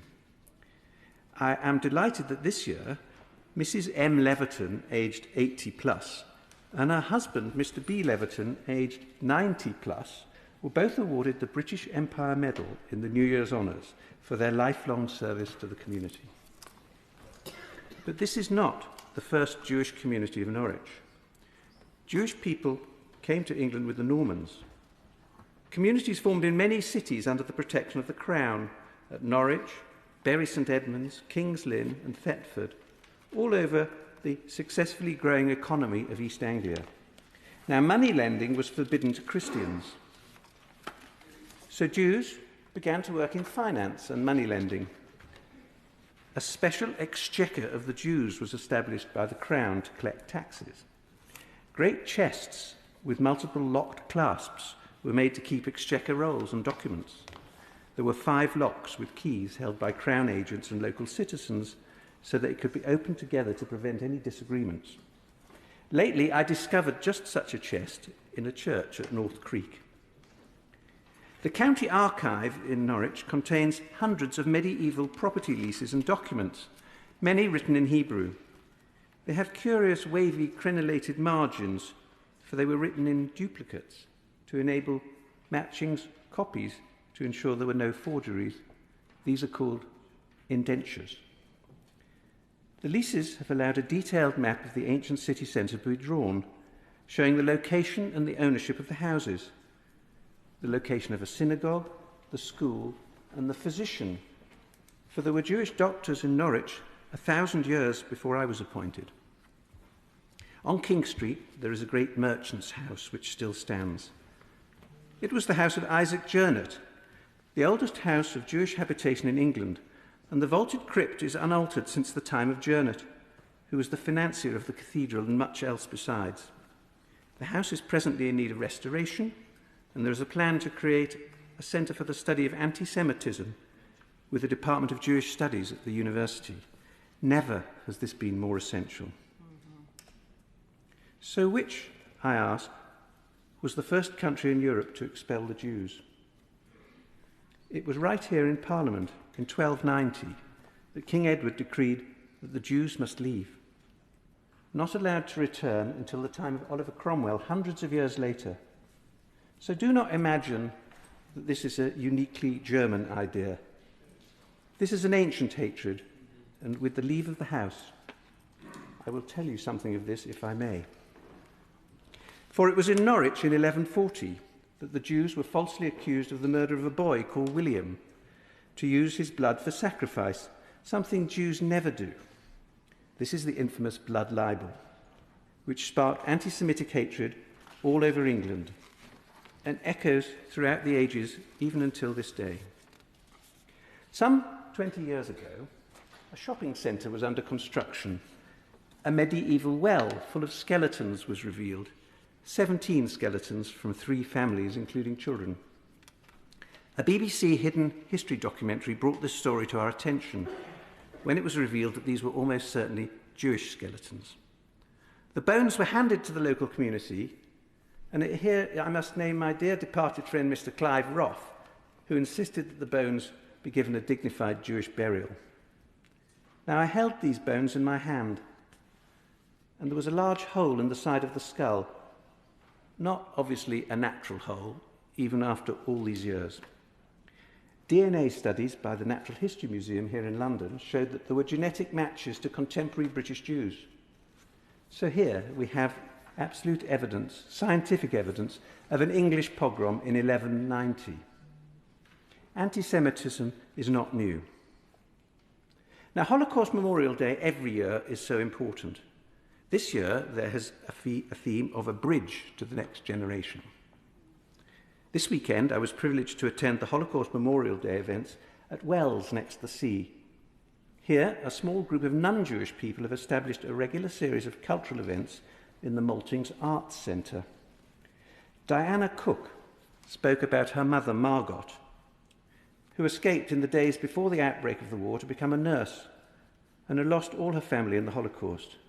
Diana is part of an oral history initiative called G2G, Generation to Generation, which carries the story of the Holocaust down the generation. Margot spoke little of her childhood. Only after she died did Diana fully appreciate the crucial importance of oral history and of generation to generation. And I thank her from my heart and soul. On Monday, I attended a most moving service at the Foreign Office, and I must thank the Foreign and Commonwealth Office, the Embassy of Israel, and the Chargé d'Affaires, Daniela Gratzky-Eckstein, for this invitation.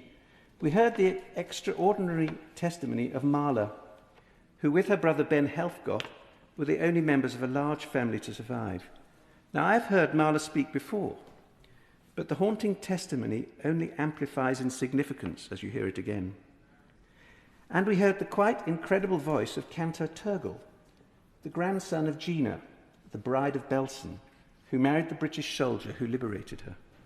He sang the prayer for the departed, El Malay Rachamin, God full of compassion, the prayer which asked God to grant rest to the souls of the deceased. And Holocaust Memorial Day itself, I was so proud to stand in the Cathedral of Bury St Edmunds, alongside local Jewish citizens and the school children of Suffolk, and to make the declaration of remembrance as the first Jewish MP for this ancient town. For we are living in a time of increasing polarisation and division. This is our struggle. I've seen the marches and they fill me with foreboding. We've seen the protests. We've seen the rise of the far-right so-called populists all over the world, including right here on Westminster Bridge. Too often, the legitimate street protests against the action of the Israeli government have simply degenerated into shocking anti-Semitic chanting. The murderous attacks on the Jews in Yom Kippur in Manchester and the attack in Australia did not arise from nowhere. This is our real and present danger, and we must not underestimate it, for this is pervasive. Sure. Gentlemen, he's made a fascinating opening speech, and I congratulate him on the debate. And could I just ask him to re-emphasise the point he just made, that by grouping an entire religion, race, ethnicity to the actions of a government is an entirely anti-Semitic act? I absolutely agree with you. That is exactly the case. And that's an extremely well-made point. Thank you for that. So the banning of a local Jewish MP from a local school in Bristol was simply an outrage. We received messages from families of isolated pupils in rural East Anglian schools where there are persistent taunts and worse, and the schools are simply unable to cope. Resources must be found to address this problem. This is urgent. Now, anti-Semitism, which never disappeared from this country, exploded after the events of October the 7th, 2023, even before the actions of the Israel Defence Force. There has been a terrible war in Gaza, but the origins of the political problems are ancient and complex. And it is not the responsibility of law-abiding Jewish citizens of this country who have been intimidated and vilified. I welcome the measures that our government has announced to address this. So I am a Jewish MP for Bury St Edmunds and Stowmarket, the very first Jewish MP for the town which was indeed the first to expel its Jews in 1190, following the slaughter of 53 Jewish citizens, commemorated at a teardrop in the Abbey Gardens. So history has come full circle. There is no greater honour in my life and no greater duty than to ensure that we will always remember them. Thank you. Yeah. The question is, as on the order paper, Bob Blackman. Thank you, Madam Deputy Speaker, and it's an honour to follow an excellent opening speech from the Honourable Member for Bury St Edmunds and Stowmarket. I congratulate him on the way he's introduced this debate. I declare my interest as the Chairman of the All-Party Group for the Holocaust Memorial and Education Centre, Co-Chairman of the All-Party Group for Israel, and as the sponsor of this year's Holocaust Memorial reception in Portcullis House on behalf of the Holocaust Education Trust. So we gather today to mark Holocaust Memorial Day, which commemorates the liberation of Auschwitz-Birkenau on the 27th of January 1945. The moment exposed to the world the full horror of the Nazi regime's systematic murder of 6 million Jewish men, women and children. And for the BBC, Jewish men and children. But Holocaust Memorial Day is also a moment to remember the millions of others who were persecuted and murdered by the Nazis, Roma, disabled people, political dissidents and others. We remember not only to honour the victims, but to understand how such an atrocity became possible and how we must never allow it to happen again. So the Holocaust didn't begin with the gas chambers and death camps, and too often we forget the context. The decades before, when hatred was allowed to grow in Germany, when prejudice became normalised, and when language, institutions and social norms were slowly corroded. Now, after the Great War, Germany was defeated and economically shattered. The Treaty of Versailles imposed territorial losses, military restrictions and severe reparations, the burden of which fell heavily on ordinary people in Germany. The Weimar Republic, although democratic in structure, was fragile and economic catastrophe soon followed. In fact, hyperinflation in the early 1920s left Germans literally burning paper money to keep warm because the currency had literally fallen away in value. Widespread poverty took hold, and in times of despair, many people searched for simple explanations and for the scapegoats. So it's within that climate that the Nazi Party rose to prominence. Hitler and his supporters offered simplistic answers to complex problems. They promised national revival, strength and unity while identifying enemies within. Jews were portrayed not as fellow citizens, but as outsiders, dehumanised and blamed for Germany's defeat, its economic hardships and the perceived decline of society. Hatred wasn't accidental, it was systematic, deliberate and relentlessly reinforced. So when the Nazis came to power in 1933, anti-Semitism became state policy. Just imagine that. State policy to outlaw a particular religion. Persecution began not with mass violence, but with exclusion. Jewish civil servants were dismissed. Jewish businesses were boycotted. Jewish professionals were barred from practicing law, medicine and teaching.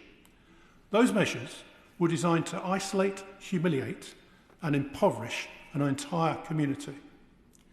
It's important to stress that whilst most people didn't actively participate in persecution, most chose to look away.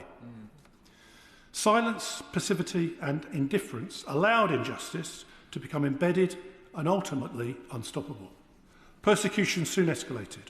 The Nuremberg laws of 1935 stripped Jews of citizenship and basic rights, reducing them from equal members of society to subjects of the state.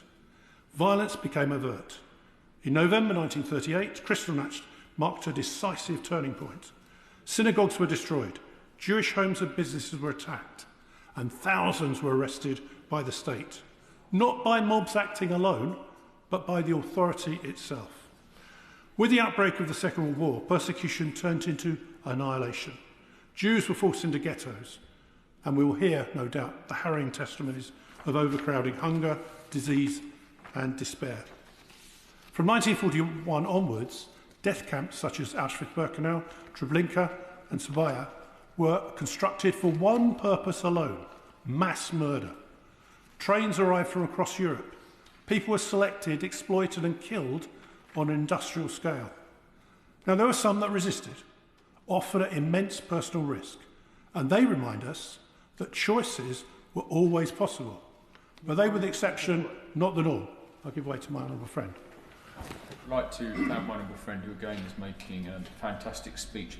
But one of my honourable friends shares with me the horror and disgust that yesterday a member of the public thought it was entirely appropriate to dress as a prisoner of one of the concentration camps. Surely this is the hatred that my honourable friend is describing. I thank my honourable friend for that, and indeed I condemn those actions and all those actions that seek to, in some way, shape or form, glorify or justify the Holocaust.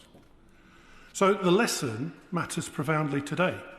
Holocaust Memorial Day plays a vital part in educating the public about the dangers of prejudice, discrimination and hatred. Dangers that, if we leave unchecked, can escalate once again into violence and even genocide.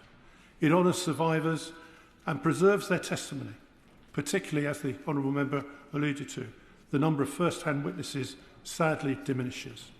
Now, the theme for this year, Bridging Generations, is therefore a powerful call to action.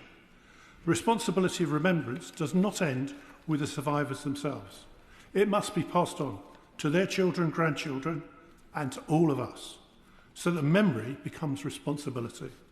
This matters because anti-Semitism in the UK today remains at alarmingly high levels. Following the Hamas terrorist attack on Israel on the 7th of October 2023, anti-Semitic incidents surged dramatically. Now, according to the Community Security Trust, 1,521 anti-Semitic incidents were recorded in the first half of 2025 alone, the second highest total ever recorded for that period. While lower than the record year of 24, this still represents a sustained and deeply troubling level of hostility, far above the pre-October the 7th averages. I give way to my honourable neighbour. As the honourable gentleman knows, I do not always agree with him, but I very much agree with the case that he is making today and the way in which he is speaking. He raises the surge in anti-Semitism in the UK at the moment. Would he agree with me there is a particular need for Ofcom to crack down on online hatred, particularly anti-Semitism, but also Islamophobic tweets, as both the Jewish community and many other faiths are subject to terrifying levels of online hatred? I thank the honourable gentleman for that intervention and my neighbour. The sad reality is that following my question to the Deputy Prime Minister yesterday, my social media accounts were loaded with anti-Semitic tropes. It's a disgrace, and Ofcom have to take action. And indeed, it is our duty to ensure that hate speech is never allowed to continue. I believe in free speech, but I don't believe in preaching hatred to one another, regardless of their religion. And action has to be taken in that regard. So Greater London and Greater Manchester remain hotspots of anti-Semitism. We've seen the attack on the synagogue in Manchester during Yom Kippur, and online anti-Semitism, as the honourable gentleman just referred to, now accounts for well over a third of all incidents. Holocaust-related abuse appears with disturbing frequency, including a sharp rise in the glorification of the Holocaust itself. Yeah. Now, behind these stats lies a chilling reality. Many Jewish people in Britain feel unsafe, unwelcome or forced to hide their identity in public.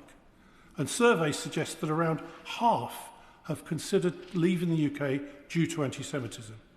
That should trouble every one of us. We must be honest about the ways in which contemporary anti-Semitism often disguises itself. Increasingly, anti-Israel activism functions as a Trojan horse for anti-Semitism, allowing ancient prejudice to re-enter public discourse under the cover of political critique. Now, legitimate criticism of any government is, of course, entirely valid. But when Israel becomes uniquely demonised, when Zionism is used as a slur, when Jewish institutions and individuals are targeted, regardless of their views, we are no longer in the realm of political debate. CST data shows that a significant proportion of anti-Semitic incidents now blend anti-Zionist language with classic anti-Semitic tropes.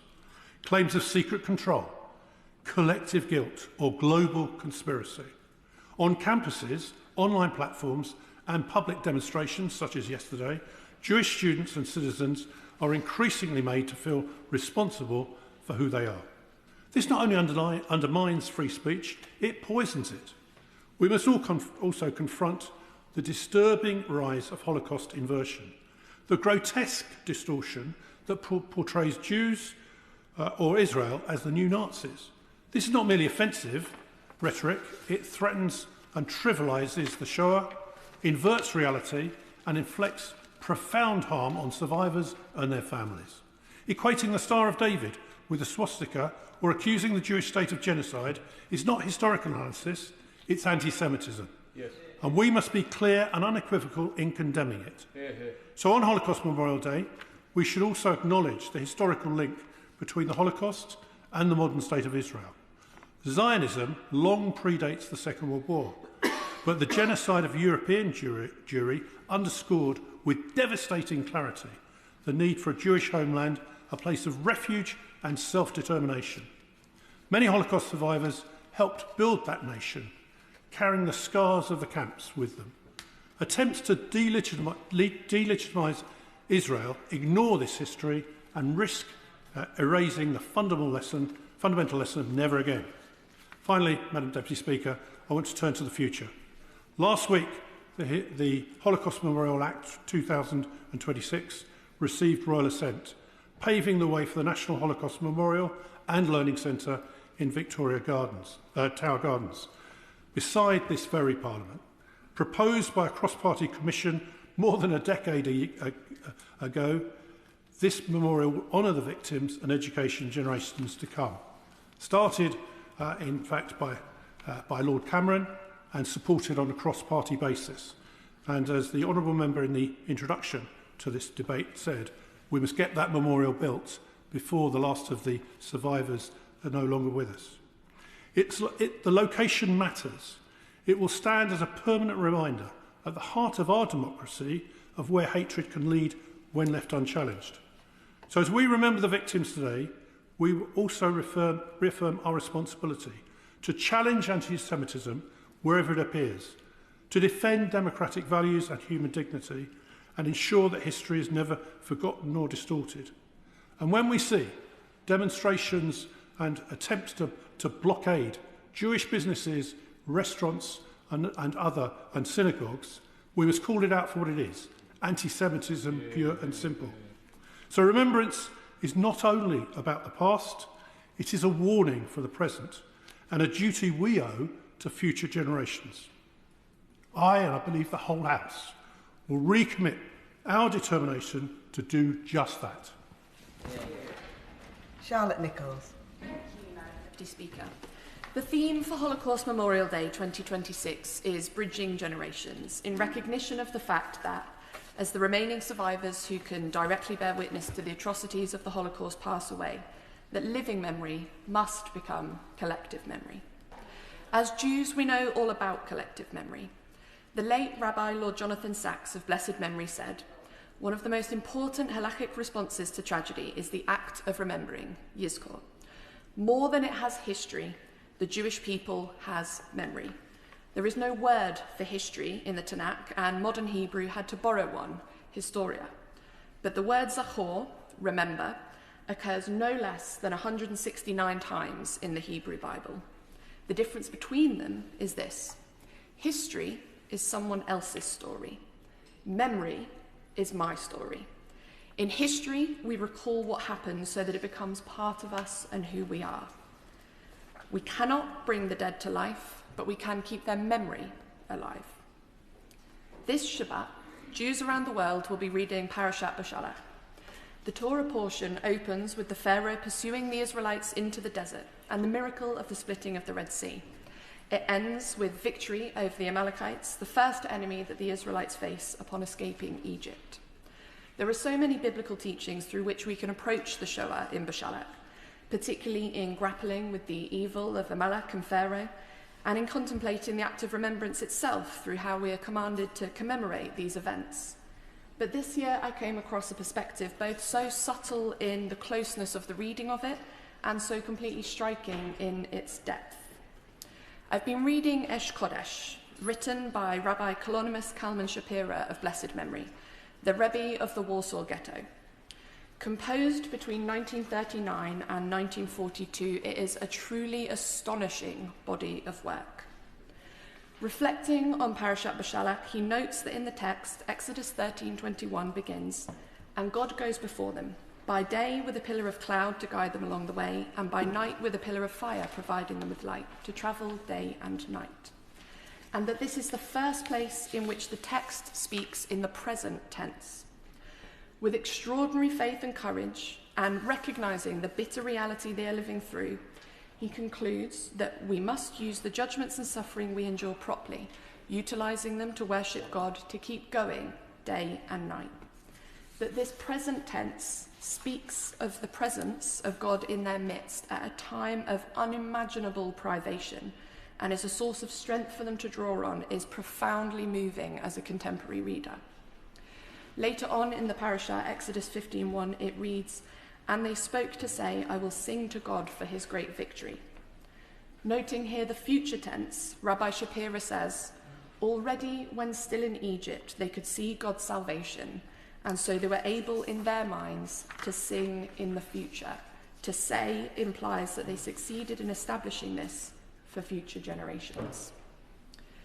Rabbi Shapira didn't live to see this victory, to sing in the future. He was murdered in Action Erntefest, Operation Harvest Festival, at Trovniki concentration camp on November the 3rd, 1943. Jewish prisoners were separated from non-Jewish prisoners, and up to 43,000 Jews at the Majdanek, Poniatova and Trovniki concentration camps were killed in 2 days, the single largest German massacre of Jews in the Holocaust. In all 3 camps, Jews were forced to strip naked and walk into dug trenches where they were shot dead. Loud music was played to cover the sound of the gunfire. Rabbi Shapira's writing, however, survived to inspire future generations, buried in milk canisters as part of the Oneg Shabbat Underground Archive, established in 1940 by Emanuel Ringenblum and a secret group of scholars and writers to document the suffering, resistance, and daily life of Jews in the Warsaw Ghetto, ensuring their story wasn't lost. They said, "It must all be recorded with not a single fact omitted, and when the time comes, as it surely will, let the world read and know what the murderers have done." We mourn the 6 million Jews murdered in the Holocaust. We mourn the lives cut short, the lives never lived, the children and grandchildren never born, the art, the music, the literature never written, the enormous loss to humanity itself of a tragedy at a scale we can barely fathom, that reverberates throughout modern history and into our present. But as we mourn, we remember. As Jews, we can take forward our cultures, teachings, and traditions to future generations, as we have always done from the Exodus onwards, denying Hitler what the theologian Emil Fackenheim called a posthumous victory.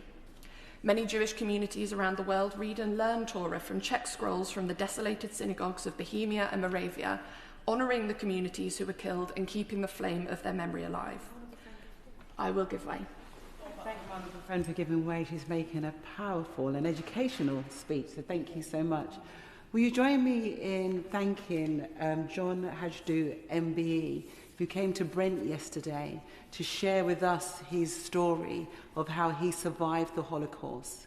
And as a young boy, only surviving because a non-Jewish family hid him in a cupboard for days on end. Will she join me in just thanking him for sharing his story so that we can keep that alive? I thank my honourable friend for her intervention and share her thanks to a both to the survivor that she mentioned, but also that generation of survivors who were so determined to ensure that their stories were carried forward so that we can learn from them.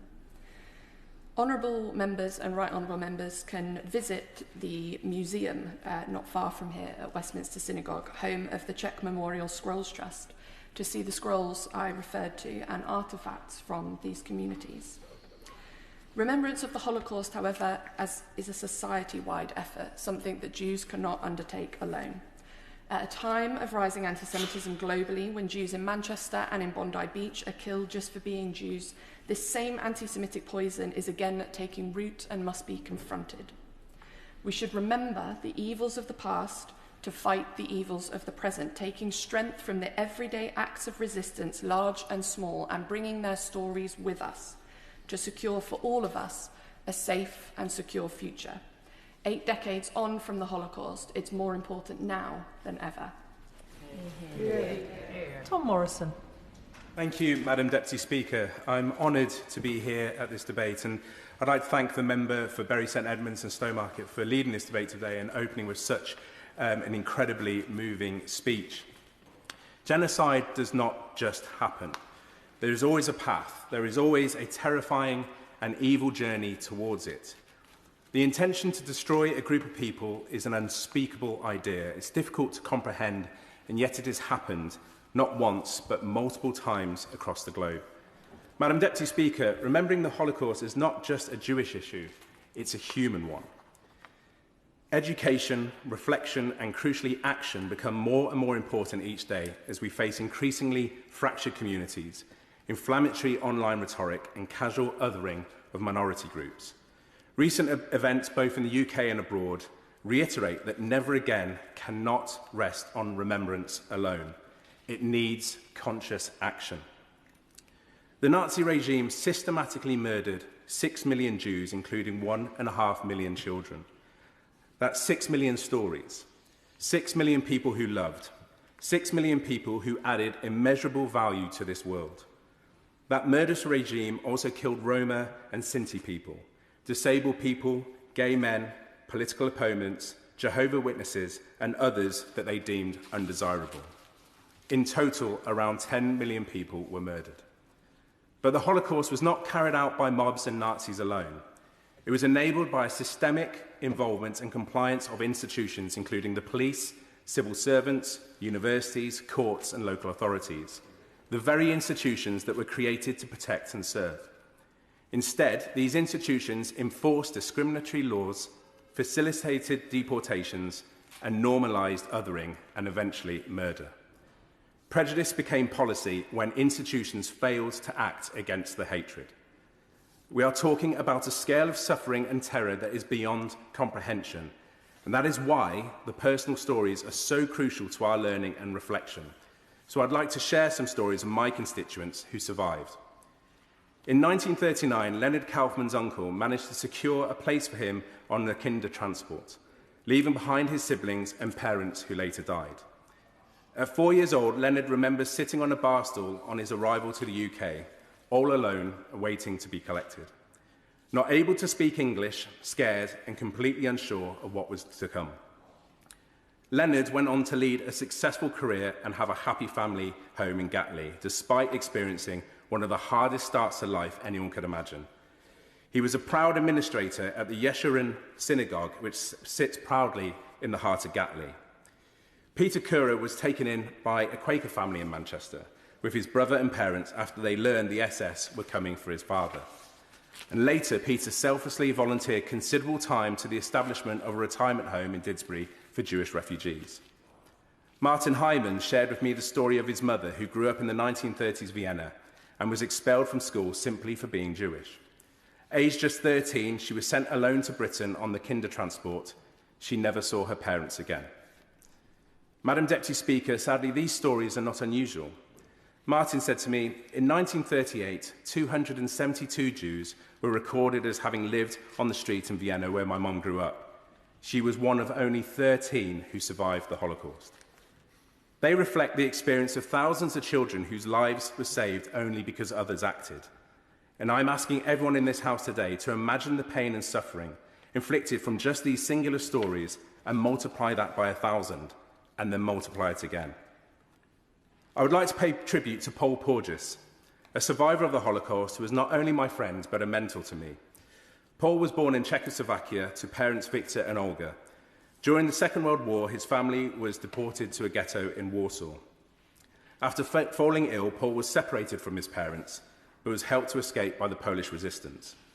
He eventually made it to England, where he earned a doctorate in chemistry at the University of London before moving to Cheadle with his wife Joan. He was one of the first Liberal councillors to represent the Cheadle area and did so for 4 decades. And during his time on the council, Paul held many positions, including the Equal Opportunity Special Panel and the Social Inclusion and Community Cohesion Working Party. His experience so early on in life drove his passion to prioritise inclusion and community in Cheadle, and he also fought tirelessly for refugees in our region. Paul knew more than anyone just how important it was to be the voice of those that could not defend themselves. And I was deeply honoured to replace Paul on Stockport Council, and still to this day, I try to ensure that I live up to his legacy, and I miss him dearly. It is no secret that hate crimes have risen year on year. Misinformation continues to spread like wildfire online, and politics is becoming increasingly polarised. I visited the Community Security Trust earlier this week and heard directly about the work and resource that goes into ensuring Jewish communities are protected. But heartbreakingly, the Heaton Park synagogue attack on Yom Kippur just 3 months ago shows that despite every effort to ensure people are safe and secure, the evil of anti-Semitism poses a real, murderous threat to our Jewish communities. Latest statistics published in October show that Jewish people had a higher rate of religious hate crimes targeted towards them rather than any other faith group. We have a duty here today to remember, reflect, and take action to stamp out this hatred. Martin Hyman highlights that his grandparents, like many others, believed that civilization, culture, and the rule of law would protect them, but this was not the case. The Holocaust was not a sudden collapse of morality, but the endpoint of an insidious process in which discrimination was legalised, exclusion was enforced, and dehumanisation made routine by ordinary people. Education plays a critical role in responding to this. Organisations such as the Northern Holocaust Education Group and My Voice Project work to ensure survivor testimony and lived experience continue to reach the schools and communities. The Holocaust Centre North provides a permanent exhibition, learning programmes and archives rooted in local survivor and refugee stories, helping young people and the wider public understand how a global atrocity unfolded through ordinary lives. Madam Deputy Speaker, when people feel connected and invested in common values, they are better able to work together to address division and tackle hatred. The Common Ground Award is an important initiative that goes some way to support this aim, and I hope the government will keep on funding it. But the government must also publish the Community Cohesion Strategy, which was promised last year, so communities can work together to confront all forms of extremism through building understanding and trust. Britain is a country of shared values and has a history of being a nation that offers a hand to those in need. We must never forget this, and we must continuously pursue this aim. We celebrate that people in this country should be able to live free from discrimination, no one's rights or dignity should ever be taken away or compromised because of who they are, where they come from, or what they believe. We must not lose sight of that, even though there are some that seek to undermine it. Madam Deputy Speaker, a Jewish man in Manchester recently said to the Manchester Evening News, "My daughter, she wears the Star of David, but she puts it away. Ours are the only children that go to schools behind fences with guards." This cannot continue. So we must revert to our shared values, celebrate our differences, and call out all forms of hatred and bigotry. Never again cannot rest on remembrance alone. It requires conscious action every day. Holocaust Memorial Day offers an opportunity to reflect not only on what happened, but on the responsibility we all have to ensure that the legacy of people like Paul Porges never fades. Paul War. Thank you, Madam Deputy Speaker, and I pay tribute to the members for Bury St Edmunds and for Warrington North for such powerful and moving testimony that we've seen today. They're a tribute to their community and to their constituents. Holocaust Memorial Day is a time when we remember the 6 million Jewish men, women and children murdered by the Nazis and by their collaborators during the Holocaust. And the theme, as many have said, of this year's Memorial Day is bridging generations.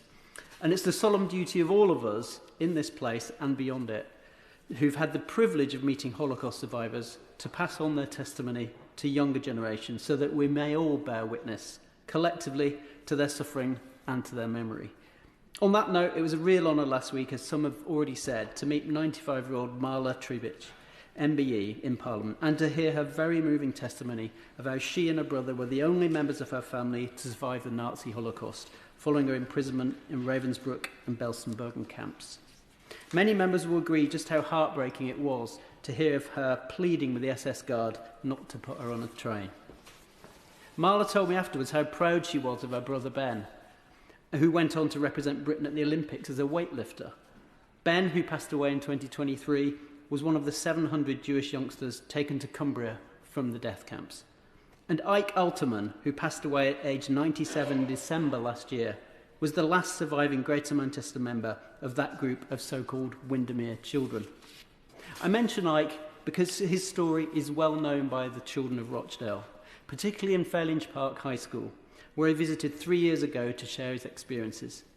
Ike recalled picking sprouts in the bitter Polish winter for the SS officers' Christmas dinner. He and other Jews had no proper clothing, no shoes. Ike strapped straw to his feet to walk in the snow. The SSF officer said that if he and fellow children sang Silent Night, they'd get a bonus, a ladle of warm water to put sprout skins in. To this day, I've never touched sprouts again, Ike said. Ike was just 13 when his family were lined up in the town square alongside other Jews. He saw his mother, his sister, his brother led away by men with rifles. Later, he found out they were likely sent to Treblinka, the extermination camp. At Birkenau, Ike's job was to take bodies from gas chambers to the crematoriums. At Birkenau, he said, they had 4 chimneys and they were glowing 24 hours a day, day and night. That was invaluable personal testimony to the children of Rochdale from someone who was there. That's someone who can't be denied, whose story cannot be denied, and to whom we still remember with great fondness. Despite his passing, Ike's testimony lives on because his talk to students was captured on video and is shown by the school every year, thanks to the great efforts of excellent teachers such as the Holocaust education lead in Rochdale, in Fairlinge Park, Adele Turner. Now, Fairlinge Park has a legacy beacon status as one of the schools under the umbrella of the University College London Centre for Holocaust Education, and it's developed a special Holocaust Ambassadors and Youth Champions programme. Its youth champions are pupils from Year 9 who design and lead the extracurricular lunchtime and after-school lessons on the Holocaust for younger children in the school, beautifully bridging generations even within their school, which is again the theme of this year's memorial. Last week, Greater Manchester's commemoration of Holocaust Memorial Day featured a video of Fairlinge Park High School pupils, Abiha Imran, Willow Greenwood and Dylan Ogden, as they joined Andy Burnham to interview Tommy Commerly, another Holocaust survivor. Tommy revealed he'd spoken to 27,000 students in the 10 years of his work with the Holocaust Education Trust. 27,000 students who remember his story. And his advice to the next generation was simple. The one word that immediately pops into my mind, he said, is tolerance. Just look at other people in the world and accept that we each have our own way of living and habits. Just be respectful of that and live peacefully side by side. Of course, this year has shown that anti-Semitism is not just the world's oldest hatred, it's very much a current one, fed by extremists that blame Jews across the globe for the actions of Israel's government. The Bondi Beach attack was truly appalling. But in the northwest, we will never forget the Heaton Park synagogue attack on the holiest day in the Jewish calendar, Yom Kippur. Remember Adrian Dorby, 53, and Melvin Kravitz, 66, who were killed in that attack on that dark day. Mark Levy, who many of us know in this place, is Manchester's Jewish Representative Council leader, and his father, Alan, is the chairman of the synagogue. They were both deeply affected by that incident and by the loss of their friends. Alan recently recalled how Adrian Dorby leapt up from his seat and ran the length of the synagogue to help them hold shut the front doors from that terror attack before he was shot and killed. And it was truly disgusting that within hours of that attack, a local councillor in Rochdale shared on his Facebook page an article called False Flag. Could the Manchester synagogue attack be orchestrated? As clear a dog whistle, an anti-Semitic dog whistle, as clear as day. But there are glimmers of light amid the darkness. Mark Levy tells me his children marked their B'nai Mitzvah at Heaton Park recently, and a very powerful moment of resilience and remembering. The Holocaust and its teaching about not just the Nazi Holocaust, but genocides in Cambodia, Rwanda, Bosnia and Darfur has been part of the national curriculum for 35 years. The hatred based on race or religion, with victims scapegoated for sins they never committed, demonised, blamed and punished for sins and things that had nothing to do with them, becomes a narrative that curdles into deadly extremism. And our school children are taught that. But with young people online more than ever, it's not what happens in the classroom that really worries many of us. It's what happens outside it. The potential for them to come across anti-Semitic content, Holocaust denial and distortion is greater than ever. Conspiracy theories that the Holocaust never happened, the anti-Semitic theories that it was orchestrated or faked by Jewish people or Israel. Meanwhile, debate on X's Grok AI has been regular in this House in recent weeks. But not only has the platform's AI tool been denigrating and degrading women, Grok has generated multiple anti-Semitic comments, including praise for Hitler, denying the scope of the Holocaust, and using so-called Jewish-sounding surnames in the context of hate speech. I hope that ministers will engage with the Anti-Semitism Policy Trust to see how the Online Safety Act can actually crack down on memes like this on Reddit and other online platforms. As others have said, Holocaust Memorial Day is also a time to remember all the Roma, the Sinti people, gay men, disabled people, political opponents and others murdered by the Nazi killing machine. We remember too all those affected by the subsequent genocides in Cambodia, Rwanda, Darfur and Bosnia. And speaking of Bosnia, I want to say it was a truly humbling experience to visit the Srebrenica Memorial Centre and Cemetery in Bosnia last year. In July 1995, more than 8,000 Muslim men and boys were murdered by Serb paramilitaries, driven by religious, nationalist and ethnic hatred to commit the worst genocide on European soil since the Holocaust. I went to pay my respects, to meet the incredible Mothers of Srebrenica campaign group and to look at the very moving testimony in the Memorial Centre itself. I just wanted to add my voice to the comments my honourable friend was making about the Mothers of Srebrenica and Shepherd Enclaves Association. I've had the real honour of meeting them myself around a decade ago now, and the work that they do is absolutely extraordinary. So would he join me in encouraging all members of this House to take the opportunity to learn from them about what we can do to ensure that we don't carry the hate that caused them to lose their husbands and their sons into the future? Honourable friend is absolutely right, and I would encourage all members of the House to take a trip to Srebrenica to see for themselves the mass graves there and the cemetery and the museum, which is incredibly moving. The Centre Director, Emir, and the Head of Oral History, Hassan, were encouraged to hear that Rochdale school children are taught about the Srebrenica genocide as part of the Holocaust education. And as the MP for Rochdale, it's my duty to remind everyone in my constituency of the horrors of October 7th, the worst pogrom of Jews since the Second World War. It's also, of course, my duty to call out the deaths of the men, women and children in Gaza that followed, and the need for testimony and evidence and accountability as important as ever. I signed the Holocaust Education Trust Book of Commitment in Parliament, part of their ongoing effort to educate children about the past and the present atrocities across the globe. It's only through education that we tackle the ignorance that fuels hatred.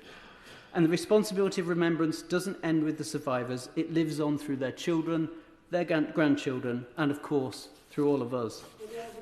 I just want to end, briefly if I can, I want to end with a poem sent to me by Zishan Shafkat, a 17-year-old student at Rochdale's Hopwood Hall College. In ashes of pain where names were erased, we stand together now, face to face, Muslim and Jew, hand in hand, guarding the truth that history demands. Never again our shared vow remains to honour the loss and break hatred's chain. Sir Alex Shelbrooke. Thank you very much, Madam Deputy Speaker. I think it's important today, Madam Deputy Speaker, to start with some of the realities as vividly as I can in this debate. 6 million Jews murdered, deliberate attempt of the extermination of European Jews. I do think it is shameful that the BBC did not speak about Jews in their opening report about the Holocaust Memorial Day. 1 million of those Jews were children. 1 million were killed in the forests by bullets.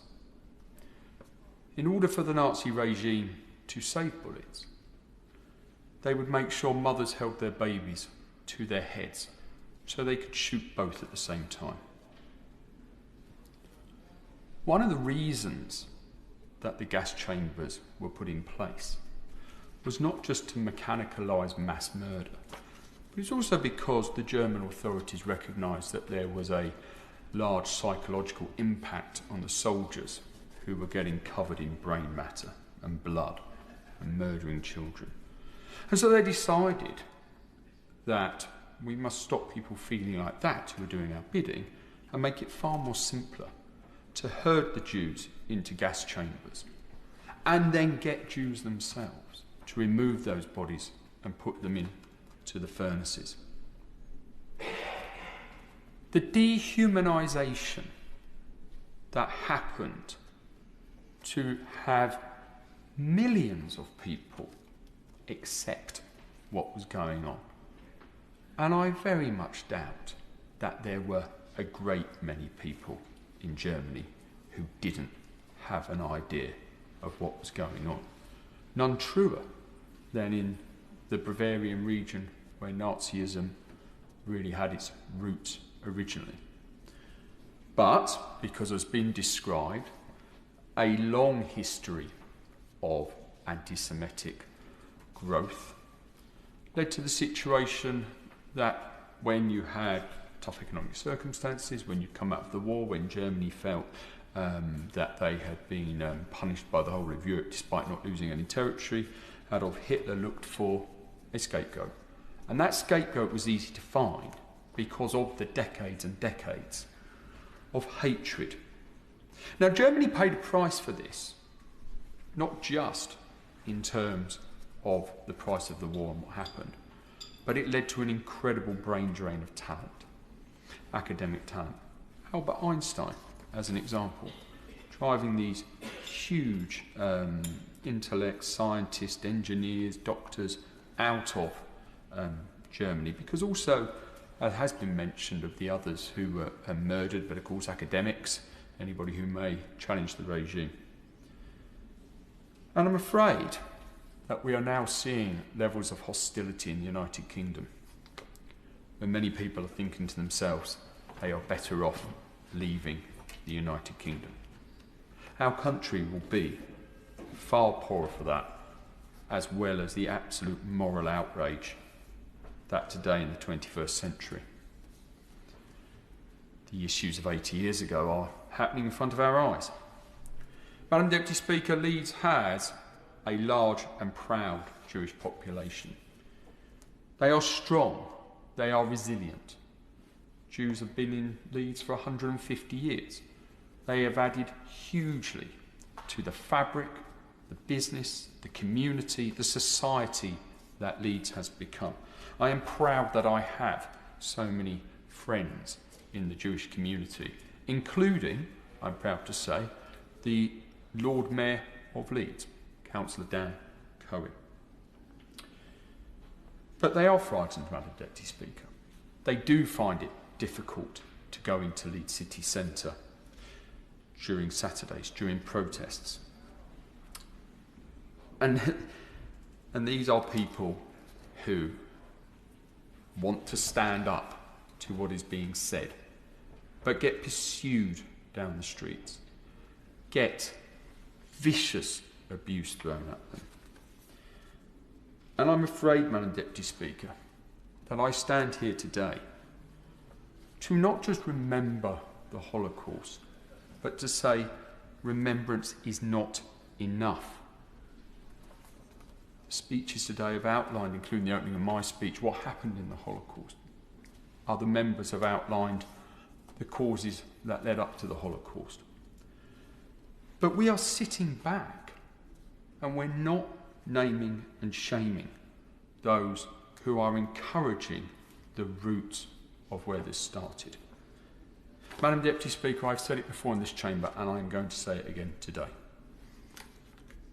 There is a councillor in Leeds, in my city of Leeds, Councillor Mothinali, who has now become the Deputy Leader of the Green Party.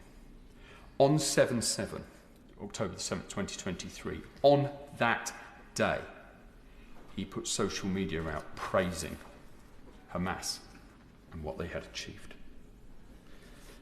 He wasn't a councillor at that point, but he was a candidate. Now, this is a complex issue between freedom of speech, what agitation is. But there can be no doubt that he agitated, quite frankly, a mob to force the Jewish priest of the University of Leeds into hiding, Rabbi Dosh. The leader of the Green Party in Leeds, on Leeds City Council, Councillor Penny Stables, who is a councillor in my constituency, brushed this aside, saying that as he wasn't a councillor, it didn't matter what he'd said before he was elected. I really have to take issue with that, Madam Deputy Speaker, because as we have heard, it is this acceptance of people making these comments that eventually leads to history repeating itself. The Honourable Member for Rochdale just made some very, very important points. He was talking about fake news, how things twisted, and as I can't remember who it was now, Madam Deputy Speaker, but there was a member on the other side of the House who said that Ofcom must take a much stronger view as to content being put online. We know what's being poisoned in children's mind, and that's a different debate as we move forward. But I was knocking on doors, and a gentleman who must have been retired, I would say, told me as a fact, because he started off by absolutely laying into me for my support for Israel defending its security and what a disgrace of a human being I was, and then said, and I quote, "You know as well as I do, because you will have seen the video footage as I have, that Hamas had nothing to do with 7/7 and it was the Israelis who murdered their own people so they could invade Gaza." And he said that to me with absolute conviction. Absolute conviction. And that is the level of the hatred that is being generated because, Madam Deputy Speaker, the Israelis are Jews. And let's call this out. This is Jewish hatred. This is beyond politics. This is Jewish hatred. Madam Deputy Speaker, huge protests taking place, and people have a right to protest, and they have a right to condemn what they see going on in the world. But where are those same protests, Madam Deputy Speaker, for what is happening in Sudan? Where are those same protests against the Iranian regime, who may well have murdered people into 5 figures? Will the Honourable Member take an intervention? I will, the Honourable Gentleman. I thank the Honourable Member who's making a really powerful speech. Would he agree with me that there is a strong suspicion that some of these hate marches which we've seen on the streets of Britain have been orchestrated by Iranian agents? I think there is a lot of evidence to back that up. I think that the phrase passes me by, but the sphere of influence that Iran wanted to put in place through Iraq, through Syria, with their with Hamas, Hezbollah being their proxies to run things. And I think that we debate in here so many times of the malign influence of Iran, of the IRGC, and prescription of that body. that it is undoubtedly true. But we have tolerated things for too long. We tolerated streams of cars along Marylebone Road many years ago beeping their horns, claiming that the Jews should be murdered, that the women should be raped. It did not get the crackdown it needed. On the flip side, you see, and I won't go over it again because we know what happened, but West Midlands Police deciding it was far easier to just ban Israelis. And let's just remember, they weren't all Israelis. There were plenty of British citizens who were flammed of Maccabi Tel Aviv who wanted to go to that football match. But rather than protect the laws that they are, go to a country and they respect, the people in authority felt, well, it's far easier just to stop them. Madam Deputy Speaker, how did we get to that point? How did we get to that point where, for an easy laugh, we decided, well, the Jewish community is so small and there's lots of people who hate it, that actually it's easier just to say you can't come. It's shameful, shameful. And I'm afraid, and I did give notice that I'm going to name the member, Madam Deputy Speaker, that the Right Honourable Member for Islington North, when he led a great political party in our country, which is the Labour Party, a highly respected political party with much history, gave a safe space to anti-Semitism, gave a safe space. And I praise the Prime Minister for the action he took in driving anti-Semitism out of the Labour Party. But I look around, I look at the agitation of the councillors, of the councillor I have named. I look at the agitation of the people associating themselves with those political parties, and I say this: it is a responsibility of the leadership of the Green Party to follow the example of the Labour Party in how they addressed the creeping in of anti-Semitism into their party. I am not saying that it is the policy of the Green Party to be anti-Semitic. I'm not saying that at all. But I do feel that they must address the issue far more seriously than they have been, because I see a repeat of the years from 2015 to 2019. As I bring my comments to a close, Madam Deputy Speaker, I want to just mention about the actions of Leeds City Council. The protests that take place in Leeds are one thing, and the police give permission, and we have laws in place as to when hate speech happens, when it's broken, that people can be arrested and prosecuted. But West Yorkshire Police have made it clear to Leeds City Council that when protests want to use Leeds City Council land, that they should charge a rent for that land to be used. And the reason that West Yorkshire Police want to do that, because then an organisation is attached to what is happening. And Leeds City Council have refused to do that. They are giving permission to bodies to protest, but they are not passing on the system which is in place to charge for the use of that land. And West Yorkshire Police have said they will be able to crack down on hate speech, on violent speech, incitement to violence, if they have somebody held accountable. And that accountability on its own may temper what is happening. There was a speaker, Madam Deputy Speaker, Dr. Rihanna Ali, quite frankly a vile individual, who spoke at that rally. And she called for the targeting of the Leeds Jewish schools. That has got nothing to do with the war in Gaza. Nothing at all. School children, let alone British citizens, let alone anybody who quite frankly is not running the Israeli government, has nothing to do with the actions of the Israeli government. That is anti-Semitism as raw as it gets. But it was difficult to bring to justice because it was difficult for West Yorkshire Police to be able to prosecute directly. I believe in the end the Met Police did prosecute. And I just wanted to just finish off on the point about Sudan, about Iran, about the Russians in Ukraine. The one thing they've all got in common, Madam Deputy Speaker, is that they're not Jewish.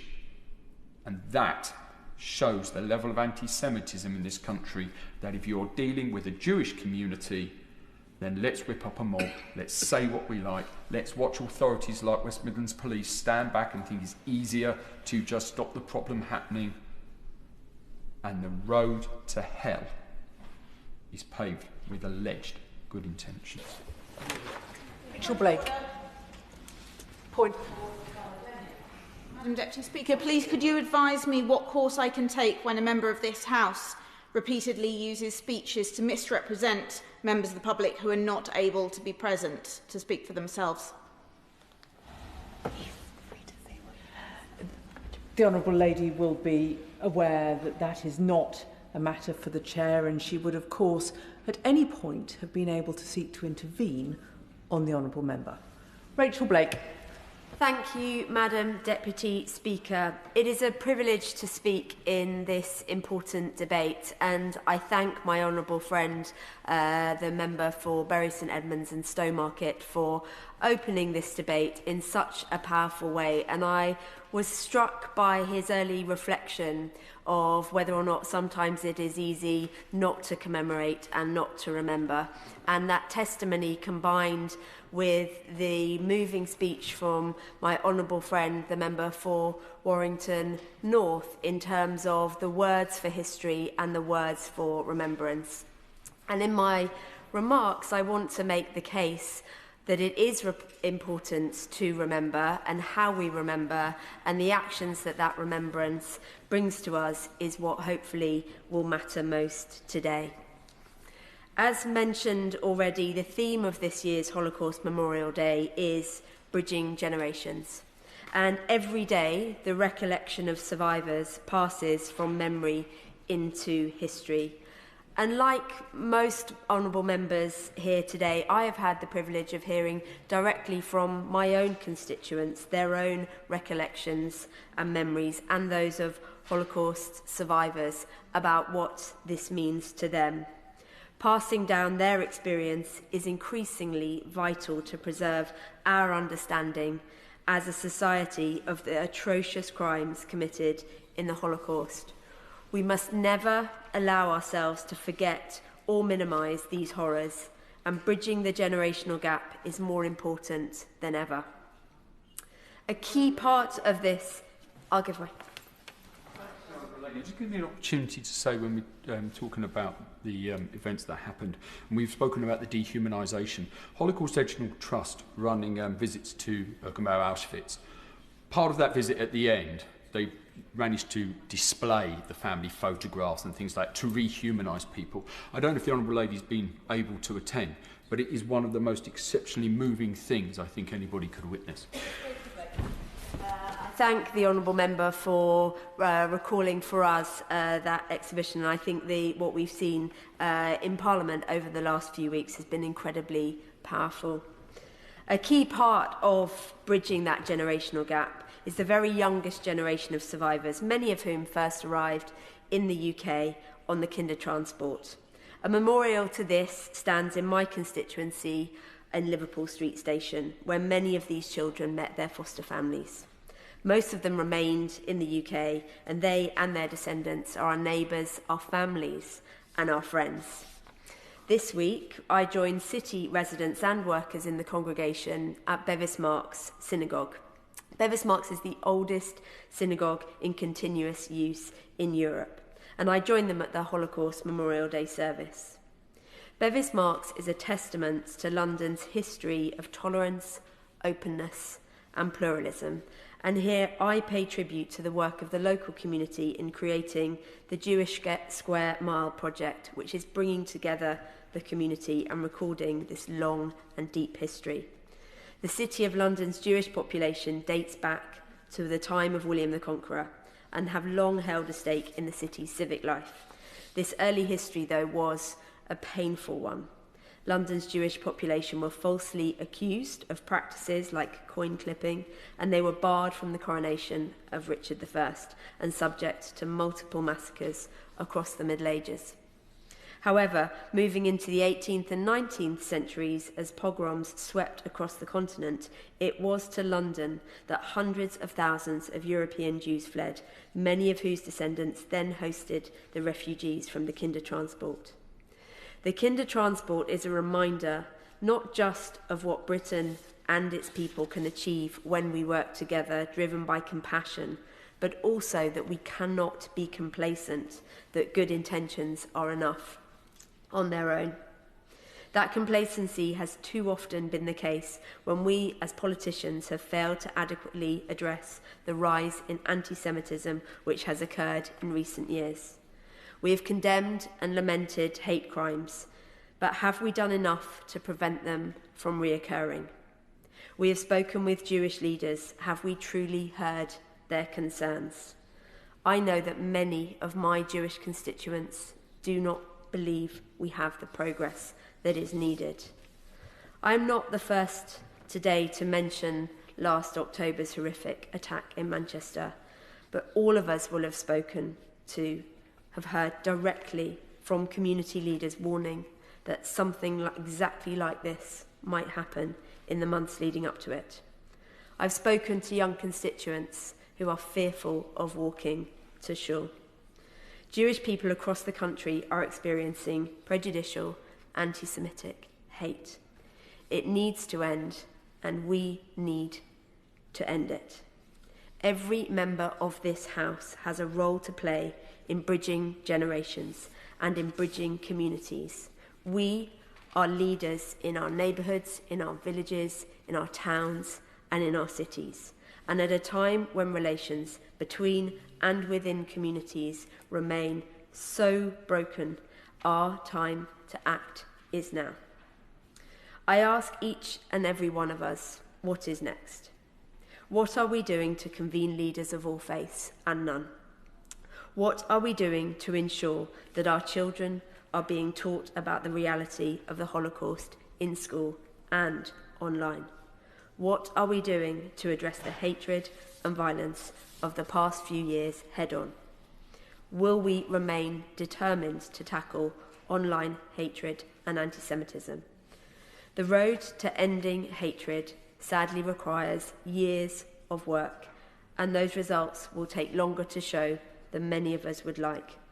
But it is a road of detoxification which we have gone down before, and there is a path that exists for us now. And I pay tribute to the Honourable Member for Cheadle for what he has suggested for how we proceed. It lies in the human contact, the recognition of shared values, empathy and respect that was shown to 10,000 Jewish children whose lives the British public were able to save. We must remember the Holocaust in deep reflection alone, but we must all come together to remember the extremes of good and evil which regular people are capable of. And it is by recognising that we as leaders can shape this through our own empathy, our own compassion and respect that we will stop it from happening again. Savile Roberts. It's an honour for me to be here today representing my constituents in Dwygo Meirionnydd and also my party Plaid Cymru to remember firstly the 6 million Jewish children, women and men murdered in the Holocaust, and also the millions more people murdered through the Nazi persecution of other communities which many other members have previously mentioned. And I must send my greatest congratulations to the Honourable Member for Bury St Edmunds and Stowmarket for his introduction. I thought it was excellent. And also the words of the Honourable Member for Warrington North. History is someone else's story. Memory is my story. I think these are things that we will bear in mind. And of course, reference to our history in the United Kingdom. I think it's very important that we know what has happened here when we look abroad as well.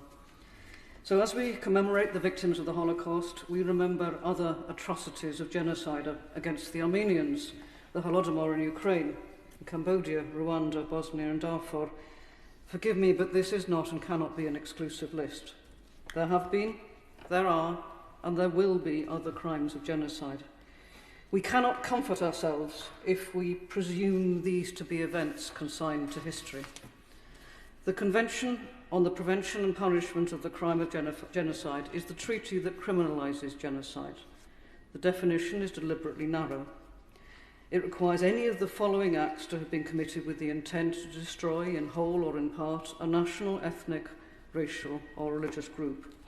Here are the points: killing members of the group, causing serious bodily or mental harm to members of the group, deliberately inflicting on the group conditions of life calculated to bring about its physical destruction in whole or in part, imposing measures intended to prevent births within the group, forcibly transferring children of the group to another group.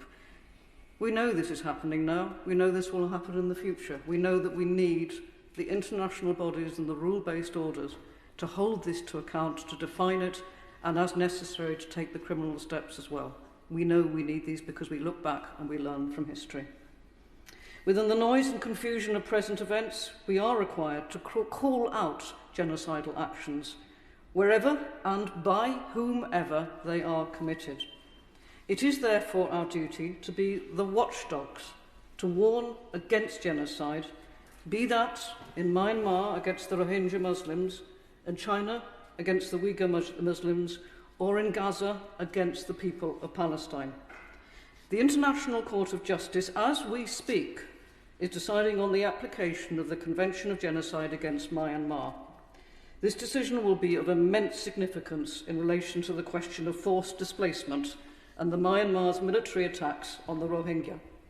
If the court rules that mass deportation was a motive and not a defence for genocide, this may form a precedent for a similar ruling against the Israeli government.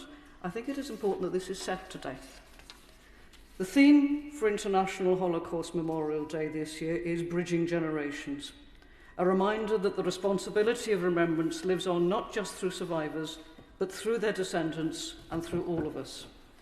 It is also a reminder of the fragile link we have with the Holocaust. A study from the Claims Conference of 2026 shows that approximately 196,000 Jewish Holocaust survivors are still with us. Their lives are a living testimony to the horrors imposed by Nazi Germany and a lesson from history to never again repeat these horrors. But they are also aging lives. The median age of Jewish Holocaust survivors is 87. By preserving this link with our past, we can ensure its retelling. That's why it's vital that we keep listening to and sharing their testimonies so that future generations can understand how distortions of truth can lead to the greatest crime of all, to genocide. The manipulation of truth is a vital component of genocide. The Nazis played on prejudice and stereotypes to scapegoat and dehumanize people they regarded as subhuman. But the Nazi regime also practiced a propaganda of deception by hiding specific details about the final solution, including press controls to prevent the public from reading statements by the Allies condemning Nazi crimes. One booklet printed in 1941 glowingly reported that in occupied Poland, German authorities had put Jewish people to work, built clean hospitals, set up soup kitchens, and been provided with newspapers and vocational training. The authority of the written word, the authority of the broadcast word, abused to manipulate the truth. Would my honourable friend give way? I would give way. I thank my honourable friend for giving way, and she is giving a most powerful speech.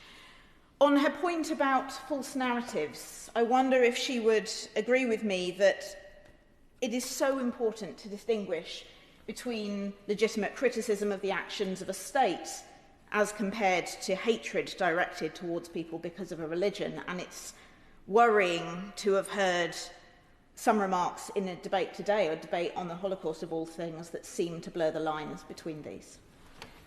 My honourable friend makes an important point, and I think that we can be sophisticated enough in our history to call out the horrors of Hamas, but at the same time to be able to address criticisms to actions which may well be found in future to comprise of genocide. We have not reached that point in law yet, but I think in this place we should be open to being able to question received narratives. And also I would share her concern that most of us here are trying to phrase the debate in the measured way it deserves. We are talking about horrific crimes against humanity, in the past and possibly in the present. That needs to be talked about in a balanced way.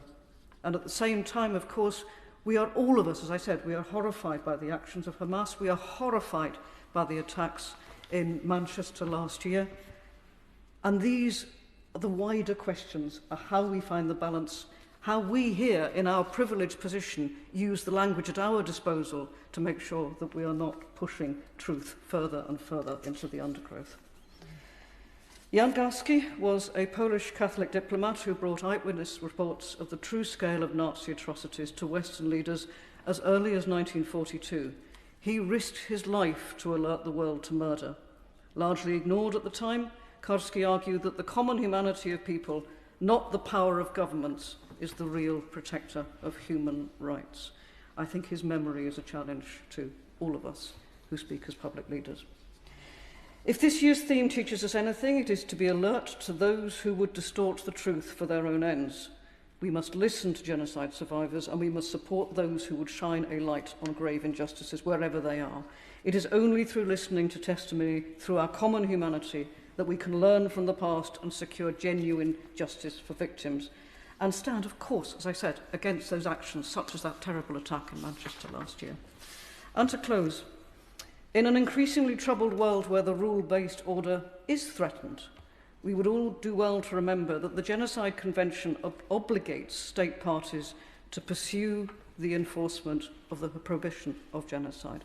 While the promise of never again has been ignored time and time again, we must all play our part in listening and learning from the stories of the victims of genocide. Diolch yn fawr iawn. Jazz Atwell. Thank you, Madam Deputy Speaker, and can I thank the member for Bury St Edmunds and Stowmarket for opening this debate, and everybody else who's spoken so compassionately, with clarity, authenticity, and most of the feeling that has come out is clear for everyone to see. The Holocaust inflicted pain on a scale most of us will never truly comprehend. Pain that did not end in 1945. Pain that still echoes through families, memory, and generations of the Jewish community today. This was not history at a distance. This was cruelty by design. Mass murder, carried out deliberately on an industrial scale. And its trauma did not disappear. It was inherited. Today, Madam Deputy Speaker, I want to speak about one survivor, one voice we must listen to while we can. Her name, Susan Pollock, a Holocaust survivor who recently turned 95 and whom I had the privilege of meeting and interviewing. Susan was born in Hungary, and long before the camps, hatred crept into her life. Graffiti on walls, Jewish students barred from universities, her brother beaten at a Boy Scout meeting. Each sign carried the same message: you do not belong. Then came the order. Susan's family were forced from their home. They were told they were being resettled. She clung on to that word, resettled, for hope, because hope, even false hope, was all she had. A letter followed. All Jewish fathers were ordered to attend a meeting. Susan's father went, desperate to protect his family. He was beaten, forced into a lorry, taken away. Susan never saw him again. To this day, she does not know how or where her father died. Then came her turn.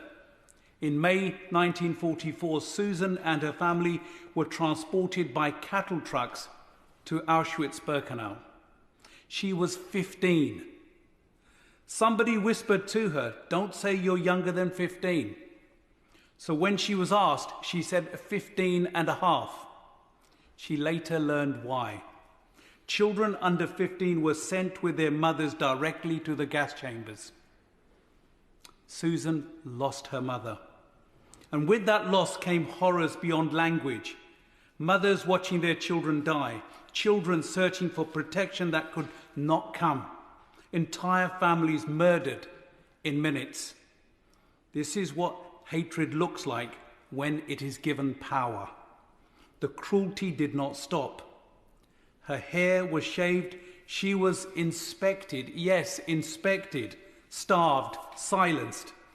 She watched people die, not by accident, but by policy. She was later sent to Bergen-Belsen. By then, she said dehumanization killed any thoughts in our heads. For an entire year, she did not speak. She once recognized somebody from her village. The next day, that woman was dead. When liberation came, Susan told me something that must never be ignored. There was no joy at being liberated. She had lost her parents, 50 members of her family, her entire community. She did not even know whether her brother was still alive. Liberation could not undo what had been destroyed.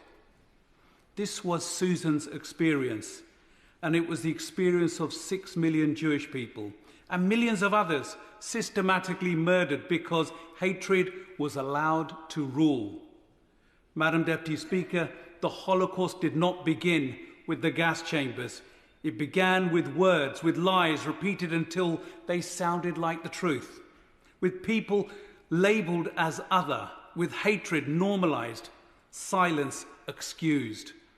That's why remembrance alone is not enough, because never again is not a slogan, it's a test of whether we challenge anti-Semitism when we see it.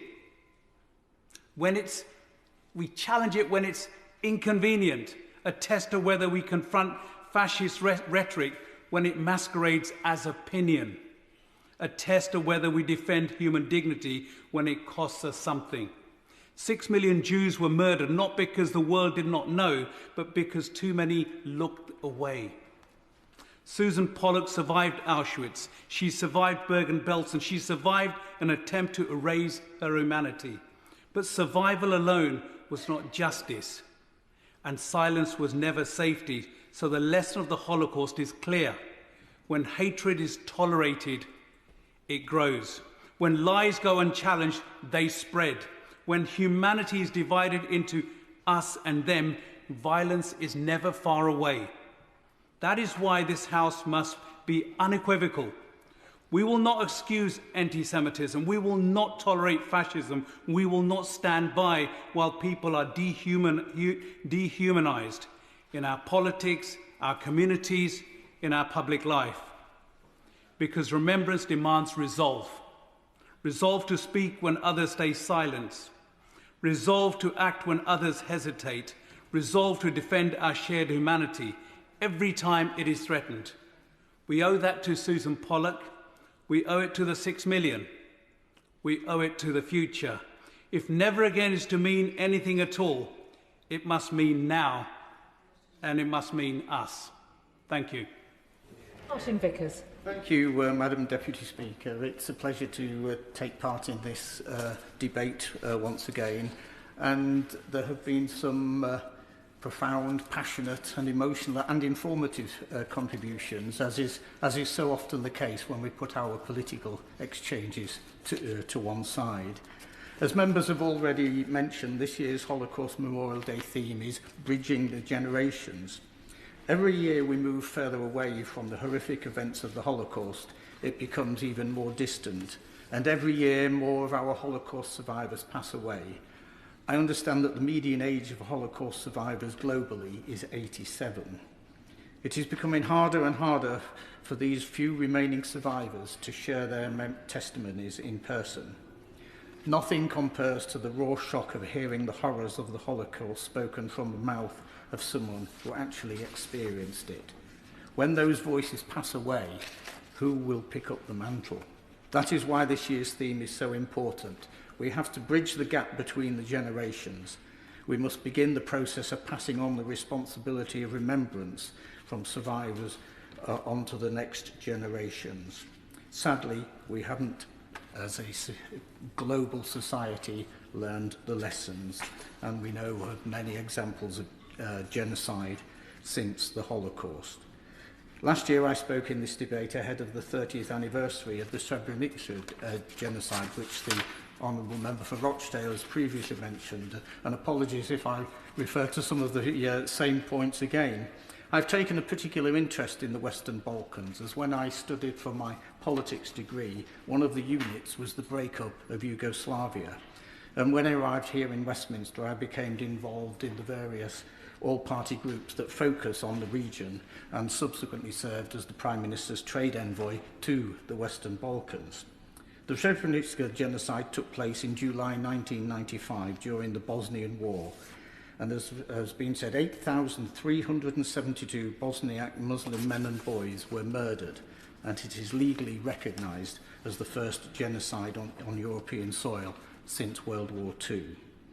It was a campaign of war crimes, ethnic cleansing and genocide against the non-Serb population. The war cost over 100,000 people their lives and the displacement of more than 2 million men, women and children. Like others, I had the privilege of meeting some of the mothers of Srebrenica. They are a group that represent the mothers, wives, daughters and families of those who perished. They do magnificent work in keeping the world focused on the terrible events of July 1995. Today, as we look back on 3 decades since that darkness fell over Bosnia, we can ask the same question about the Srebrenica genocide. When the voices that speak on this genocide finally fall silent, who will speak for them? Sadly, as with our Holocaust survivors in the coming years and decades, the direct testimonies of Srebrenica survivors will become merely written testimonies. I've previously spoken in the Chamber about my visits to Srebrenica, and just as a visit to military cemeteries in Belgium, France, or indeed to a country churchyard where you see a handful of graves maintained by the Commonwealth Graves Commission, it hits home of the sacrifice of so many, and such is the case in Srebrenica. Any number of locations where the tombstones stretch row on row as it stirs the emotions, as does the harrowing sight and the silence of Potochatri battery factory. I will refer to Potochatri again in a moment, and I give way. Very grateful to my honourable friend, and I think he just made a very important point about the gravestones being seen with the massacres that had taken place in Bosnia and other areas. Does that not emphasise why it is so important of Holocaust Memory Day, of the work of the Holocaust Educational Trust? Because, of course, millions of people were cremated so that there wasn't any evidence of the genocide that took place. Yes. I thank my right honourable friend for that intervention, and of course I entirely agree with the point he was making. Srebrenica is located in Republika Srpska, a semi-autonomous region of the Bosnia-Herzegovina, controlled by Bosnian Serbs as a part of the Dayton Peace Agreement. Many perpetrators are still at large, and genocide denial is widespread among some groups of Bosnian Serbs. Had it not been for the involvement of the international community, the memorial may never have come into being at all. The decision to locate the Srebrenica Potocari Memorial Cemetery, as it is known today, and secure its funding was made by the UN High Representative. Much of the funding came from foreign countries. The village of Potocari was chosen by survivors and bereaved relatives because it was where many of them last saw their loved ones. The Srebrenica Potocari Memorial Complex was subsequently established in May 2001. And it began as a cemetery, and the site was officially opened by former President Clinton on Saturday, 20th of September 2003. The lesson that we learned from Srebrenica is that hatred and intolerance can flourish if left unchallenged. In Bosnia, people of many faiths lived as neighbours for generations, and yet in a short time those neighbours were viewed as not just the enemy, but an enemy that was so threatening that they must be ethnically cleansed. Not only were 8,372 men and boys massacred, but thousands, some estimates are as high as 50,000, women and girls who suffered from sexual violence. Thousands of women and children were forcibly deported. The children born in today, Srebrenica is as much a historical event as the Holocaust was to my generation. And that's the worry. There is danger that distant that leads to detachment, and detachment can allow the seeds of division to grow once more. This leads me to my next point. Addressing the issue of genocide denial. Sadly, we see a rising tide of genocide denial across the Western Balkans today. To bridge generations, we must arm our young people with the truth. We cannot allow the history of 8,372 murdered men and boys to be debated into a non-existence by those who seek to revive the same nationalist hatreds that led to those murders in the first place. We must ensure that our schools don't just teach the dates of the Bosnian War and the genocide in Srebrenica, but the mechanics of it. How does the slow drip of dehumanising rhetoric turn a neighbour you have lived alongside for many years to become an enemy and one you are willing to destroy? For it is young people that we must reach. It is for them that the lessons of Srebrenica, the Holocaust and subsequent genocides are most important. They are our future, and it is they who we will rely on to avoid the mistakes of the past. We are living in an increasingly dangerous world, a world where human decency is sometimes in short supply, a world which is forgetting the lessons of the recent past. Let us state today that the story of Srebrenica, the Holocaust and other genocides will not fade into the archives, that we will never forget how stripping people of their humanity can lead to some of the worst crimes in humanist history. As is often the case, our forefathers who wrote the various religious texts of the many faiths that are represented here and throughout our country, the service of Compline in the Book of Common Prayer says, "We must be vigilant, because our adversary the devil, as a roaring lion, walketh about seeking whom we may devour." Vivid language, I agree, but these are stark words, and sadly the devil can enter the hearts of people, especially when propaganda and evil leadership are involved. We must never forget the brutality of which man is capable, and it is right that we use parliamentary time to commemorate these horrific events. To the young people watching this debate today or taking part in Holocaust education events in their schools or communities, I say, pick up the mantle. Don't let these testimonies fade away and be forgotten. Bridge the gap between the generations and carry the lessons of the Holocaust forward. I know from the experience of my daughter who, when she was in her late 20s, went on a social project to Rwanda. And there she met some of those who had survived the genocide there. And it had an enormous emotional impact on her. And that's why I say it's particularly important that the young people are involved. I attended a Holocaust Memorial event in my constituency in the town of Brig last Sunday, and one of the highlights really was the fact that one of the local schools was involved and pupils read some of the lessons at the short service. We rely on our young people to succeed where past generations have failed. Any Ward. Thank you, Madam Deputy Speaker, and it's a pleasure to follow the Honourable Member for Brigg and Immingham, as it so often is on topics like this. He speaks with great authority. I rise once again this year to remember the Holocaust, one of the darkest chapters in human history. The industrial-scale extermination of 6 million Jewish people and millions more prisoners of war, political prisoners, Poles, disabled people, members of the LGBT community, Roma and others, is a horror so bleak that we must ensure the memory of what was done and those whose lives were taken never fades. The theme, as has been mentioned, for this year's Holocaust Memorial Day is that of bridging generations. In last year's debate, we marked the 80th anniversary of the liberation of Auschwitz-Birkenau. Like a number of other honourable members, I shared some of my own family's story and spoke about my Jewish great-grandfather. In the intervening year, we've lost more Holocaust survivors who were determined to let the world know what happened to them, their friends and family, in that horrific place. Holocaust education is not just teaching history, it should play a crucial role in combating anti-Semitism and hatred and preventing future genocides. As we are able to hear from fewer and fewer survivors each year, it becomes an additional duty on all of us to educate future generations on the atrocities that were committed on European soil. In my constituency in December, just last month, a group of young masked men were photographed giving the Nazi salute and brandishing the symbol of the SS on the steps of our townhouse in Kirkcaldy. It was so shocking that at first I thought the image must have been generated by AI, because things like that don't usually happen round our way. But local police confirmed that it was real.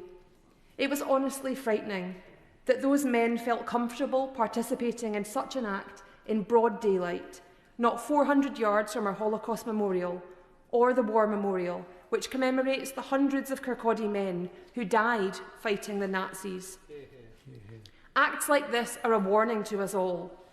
Hatred spreads in plain sight. There are those amongst us, including those who sit in this place, whose purpose is to sow and stir hatred and division in our communities.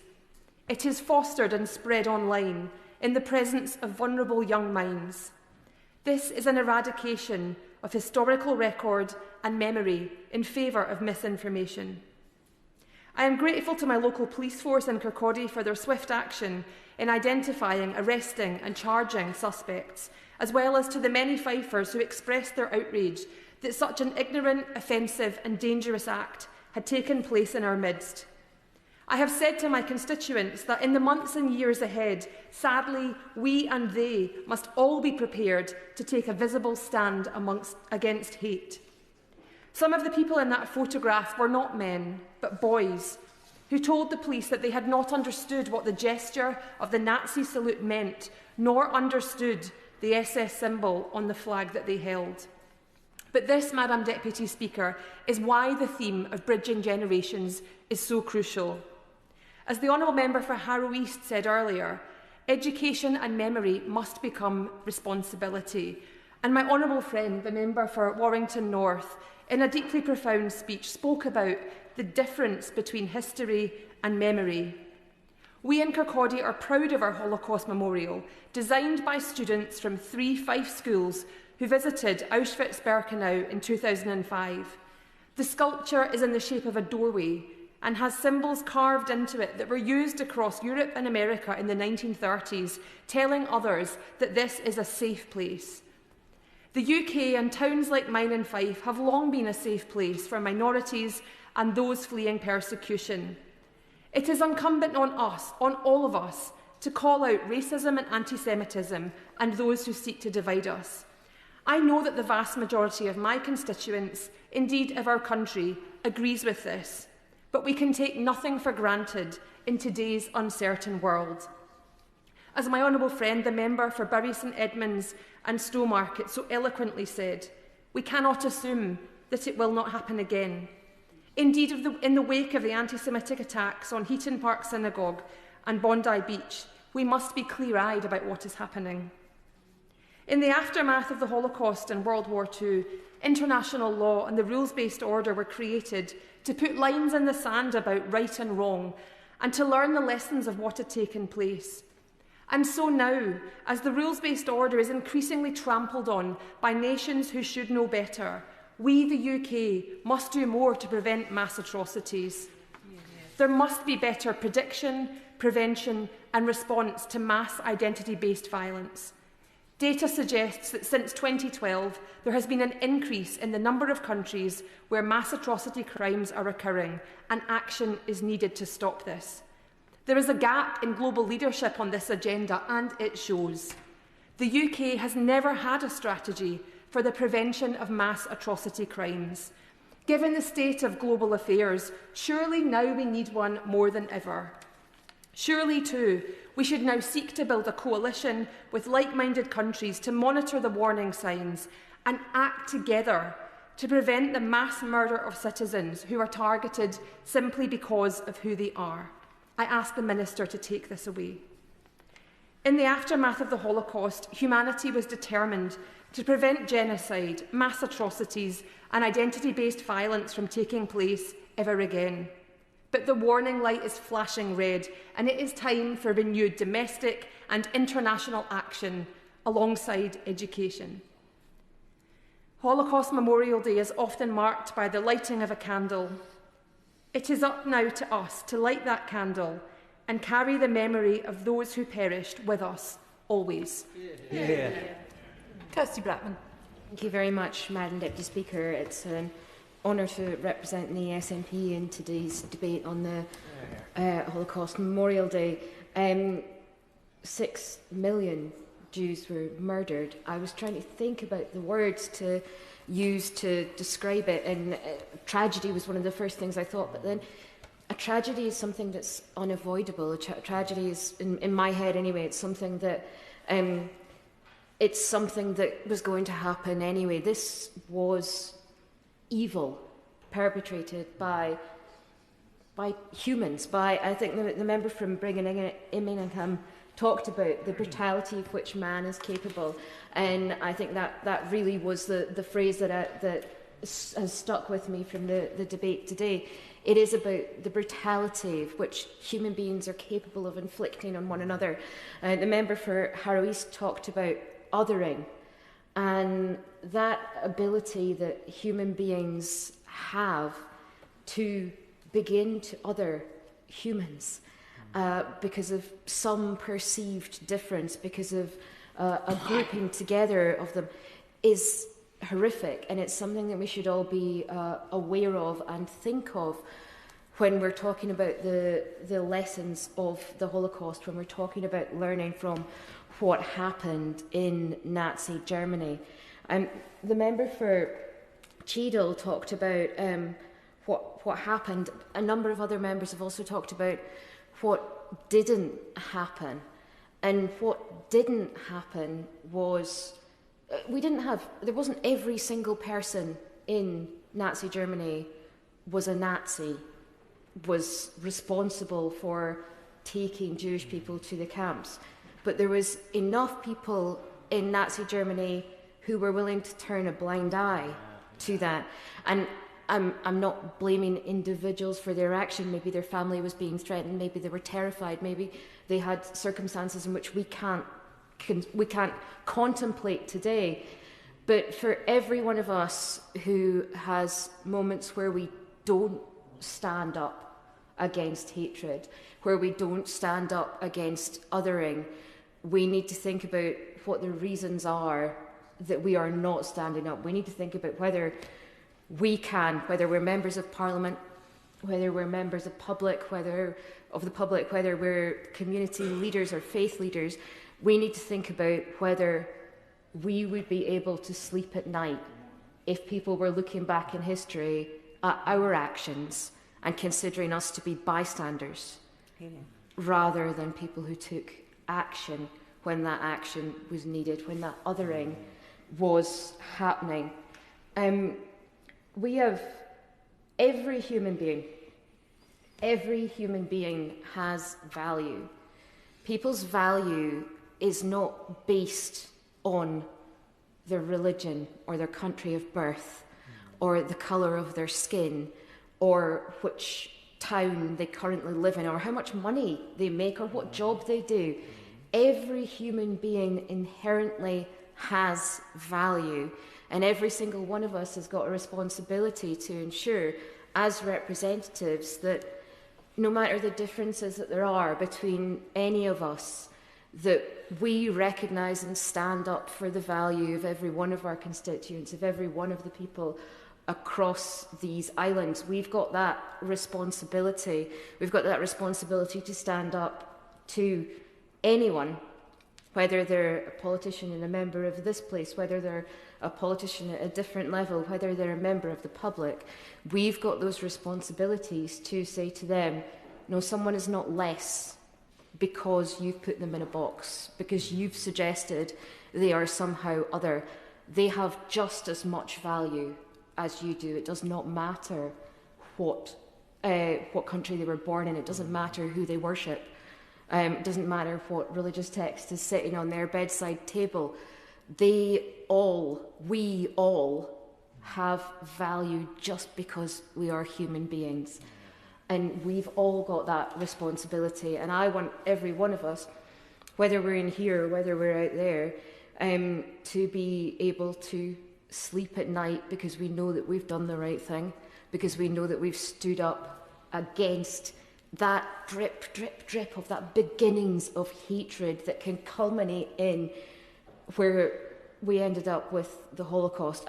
I find it very difficult to comprehend how you can go from, being slightly negative about somebody, about a group, to the mass industrial murder that we saw, because I'm not in that situation. I find it very difficult to contemplate how that can happen, but we know that it did.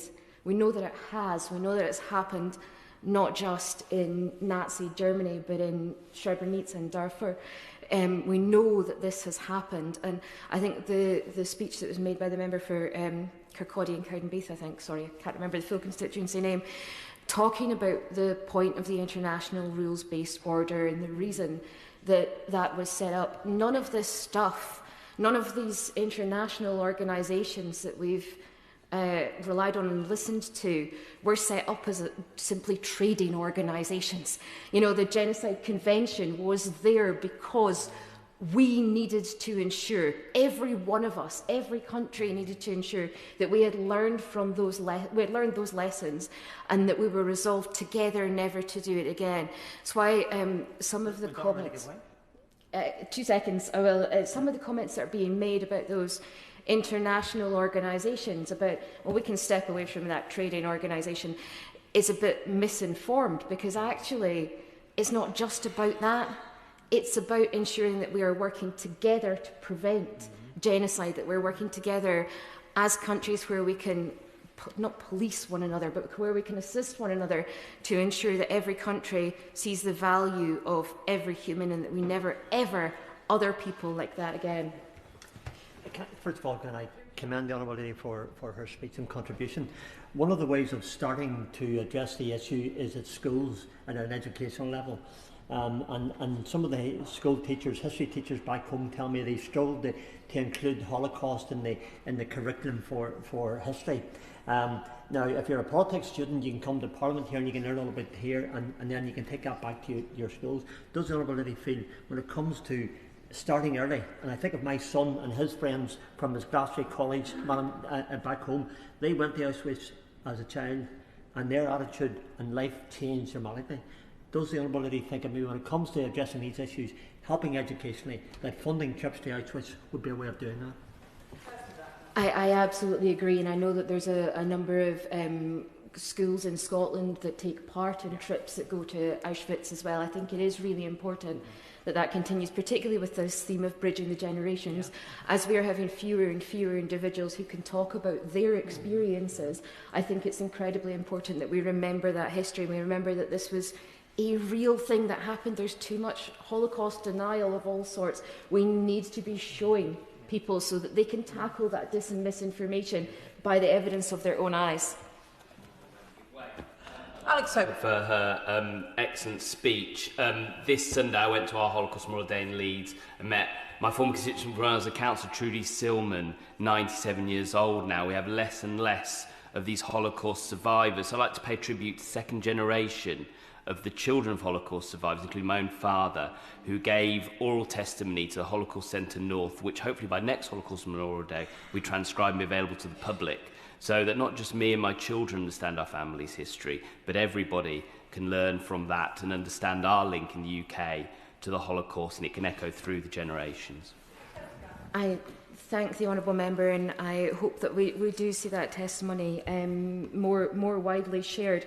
I think, I have a conflicting thought about it is really important that we hear testimony and that we listen to testimony and that we amplify that testimony, but also forcing people who maybe don't necessarily want to relive that trauma to continually relive that trauma in order for us to learn is not always the best way forward. So I think that balance between how we can educate people without re-traumatising survivors in a way that we can ensure that as many, particularly young people, but also, the number of people that I'm having that contact me who are expressing deeply wrong views, who are not necessarily teenagers, who are older adults in some cases, who are othering in their minds, who are talking about ethnic or religious groups and putting them in some sort of box. That dis and misinformation is not just about young people, it's about every generation. So the more that we can do to spread that. I don't want to take up too much more time of the House, but I just want to thank everybody who does stand up, whether, again, you're in this place or whether you're not in this place. If you are taking that moment to tackle and challenge those false narratives, if you are willing to say, this is wrong, it is wrong to dehumanise people, it is wrong to put people in a box based on their religious convictions or their sexuality or the colour of their skin, anyone who is willing to do that in any circumstances, that is appreciated. It's not easy to do, but we all need to do it, because none of us want to end up in a situation where we are bystanders as atrocities are committed. So thank you to everybody who does stand up, and thank you to all of those people at the Holocaust Educational Trust and the Holocaust Memorial Day for bringing the information to us so that we can make speeches on this, so that we can talk to our constituents about this, and so that we can do our best to listen and challenge those horrific, untrue narratives. Joni Reid. Thank you, Madam Deputy Speaker, and thank you to my honourable friend, the member for Bury St Edmunds and Stowmarket, for not just his opening remarks, but the commitment that he has to this cause, both in this House and outside of it. Madam Deputy Speaker, the Holocaust was a unique event in human history, where a state waged external war with expressly genocidal aims, combined with the industrialisation of killing of a transcontinental enterprise. The Holocaust matters to us today because we owe it to the dead and the living who went through that horror to commemorate their suffering, because we should pay tribute to those still with us, as well as those who have gone before us, and to those who served to ensure the Hitler regime, whose raison d'etre was the mass murder of Jews and others it saw as less human. But perhaps most importantly, because we owe it to ourselves to remind each other where the poison of racist hatred and humanity takes us. But, Madam Deputy Speaker, it matters more this year because undoubtedly there has been an appalling rise in anti-Semitic violence and public and private abuse of Jews. If the Holocaust teaches us anything, it is to stand up and call out hatred and racism. And there is now barely hidden campaign to drive Jews out of public and civic life in Britain. A campaign which I'm sad to say members of this House are active participants or complicit in. The eruption of anti-Semitism in Britain since the 7th of October 2013 has underlined how supposed progressives and anti-racists are fine to speak out unless it's about hatred of Jews. Campaigners have marched alongside open supporters of fascistic Hamas. They have shouted slogans advocating a global war against Jews. And they have done all of this because they believe, maybe, that their newfound allies are merely anti-Zionist and not actually anti-Semites at all. The arguments that dominate today's anti-Semitic discourse are superficially more sophisticated and are increasingly shaped by the melting pool of extreme ideas that is provided by social media. But the reality is that the far right, the far left and the Islamists are still relying on the old tropes of hidden Jewish power and manipulation, Jewish bloodlust and Jews as the killer of Christ. and it is just now that now they hide this behind the words of Zionism or Israel and hope people won't spot the difference. Social media has seen many of these ideas seep into the discourse of what is supposedly mainstream. In 2019, the Right Honourable Member for Fareham and Waterlooville told the Bruges Group of that supposed threat of cultural Marxism, an idea which has direct Nazi roots and a phrase which the former MP Andrew Percy warned others against using. In 2024, Liz Truss was forced to remove a bogus and anti-Semitic quote attributed to Mayor Rothschild from her memoirs. And then there is the case of Reform's recently announced candidate for Gorton and Denton, who, like the Right Honourable Member for Islington North, appears not to believe that ethnic minority children born here can ever be British or indeed understand British humour. This is the baseline argument of the anti-Semites, the otherness of Jews, retooled for the use of today's insurgent far right and far left. Madam Deputy Speaker, it is beholden on all of us to call out these issues in our midst, and there has been too much silence in this regard. There are members of this House who've been involved in stoking the fires of Islamist hatred, anti-Semitism and Holocaust inversion. And perhaps some, like last year, will make very fine speeches about Holocaust Memorial, but we should not allow ourselves to be fooled. One member of this House, writing about the Middle East on social media, wrote invoking images of the gas chambers, a barbaric creation used for the industrialised systematic murder of Jewish men, women and children, and it trivialises the Holocaust. But it's not just Holocaust inversion. We have outright anti-Semitic tropes. We've had on social media members of this House share posts, images of political leaders being dog-walked or controlled by Israeli politicians or by the Zionist lobby. And this draws on stereotypes of Jewish power and control and alludes to some kind of malign Jewish influence. These are classic anti-Semitic tropes and have existed for thousands of years, but are continually being repackaged and updated to fit the contemporary political context. On Budget Day, the Honourable Member for Coventry South talked about her constituents being bleeding dry because of our government's support of Israel. And we also heard a member of this House talk about Israel's block. Just for a moment, I just want to make sure that protocol has been addressed. When, first of all, we obviously don't mention members by their name, not that she's done that, but she's mentioned 2 constituencies to date. Can I have assurances that she's let those members know that she'll be referencing their constituencies in the chamber for this debate? Thank you, Madam Deputy Speaker. I can confirm that I have written to all members who are included in my speech. And another member talked about Israel's blood-soaked tentacles. There is no safe limit of anti-Semitism that we should tolerate, and no requirement for us to apply weaker moral tests on what is an acceptable opinion because of religious heritage or our interculture. Human rights apply universally to all humans, and so do human responsibilities.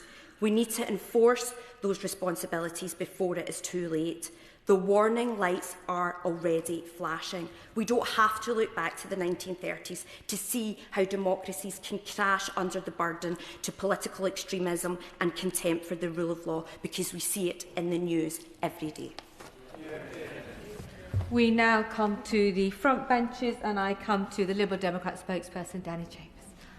Thank you, Madam Deputy Speaker. It is an honour to speak in this debate today and to follow such passionate speeches, including the one just given by the member for East Kilbride. And I'd like to congratulate my friend from Bury St Edmunds for not only such an eloquent introduction to this debate, but for such an interesting history of persecution of Jews in Britain for the best part of 1,000 years. And I thought that was very, very informative, but also provided much-needed context to the discussion we're having today.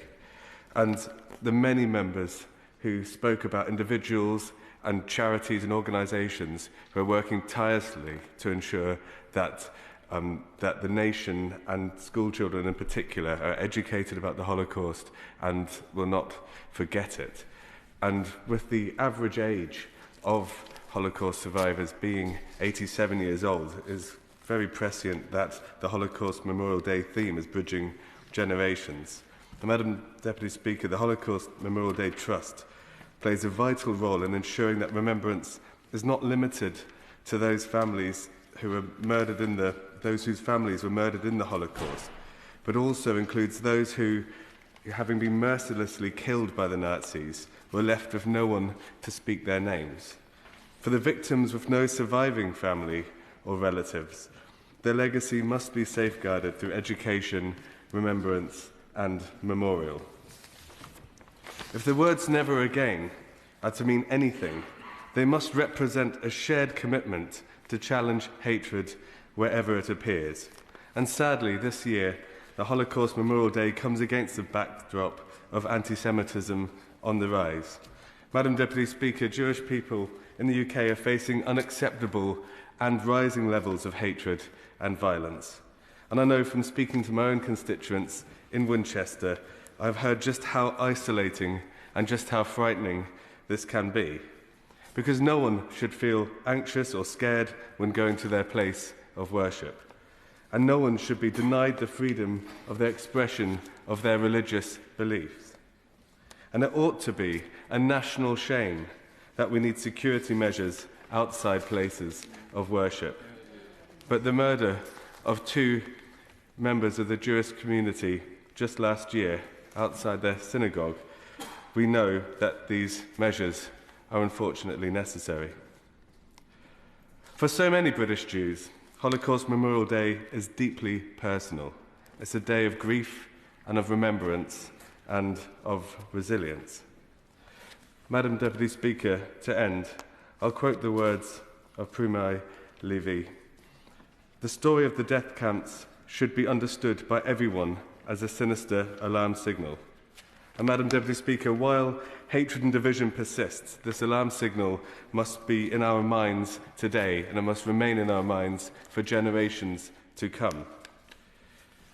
Madam Deputy Speaker, on my way to the Chamber today to give this speech, I walked past the very moving exhibition in Parliament, where we can see the replicas of the shoes of people who were killed in those death camps. And some of those shoes are of little children. And this is a stark and haunting reminder of what the Holocaust required.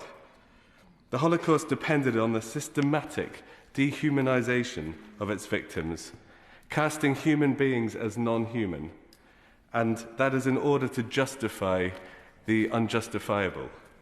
To murder millions, the Nazi state had to treat even little children not as actual children of names and families and futures, but as something less than human. So in this chamber and in our communities, in our schools, in our neighbourhoods, let us all stand with Jewish communities, because anti-Semitism has no place in our country, has no place abroad, and we must do all we can to ensure Jewish people can practice their faith freely, live openly, and participate fully in our society without fear. Madam Deputy Speaker, we remain today and will always remain committed to creating a society that never stops learning from the lessons of history. I call the Shadow Minister, Paul Holmes.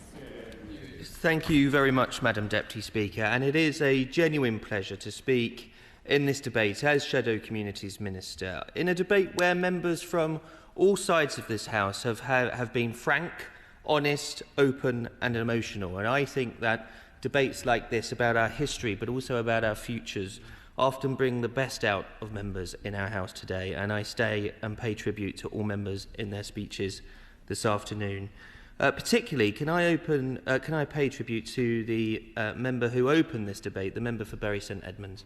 I don't think I'm alone in saying that he is one of the most gentlemanly and honourable members of this House when he conducts his business. And he gave us some beautiful words that I think we all must learn from, as well as a wonderful history tour, but also a history tour that shows that his speech has brought our history closer to home, and that intrinsically this country was involved in. And I think that his honesty in that is admirable.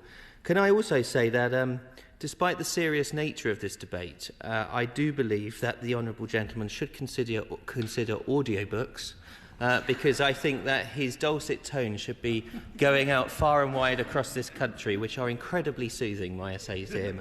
But he has done a tremendous job today, and I pay tribute to him. My honourable friend, the member for Harrow East, reminds us that the Holocaust isn't just the start of anti-Semitism or the end of anti-Semitism, but a reminder of the need to remember not just of what's happened, but what's happening in this country and in the world going forward. And his speech was a stark reminder of that. My right honourable friend, the member for Wetherby and Easingwold, spoke in graphic detail, and he was right to do so.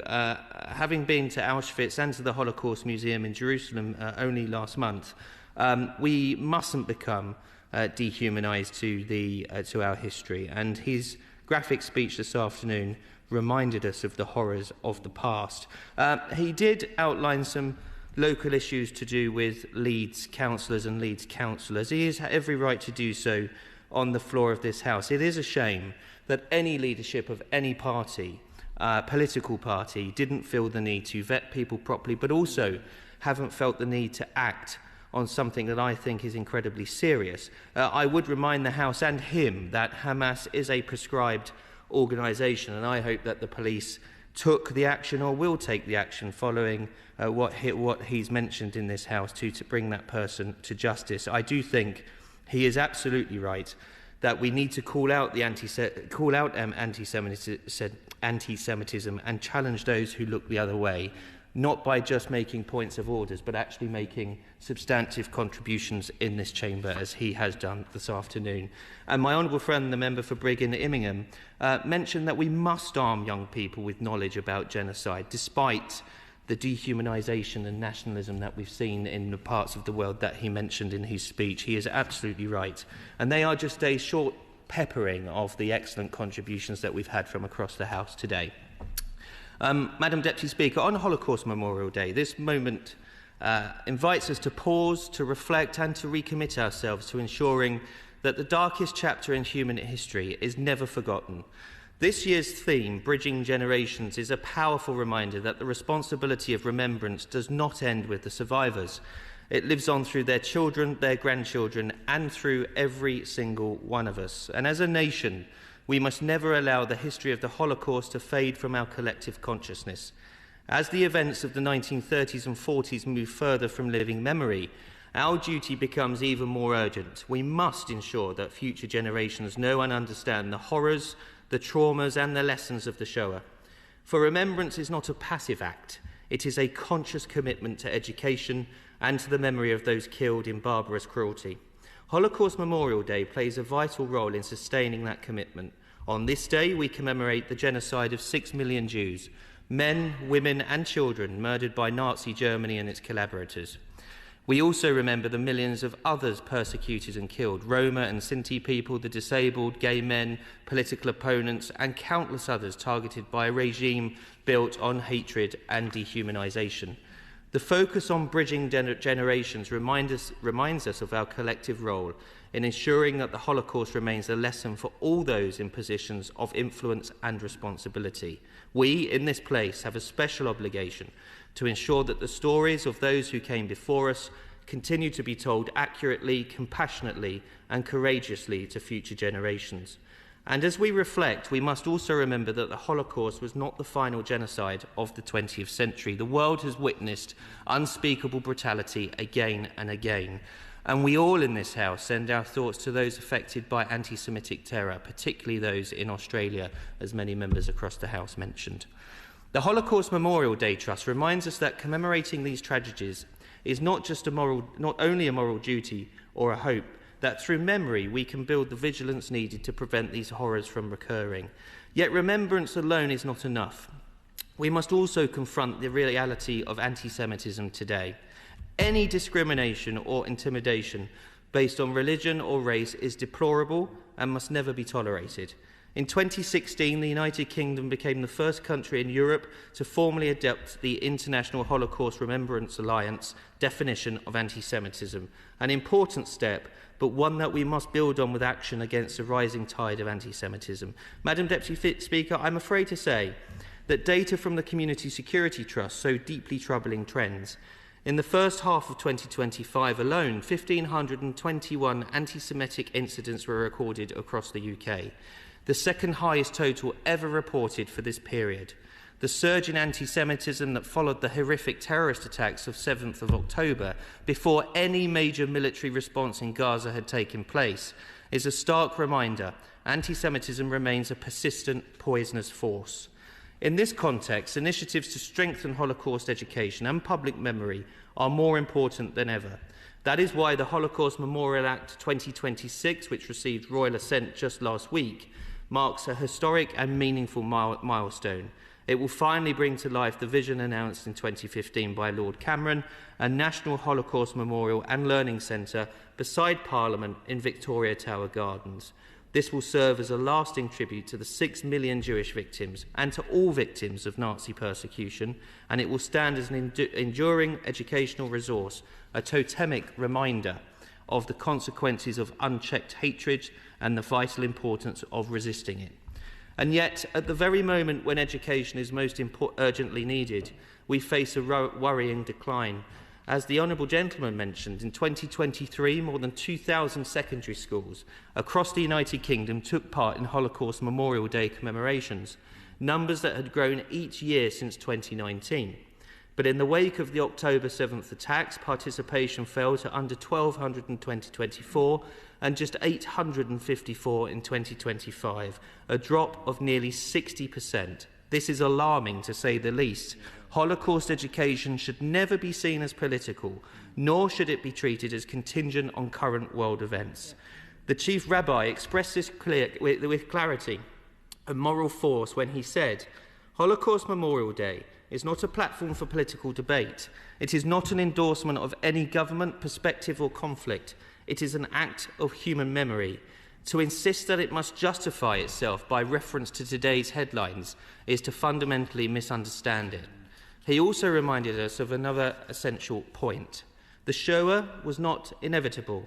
It was the end of a paved road with normalised scapegoating, constant disinformation, violent autocracy, and a culture of the most extreme hatred. It began not in concentration camps, but in classrooms, newspapers, and public squares where people learned to look away. Holocaust education, then, is not a parochial concern, and it is right that by law children are taught about the Holocaust as part of the Key Stage 3 history curriculum. And I welcome that the government has made a commitment that the Holocaust will remain a compulsory topic in the reformed national curriculum, which will also be required teaching in academy schools when it is implemented. It is only through this education that we can honour those who were killed. And to reference the Chief Rabbi once more, honouring Jewish victims of genocide does not diminish compassion for any other people. On the contrary, it enlarges it because collective memory is not a finite resource. Finally, Madam Deputy Speaker, today, as we work to bridge generations, connecting the testimonies of survivors to the responsibilities of our children and grandchildren, let us ensure that the horrors of the Holocaust are never forgotten and, most importantly, never repeated. So let us, across all generations, across all parties and across both sides of this chamber, stand together in remembrance, but also united in hope. I call the Minister Miata van Bulle. Thank you, Madam Deputy Speaker. May I start by thanking the member for Bury St Edmunds and Stowe Market for opening this debate with such a poignant and thoughtful contribution. He set the tone of the debate impeccably. I think this debate has shown powerfully and painfully that the past few years have not been easy for British Jews, nor for Jewish communities across the world. Many colleagues have spoken today with a frankness and an empathy that reflects the deep sense of concern felt across the House. Britain is rightly proud of being one of the most successful multi-faith and multi-ethnic democracies. It is part of who we are. And so it's with a particular heavy heart that we recall the attack on Heaton Park Synagogue in Manchester on Yom Kippur, one of the holiest days in the Jewish calendar, and the shocking attack at Bondi Beach in Sydney. These events remind us that anti-Semitism is never a problem for someone else to solve. It is a threat for all of us, to our values, our cohesion, and our shared sense of safety. But today's debate is not only about confronting rising anti-Semitism.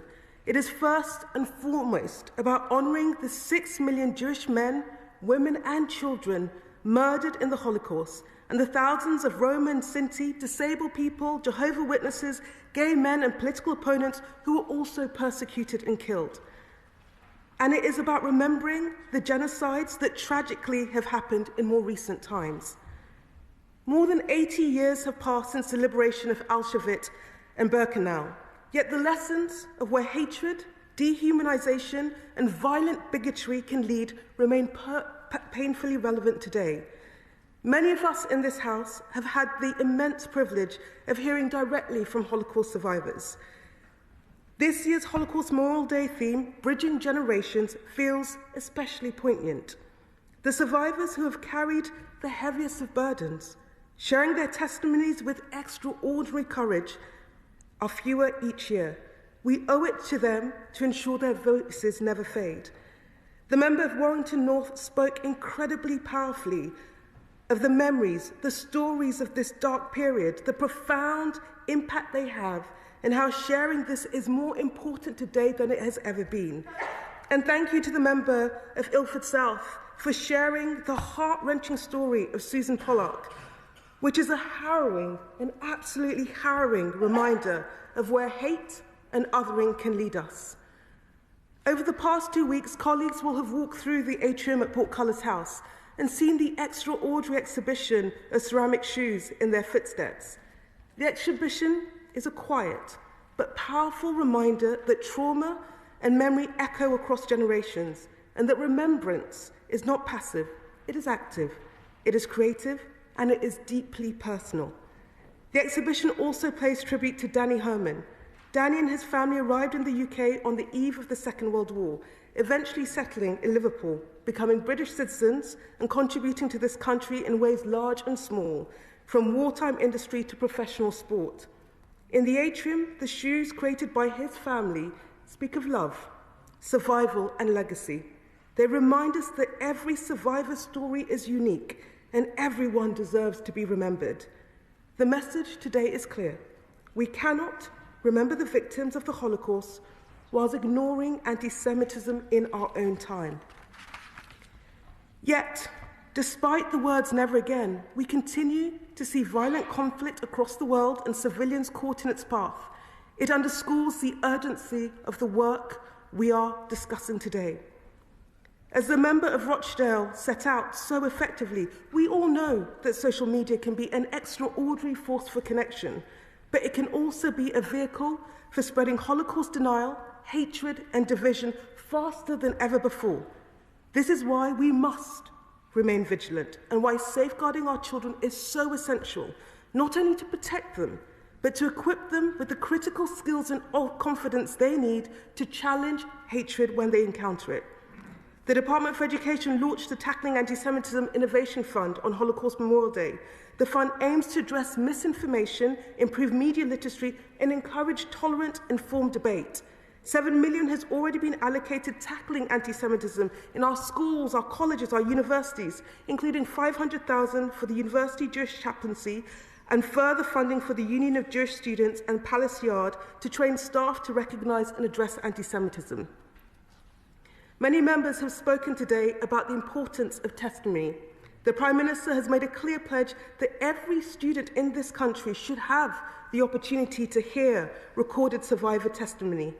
Testimony 360, a free digital education programme from the Holocaust Education Trust using virtual reality and digital eyewitness accounts, will help deliver that promise and ensure survivors' voices remain accessible long after they can no longer speak in person.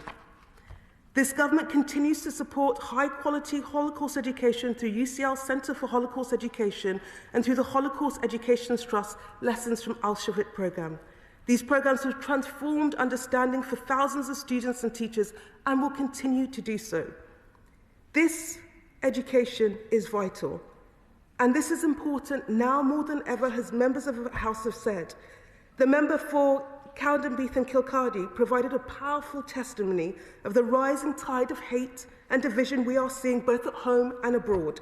She is right to demand that we must be vigilant and that we must do better. I will take away her call to put in place a strategy to prevent the mass murder of innocent people simply because of their faith, their race, their ethnicity, or their identity. And the member of cities of London and Westminster was also right to remind us that we all have a responsibility to tackle the anti-Semitism, the rise of hate, the rise of division we are seeing in our communities, and that we must use our own empathy, our compassion, our respect to bridge and to hold our communities together. And I echo the words of the member of Aberdeen North, that we must all stand up against this hate, and to thank everyone who does stand up against this hate. Finally, Madam Deputy Speaker, I'd like to end by paying tribute to Karen Pollack, CEO of the Holocaust Education Trust, whose leadership and passion continue to inspire so many, to Olivia Marks-Waldman and the team at the Holocaust Memorial Day Trust, who delivered the national ceremony and countless local events across the country, and to the many other organisations who work, enriches and protects the memory of the Holocaust. The Holocaust Survivors Centre in Hendon, the Anne Frank Trust, the Weiner Holocaust Library, the Association of Jewish Refugees, Generation to Generation, the National Holocaust Centre in Newark, the Holocaust Centre North in Huddersfield, and UCL Centre for Holocaust Education. I ask the House to take a moment to remember the survivors who shared their testimony with us and who are no longer here. Their courage, generosity, and determination to educate others, despite the unimaginable trauma they endured, is a gift to this country. We honour their memory and we wish their families a long life. Thank you. Yes. Dr. Peter Prinsley to wind up. Thank you, Madam Deputy Speaker. It has been an immense privilege and honour to listen to the many brilliant speeches in this House this afternoon. I thank anybody who said anything kind about me.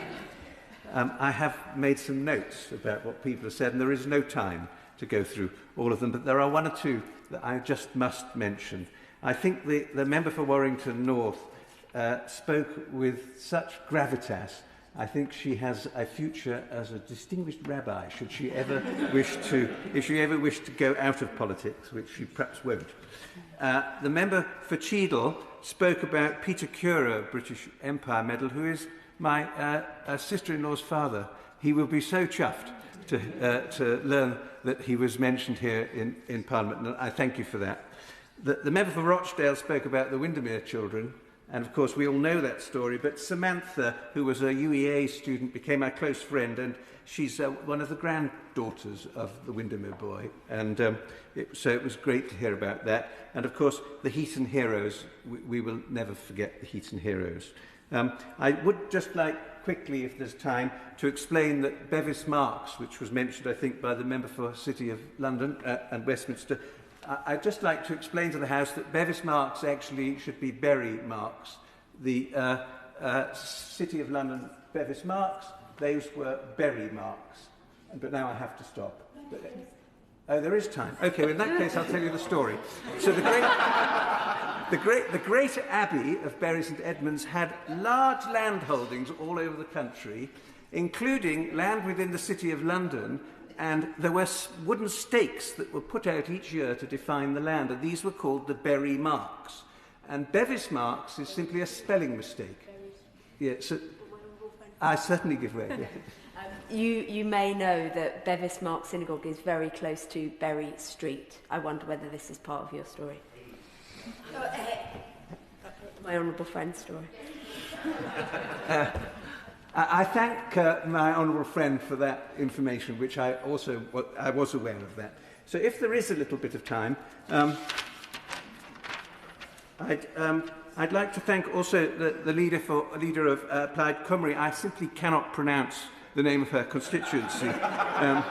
But she was correct that we must remember the other genocides. And some of these genocides, for me, really are a memory. They're not history. Many of us can remember several of these. I was particularly taken by the member for Ilford South, who spoke about the expression never again. Never again is, as he has correctly said, a test. It is a test for all of us. What will we do to ensure that it will never happen again? Yes, just finally, I would like to say something about the member for East Kilbride and Strathern, who is just the most powerful advocate for the campaign against anti-Semitism. And if it were up to me, I should appoint her as a righteous Gentile. Thank you.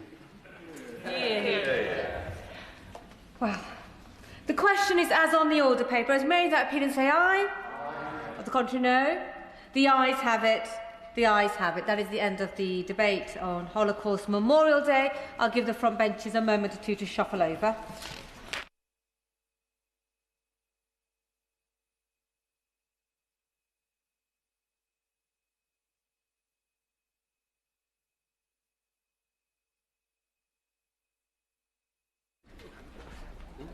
We now come to petitions.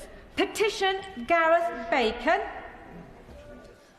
Thank you, Madam Deputy Speaker. On the 21st of November 2024, Simone White lost her life aged just 28 following a mass methanol poisoning incident. She was one of 6 tourists who died after consuming contaminated drinks served at a hostel in the tourist town of Vang Vieng in Laos. Alongside my right honourable friend, the member for Sevenoaks, and the honourable gentleman, the member for Dartford, I have met with members of Simone's family who live in our respective constituencies. The incident has prompted Simone's family to campaign for increased awareness and education regarding the dangers of methanol poisoning abroad. The petitioners therefore request that the House of Commons urges the government to ensure that children and young people are taught about the dangers of consuming bootleg alcohol as part of the PHSE or biology curriculum in schools.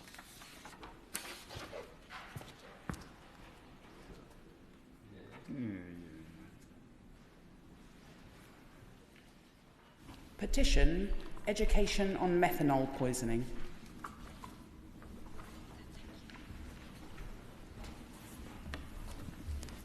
I beg to move that this House do now adjourn.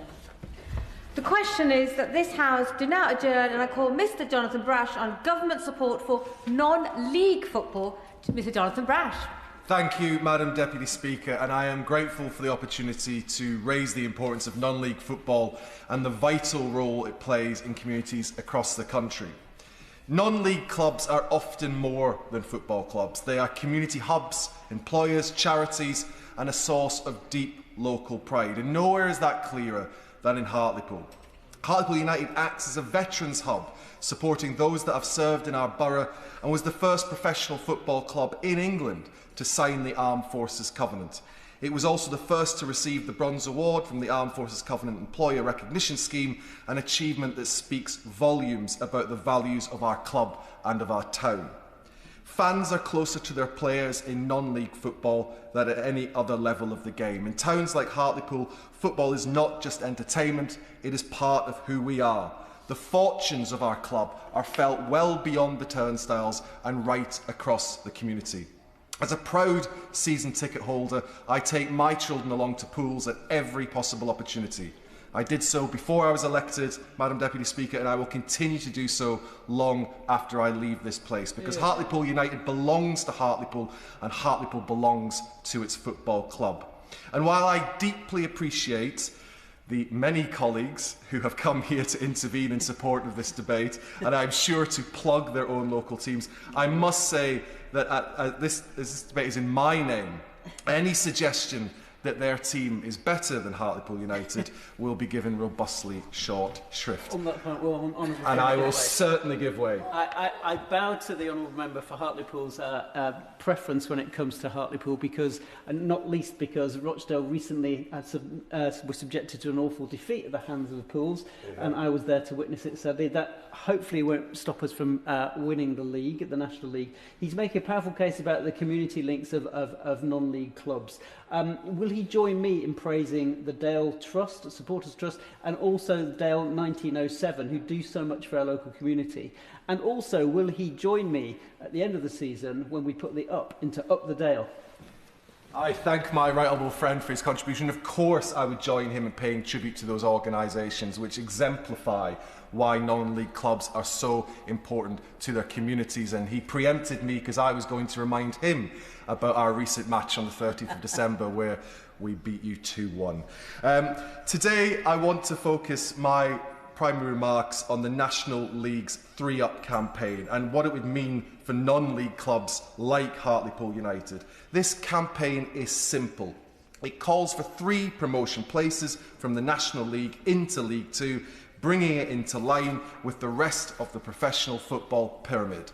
It is supported by all 72 National League clubs, by the Football Supporters Association, by fans across the country, by more than 50 members of this House, which on a Thursday afternoon I appreciate why they're not necessarily here, and respected voices across the game, including Hartlepool legend Jeff Stelling.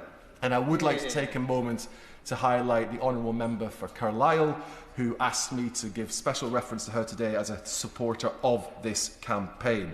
I'll not mention the result last time Hartlepool met Carlisle. This is not a radical restructuring of football. It's a straightforward reform that would make the system fairer, more competitive and more sustainable, as it would simply mirror the rest of the EFL structure. It can hardly be regarded as a major upheaval. There are 72 clubs in the National League system and many clubs currently in the EFL who have benefited from time spent there, yet only 2 clubs are promoted each season. That imbalance limits opportunity, suppresses ambition and places enormous financial pressure on clubs striving to succeed. At a time when clubs higher up the leagues are struggling financially, it does not take much imagination to see how that pressure is felt even more sharply at our end of the spectrum. Now, I fully recognise the government does not directly control promotion and relegation, and probably just as well.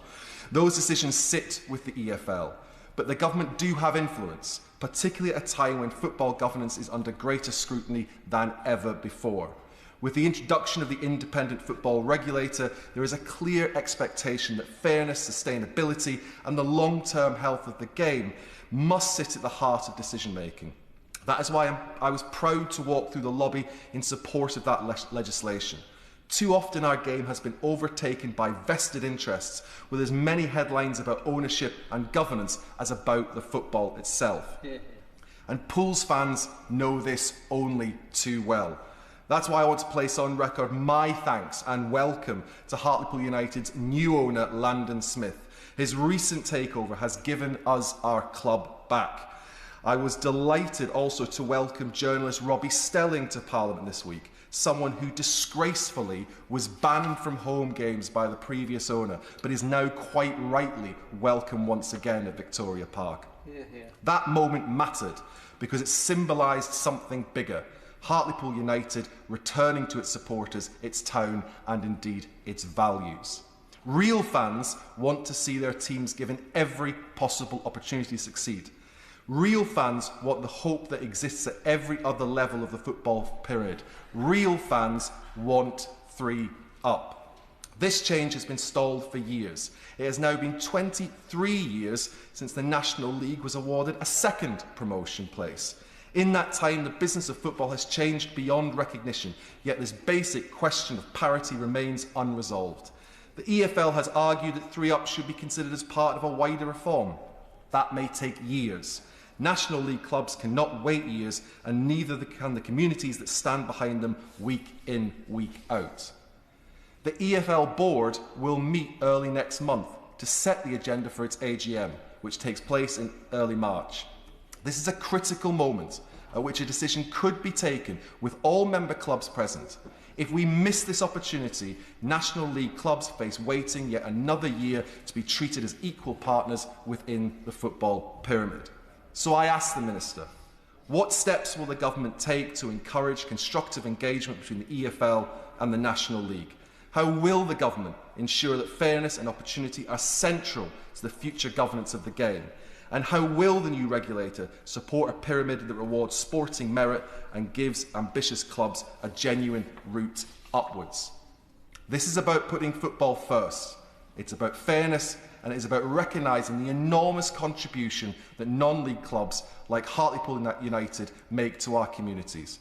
I urge the Minister, on behalf of the Government, to use its voice to support that principle. And Madam Deputy Speaker, can I finish by simply saying, up the pools. Can I call the Minister? Minister Edmund.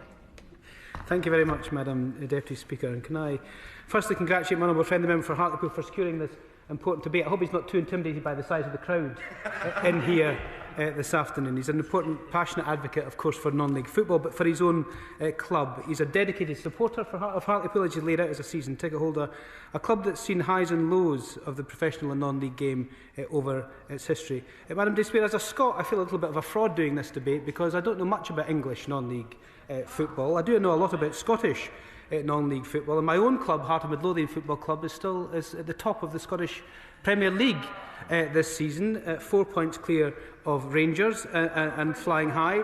And the reason I'm very happy to give way. Speaking of clubs that are at the top of their league, Rochdale at the top of the National League right now, and despite that fact, we do strongly support the 3 Up, 3 Down campaign, because although we may well benefit this year from going straight up, we know all too often that clubs that rack up lots of points, as York City did last season, they were 20 points ahead of Oldham and still didn't go up. And can I further add that as a season ticket holder like him, it's really important that we reward the loyalty of fans and reward the loyalty of the footballers who play for clubs like Rochdale and like Hearts and Hartlepool. And can I pay tribute to Ian Henderson, who marked his 41st birthday last weekend with a goal and an assist after playing for Rochdale with his record goal scorer. Thank you, Madam Deputy Speaker. Maybe with Ian Henderson's age, there's still time for my honourable friend to score a hat-trick in the to take the deal up as he wants to do. And can I just, he mentioned in his contribution with his previous intervention, the Dale Trust and Dale 1907, and can I pay tribute to them? I think we tend to forget that right across the country, all of our football clubs have really strong community spirits, they have really strong charities and trusts attached to them, and they do so much in the local community. Big Hearts is attached to my own football club. And the reason I mention my own football club is not just to get it on the record, as we always like to do, Madam Deputy Speaker, but it is the largest fan-owned club in the UK. And that fan ownership was born out of ownership crisis. It was owned by a Russian oligarch from Lithuania. It went into administration and liquidation, and the fans bought the club out, and now it's riding high. And I think when you see what has been done at Hartlepool, indeed pay tribute to Landon Smith for taking over Hartlepool, hopefully that has a bright future now in terms of it has that settled ownership. Because club like the Pools or the Monkey Hangers, you didn't mention the Monkey Hangers in terms of the for Hartlepool, are not just sports teams, they are part of the very identity of our towns like Hartlepool and those communities within them. They're the institutions that provide pride in place, a concept I know my honourable friend champions, and they play a vital role in the social and economic fabric of all of our communities. Without our football clubs, our communities would be hollowed out, so congratulations to everyone who runs their non-league football clubs. British and English football is a global success story. Of course, it was invented in Scotland, and Scotland won the World Cup in 1967 by beating England at Wembley. The government is committed to ensuring that those foundations remain very strong indeed. They're sustainable, they're supported for generations to come, and crucially, they put fans first. I think that's really important. And as my honourable friend has highlighted, the influence of non-league football extends far beyond the pitch itself. These clubs are frequently the beating heart of our communities, serving as hubs for social cohesion, for education, for physical activity, bringing people in our communities together. The Department of Culture, Media and Sport research has shown that the sport and physical activity sector contributes £53 billion to our national economy, but we must also look at the social value, the major social value, the £8 billion of wellbeing value created by grassroots and non-league football, and the £43 million saved from our NHS every year from the involvement that fans have in their clubs. So whether it's Hartlepool United's work with local youth, or the thousands of smaller clubs across the country run by volunteers, the Government recognises that every pound invested in non-league football is an investment in the health and happiness of our nation and of our communities. And my goodness, don't we need a bit of that in our communities. He mentioned, Madam Deputy Speaker, the Football Governance Act. Let me just spend a few moments on that. It's a key pillar of our support for the game, is ensuring that the long-term sustainability is through the Football Governance Act, which received royal assent in July last year. This historic legislation establishes the independent football regulator, and for the first time we have a statutory body with the powers to ensure clubs are run sustainably and to protect the heritage that the fans hold dear, the very lifeblood of the game itself. So importantly for today's debate, the regulator's remit includes the top 5 tiers of the men's game, including Hartlepool and Rochdale. This means that the clubs in the National League, including Hartlepool United, now benefit from oversight that demands financial resilience and meaningful fan engagement. We have also given the regulator backstop powers to intervene in financial distributions. If football is unable to reach an agreement, we want to see a fairer share of the game's wealth flowing down the pyramid system, ensuring that the prosperity at the very top of the game supports the sustainability of those further down. And non-league football provides the stars of the future, which will be the Premiership players of the future. I want to talk a little bit about the sports survival package. This sustainability of non-league football was fundamentally challenged during the COVID era and indeed since post-COVID. And the Sports Survival Package, which was worth £13.4 million in loans, supported 35 non-league clubs when their need was most acute in response to unprecedented circumstances. And I know that's been a huge issue for Hartlepool itself. We understand that for many clubs, the legacy of that turbulent period remains a challenge, and that's why this department continues to work closely with Sport England and its loan agent, who regularly engage with borrowers to monitor their financial position. Physical infrastructure, Madam Deputy Speaker, is really important. It's often a substantial overhead for grassroots communities clubs, and that's why we're continuing our investment through the Multi-Sports Grassroots Facilities Programme, which is delivering £98 million this year alone for community clubs below Step 6 of the National League system. And I'm pleased that we have recently confirmed that £85 million will be committed through the programme for 26-27 as well, building on this huge success of the grassroots programme. We understand that for those clubs climbing the tiers of the National League system, the requirements for stadium infrastructure become more intensive, and that's why we work so closely with the Football Foundation, of the Honourable Friend mentioned, who also deliver the Premier League's Stadium Fund. So while this is the Premier League's own fund, its delivery through the Football Foundation ensures it's aligned with our shared goals, and that for a sustainable pyramid. May I just touch on, Madam Deputy Speaker, the issue of the 3-up campaign, which is the main thrust of this particular campaign. Maybe we only need 1 up this season if the Dales do end up at the top of the division. But let me be very clear, the Government recognises the strength of feeling regarding the 3-up campaign. It was a major debating point during the passage of the football governance legislation in both houses. However, decisions about the structure of football competitions, including promotion and relegation arrangements, are rightly, as my honourable friend said, the matter for the footballing authorities. And the reason that is the case is that I would be standing here today announcing an extra 3 or 6 points for Heart and Midlothian Football Club if we had the power to do so. So it's not in the power of government ministers to deal with the footballing authorities in that way. Thank you very much. I thank the Honourable Member for giving way. I should probably point out that my father was a Hibs fan as a child, so I hope that doesn't act against me in this debate.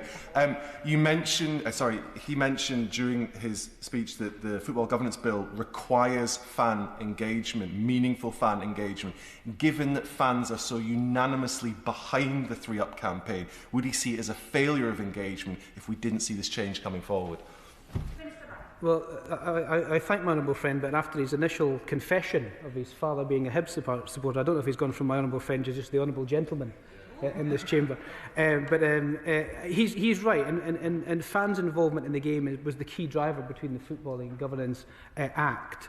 And one of the key drivers at my own club for fan ownership was to have that voice heard in terms of the way that fans are part in the lifeblood of the game, whether it be ticket prices, the colour of the football club, the name, where they play. All of those issues are key, because that's what makes football what it is and why we support the clubs that we do. So I hope the EFL listen to the fans very clearly on this and see the strength of feeling from the fans in terms of what needs to be done. The EFL, of course he knows this, is a membership organisation and therefore vested interest takes hold in terms of whether or not you're a club that may be disadvantaged by 3-up or whether or not you'll be advantaged by it, and of course all the connotations around that. But the EFL, and I hope member clubs have heard this, and the fan voice is very strong in this, and I would say from this dispatch box that I hope the EFL in their meetings in March hear the strength of that feeling. He mentioned the football regulator in response to this, and I'm pleased that the independent football regulator recently launched its consultation on the terms of reference for its State of the Game report. I do appreciate the Honourable Gentleman saying that things need to move quicker, but this comes ahead of the report's publication in 2027, so next year, which will be a huge milestone for the regulator. And this report will provide unparalleled insight into the structural issues facing the game and the wider football ecosystem, informing the regulator's approach and decision-making. And I think for time memorial, the debate around restructuring leagues and restructuring football has always been there. And if you put 4 football fans in a room to discuss and debate football reconstruction, you'll probably get 8 different answers in terms of the way it should go. So these are very complex negotiations. There will be financial distribution, organisational challenges. There will be scheduling challenges across multiple leagues, and really it is ultimately a matter for the EFL. Madam Deputy Speaker, I hope I could just spend a few minutes just talking about the women's game as well, which is hugely important in this context, because as we strengthen the foundation of the men's game, we are equally committed to continued transformation of the women and girls football itself. I have a football club in my own constituency, Edinburgh South FC, that has 1,200 young people playing every single weekend, many of them girls, and it's exploding in terms of the number of girls that want to play. And I'm incredibly proud of the progress that we have seen. But as the major independent review led by Karen Carney rightly noted, we must work to raise the standards across every levels of the game, including in non- and grassroots football. An investment is already delivering gold standard provision through the Lionesses Future Fund. I think England might have won a tournament somewhere. We provided £30 million to deliver state-of-the-art 3G pitches and dedicated female facilities, including proper changing rooms and accessible toilets. We have ensured that this infrastructure isn't just built, but is also accessible to all, with reserved peak time slots and priority booking for women's teams. And these vital learnings are now hardwired into our main facilities programme. In closing, Madam Deputy Speaker, the government's support for non-league football is multifaceted. It's about financial regulation, it's about modern facilities, it's about sustainability, but mostly it's about social opportunity. I want to thank the thousands of volunteers who keep our non-league clubs running, the tens of thousands of fans who go every week for their pie, for their bovril and for their entertainment. They are the unsung heroes of our national game. This government will continue to work with the Football Association, the Premier League, the EFL and the new independent regulator to ensure that our non-league clubs remain at the heart of our communities for years to come. And can I thank again my honourable friend from Hartlepool for bringing this very important debate to the House today. The question is that this House do now adjourn. As a member that opinion say aye. Aye. The ayes have it. The ayes have it. Order, order.